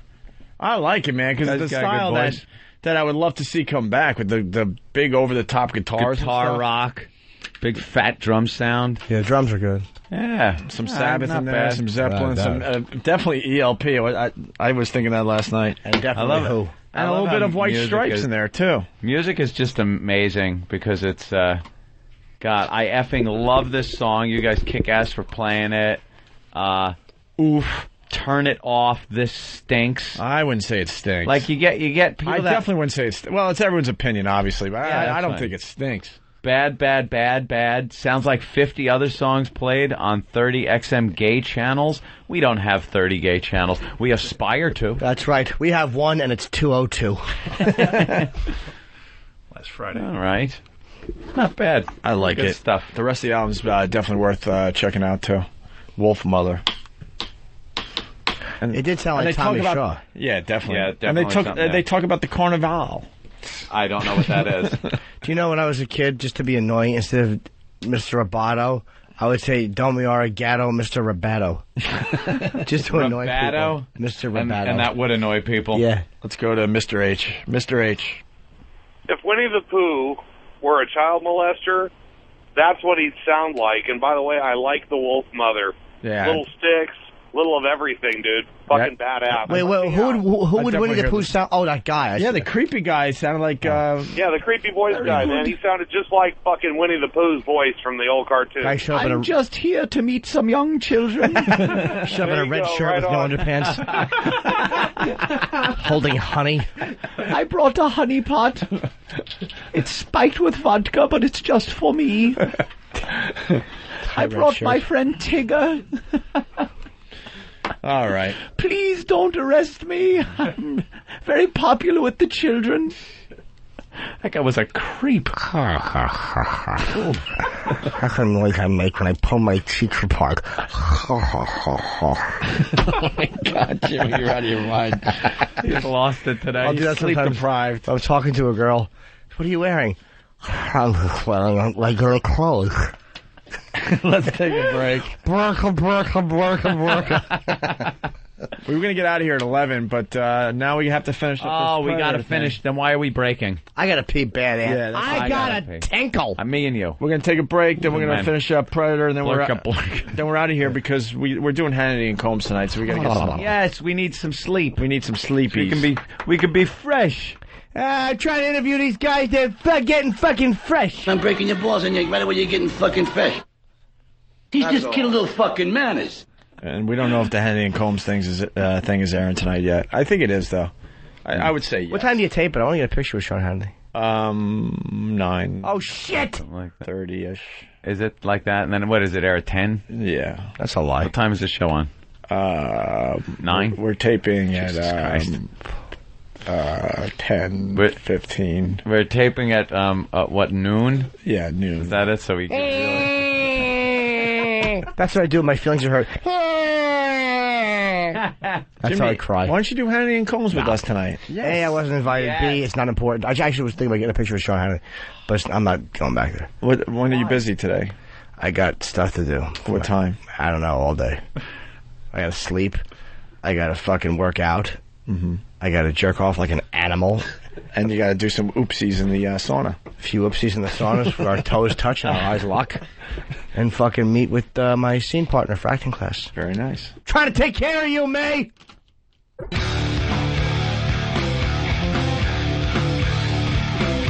Wish we would have trademarked that instant feedback thing, huh? Yeah. Imagine we would have had that trademarked as our own back when we invented it. We've been the pioneers as far as a bunch of things go in this business. They use it all over the country. Instant feedback. Swear to God, we were the first ones. We invented that. We actually had to get Scott Colombo to write a program, the first program. Even before that, we were saying instant feedback back at AF, back in the older Actually, days. we were just using our own screen names on AOL or something, if I remember correctly. Yeah, and it was like you pop it up and say if you have any instant feedback for the show. That's right. Because you didn't have to wait for us to answer the phone, or maybe not. It would just pop right up, and you'd instantly be able to give feedback to the show. And now all over. Missed opportunity, Opie. Missed opportunity. Did you see in the paper over the weekend Howard Stern is renting a house for $600,000 in the Hamptons for the A summer? bag of shells. I heard he was on the phone trying to get a motorboat with 3 propellers. You know, I did the math. And get the clicking out of the phone. I did the math today. Do you know that Howard makes, conservatively, $2 million a week? a week? A week. $100 million a year. That's a pretty nice chunk of change. A couple of $1 million a week. $2 million a week, because they're making a big deal that he rented a house for $600,000 in Hamptons. Think of your weekly paycheck, people, and look at it. Think of what it is. Right. Imagine it's $2 million, and it's not just a one-time deal. It's a week, and people are like, I can't believe $600,000 for a house in the Hamptons. And I was like, you dummies, that's like, if you worked 7 days a week, that would be 2 days' work. Yeah. He's paying for his Hamptons rental, working 2 days. 2 days. Like, by tomorrow, he'll have it paid for. So whatever your 2 days' pay is, that's like what it is to him. Yeah. to have the whole summer. Yeah. To have a place in the Hamptons. Yeah, beachfront property on the ocean. $300,000 for 2 months for the summer. Yeah, for the summer. So what? 8 weeks, 9 weeks, whatever it would be. Yeah. Yeah. Well, when you're making $2 million a week. Jesus. And taxes got to be a bitch, huh? And it's probably maybe more than that. $20,000. Perhaps more than that, Anthony. Plus, he takes off every Friday. Like you're over the top one. Every Friday. Very good. All right, back to the To Catch a Predator best of weeks 4 through 6. Right. I was standing in the bathroom and Poe's voice wrecked my bit. I knew it. I knew it was coming. Jimmy was bent over with his ass cheeks spread out ridiculously far. And I've walked into the bathroom and just faced that a couple of times. My worst fears. And he was going to do it today. But he heard Poe's voice and it wasn't sure if it was us coming in. Or someone from The Economist. So he was all scared. So right when I came in, all I saw was him walking into a stall with his pants around his ankles and his white ass just making it into the stall just as I walked in. And then Opie goes back around and goes, "Don't wash your hands today. Do me a favor. Just don't wash your hands today. Do yourself a favor." And I walk around the corner to the sinks, and Jimmy is there with his ass cheeks spread apart. I figure you shouldn't be deprived of that just because of Poe's blunder. Indy Mike. Good afternoon, gentlemen. Hello, Indy Mike. What do you got today, sir? I just wanted to thank you for the bonus time and something I thought of this weekend. Since Ben was giving Jimmy a little bit of a hard time about the money thing last week, just remember that during bonus time, everyone in that studio is making the same amount of money, which is nothing. That's right. Yeah, we're off the clock now. That's right. You're right. So let's bring it down a level. This is just hangout time. Bring it down a level, can we? Bring it down a little from today. Let's give him less than we've given him. Let's give him junk time. Hey, dude, don't want the money jokes. A lot of people don't like it. The fucking company doesn't like it. Who in the company? Dude, just some people. That Ben Sparks. He languishes in vagaries. Well, the company has a few extra bucks laying around because of the deal we made with CBS. So, you know, why don't you do the right thing? That's all I'm saying today. Do the right fucking thing. A Rocky IV end of speech, end of movie speech. It's the biggest nice douche moment Should ever. we tease for tomorrow? Yeah, we're not starting 2 bits. Wow, you guys rule. And Indy Mike, we have no choice because we all have OCD in here. We can't start a bit and then just go home. It would drive us nuts for the rest of the day. That's the only reason we're staying late today to finish up the bit. That's one of the things we love about you, though. All right, Indy Mike, thank you. Appreciate it. All right, we're up to generic white male. What's this guy about there, Than? Than. You know what? I forget, but I'm sure it's compelling. Oh. Well, it's been a pleasure having you around. Sure. Seriously, it should be funny. Should be. What are you doing here today? Is this some kind of setup or something? What do you mean? I'm just on my way to the beach. He's Michael Willis, screen name Generic White Male. He's almost 50 years old, and he's been chatting online with a girl who calls herself Jolanda, and who says she's 15. He lies to her about his age, typing, "I'm 30. You probably don't want me around you. I'm cute, though. Built good." Then he says, "We'd have to keep us a secret because of the age difference. Younger girls like you don't come along often. I'd want you again and again." Then he sends an online picture of his penis to the girl who told him she was 15. That's fantastic. I remember what it is with this new setup house. For some reason, they decided to put out fresh baked cookies. Well, the pedos might be hungry, just to make them look as stupid as possible. So they're eating, just munching away on cookies. How could we make these pedos look dumber? Let's put cookies out. Cookies. They'll have mouths full of cookies while we're asking them embarrassing questions about swag. It's just so Chris Hansen can come out and be like, "You enjoying your cookie? Enjoying your cookies, are you?" Did he say that? Yeah. Oh, that is great. What an idiot. And how did you meet her? Well, of course, online. You act like I should know that. Well, yeah, I mean, it's a common thing now. Just to meet young girls online. Yeah. No, meet any women online. Women. Then I remind Generic White Male that Jolanda told him she was 15. What? No way. What an actor. You know, I have the transcript of your Rachel. conversation with What? Jolanda. You know what? I don't want this cookie. I just want to get to the beach. Come here, just 1 second, sir. But generic white male won't be going to the beach today. As he heads out the back, he stumbles off the porch right into the arms of the Fort Myers Police Department. The police quickly take him down to the ground. In Florida, where it's relatively easy. Oops. Easy to what? To have a concealed weapon. Easy. They're very rough. So they work him over. They tune him over, tune him up a little bit. You know what? I don't want this cookie. Yeah, he was getting tough. Let me tell you something. I don't want it. I don't want your cookie. I'm going to the beach. Yes, sure you are. A little willpower. And his eye was kind of popping out of his head like a Cocker Spaniel. Ever seen that? It kind of just drooped out a little bit. He really just had pedophile written all over him. Creep. Deaf gentleman. Yeah, this is just a brief clip of what it sounds like when a deaf pedophile's caught in the act. Oh, God. This case of a man who calls himself Pepe is a first for us. Hey, Pepe, I'm in here. Do it again. Hey, Pepe, come on in. He's 41-year-old Jose Falcon, screen name Florida, in Miami. He's been chatting online with a girl who said she was 12 and a virgin. He lies about his age, saying he's 27, and he says he has plans to teach the 12-year-old how to have sex. He describes in X-rated detail what he wants to do to her. The picture sent to him is of our actress. Now she's trying to get him in the house. Hey, Pepe, I'm in here. Do it again. Hey, Pepe, are you there? Do it again. Hey, come on in. Come on in, Pepe. It takes our decoy a while to get him inside, and when she does, I come out. Mark, please have a seat right here. No. He indicates to me he's deaf. Oh, it's okay. Can you read something? And then heads for the door. Looks like this guy's deaf, guys.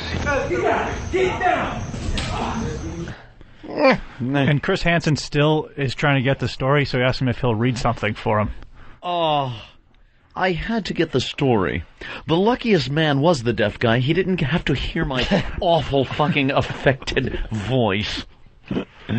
This guy's the biggest hack reporter I've ever heard. Oh, it's the worst. He's found a gold mine with this thing, though. What do they do it every week now? Is it just every week? All through sweeps, I believe. Yeah. They got a few more in the can. Titillating. Guys who admits everything. What's this? It's just this guy who's just folds.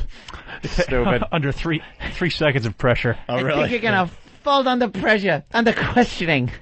This is 27-year-old Eric Thornton, screen name Balin79. He drove 4 hours thinking he was going to meet a girl who told him online she was 14. At one point during the chat, he gets on his webcam and masturbates and types, "Did you see it?" The decoy says, "Not really, too dark," and he types back, "Shoot," and then brags about what he had just done. Done. Oh. I was set up. How'd come? His little penis was embarrassing enough. Hey,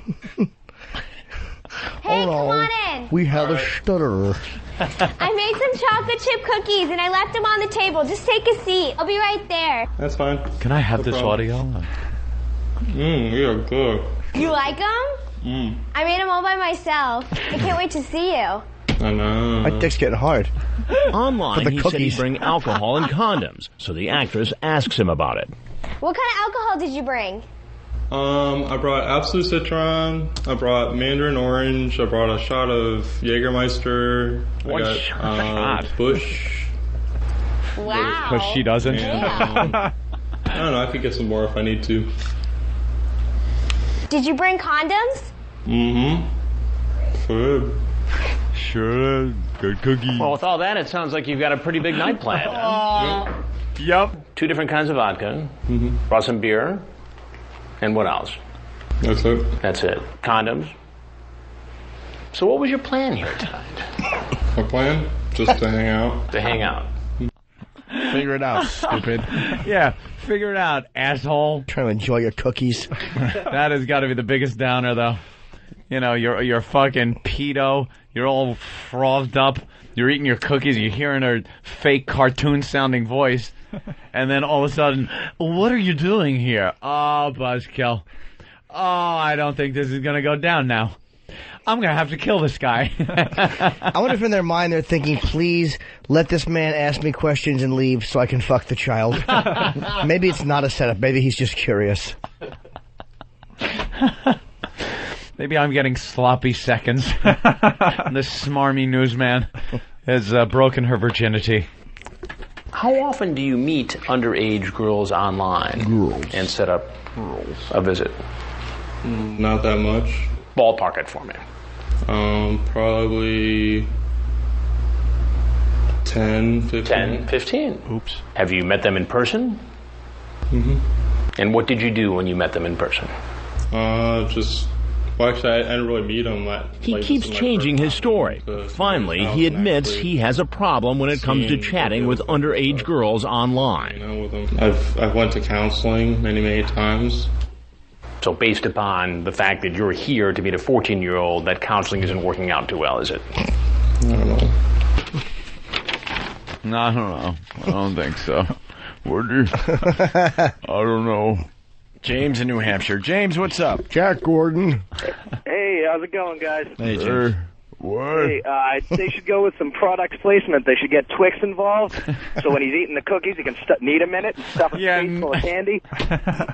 They're the new Twix campaign, yeah. Not going Knead him anywhere in for it, a while. and then he shoves the Twix in his mouth and doesn't have to answer until he gets arrested. Or we should dip him. Or we should look for something to dip him in, and Chris Hansen can come out and go, God, milk. Hey, I saw Jimmy on Friday. Fantastic show, Jimmy. Thank you very much. Rave reviews for Jimmy this weekend. Bye, mister. All right, James. Thank you for coming and seeing Dave and myself. And finally, finally he gives advice to others, right? The cookies are in the kitchen. I'll grab them for you if you want to wait out here. Well, Mrs. Littman used to make cookies. To make the cookies. He to other potential pedophiles out there. Oh, good. Well, what do you think should happen to you, Eric? Just go home and learn from this. But he's not going to get off that easy. It's time to tell him who I am. I'm Chris Hansen from Dateline NBC, and He doesn't run when he sees the cameras. Instead, he decides to give any potential predator this advice. Just whatever you do, do not get into underage people at all. I feel regretful. That's wise. I feel horrible that I did this. But that heartfelt speech, those words of wisdom, won't help him this time around. Please get down the ground! Get down the ground! Oh, that's not going to end well. When you least expected, you're elected. You're the star today. Smile. You're on pedo camera. That's my advice to everybody here.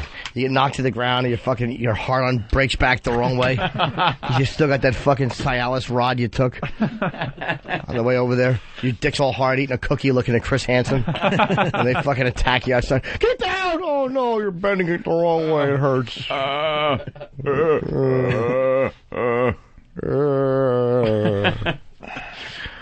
Cookies. Wonderful. Fucking all ready for some cookies and citron. Yeah. Fucking youngster. I baked them myself. Yeah. Did you? They're really good cookies. There's a black moth on their cookies.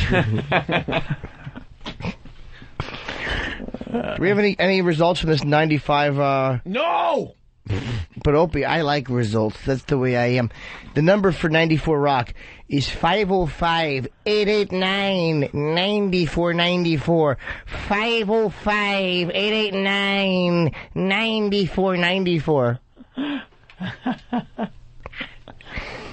All right, let's. Yeah, let's. I want to hear. Oh, no, what I want to hear as we leave. The Alice in Chains, Silence of the Lamb thing. What? Would you?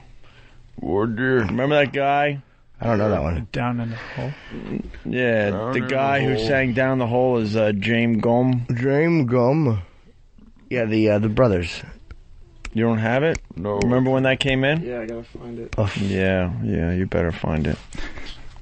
Mm-hmm. We got some. I hear Oh, boy. a good guest coming up in the next couple weeks. Who? The guy who directed X-Men, Burt Ratner, I think, and then we have some of the cast members we're trying to get in. Ooh. That would be Heard of that movie. very cool. To promote the X-Men movie. Sure. Promotion is very important. You know what I'd like to hear before we leave? What, sweetie? See you tomorrow. I want to fly. I want to talk more to people. We are dragging. We got Hannity. Fucking what? We got Hannity, and you get fucking fresh. Well, it's the perfect way to end today's show, and then Eric ran out of here in a panic to go find it. Why isn't that in the system? That was a killer bit this kid came up with. He's just kid little fucking manners. Look how good E-Rock is. Where'd you find that? Wait till we hear it. What's this kid's name? It's Pearl Jam. Eric. Could just be anything. What's this kid's name? John S. in Hartford. Yeah, John S. John shit. Head. Dick. You guys are good. Thanks. That was wonderful. You're welcome. Good job. All right. Can't wait till the next installment. I can't wait for Than to leave so we can talk about it. That's right. Here you go. The monitor's on. Just get out. Like it matters. Just we don't learn care your- if you hear it. We just don't want to do it to your face. Right. All right, we leave with this today. It's John S. He did like Down in the Hole if James Gum was singing. Gum, what are you?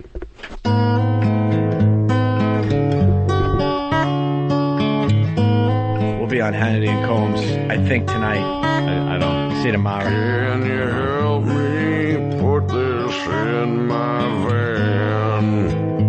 Would you? With my broken arm, I don't think I can. I have been guilty of murdering girls that are fat.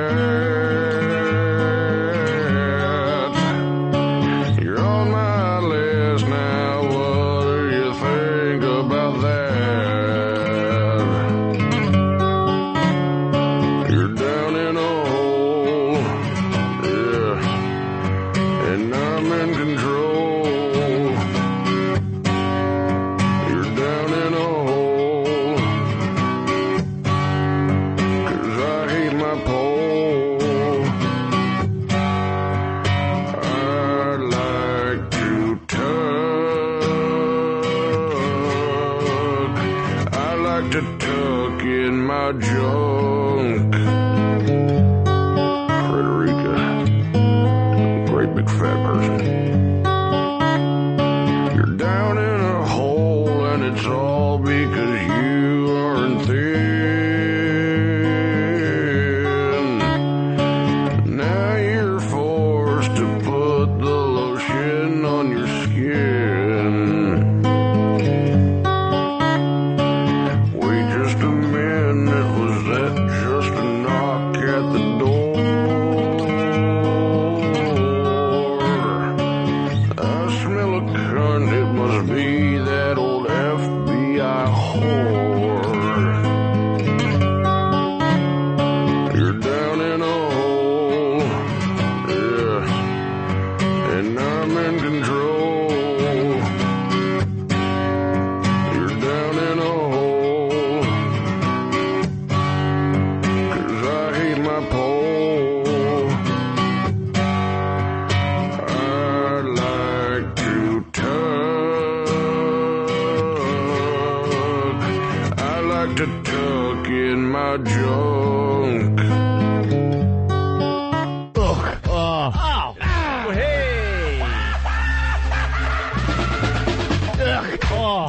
Hey!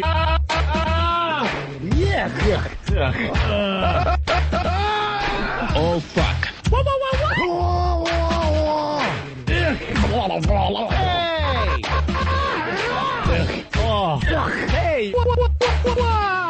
Hey! What the hell's going on here? Awful. They're just awful. Awful people.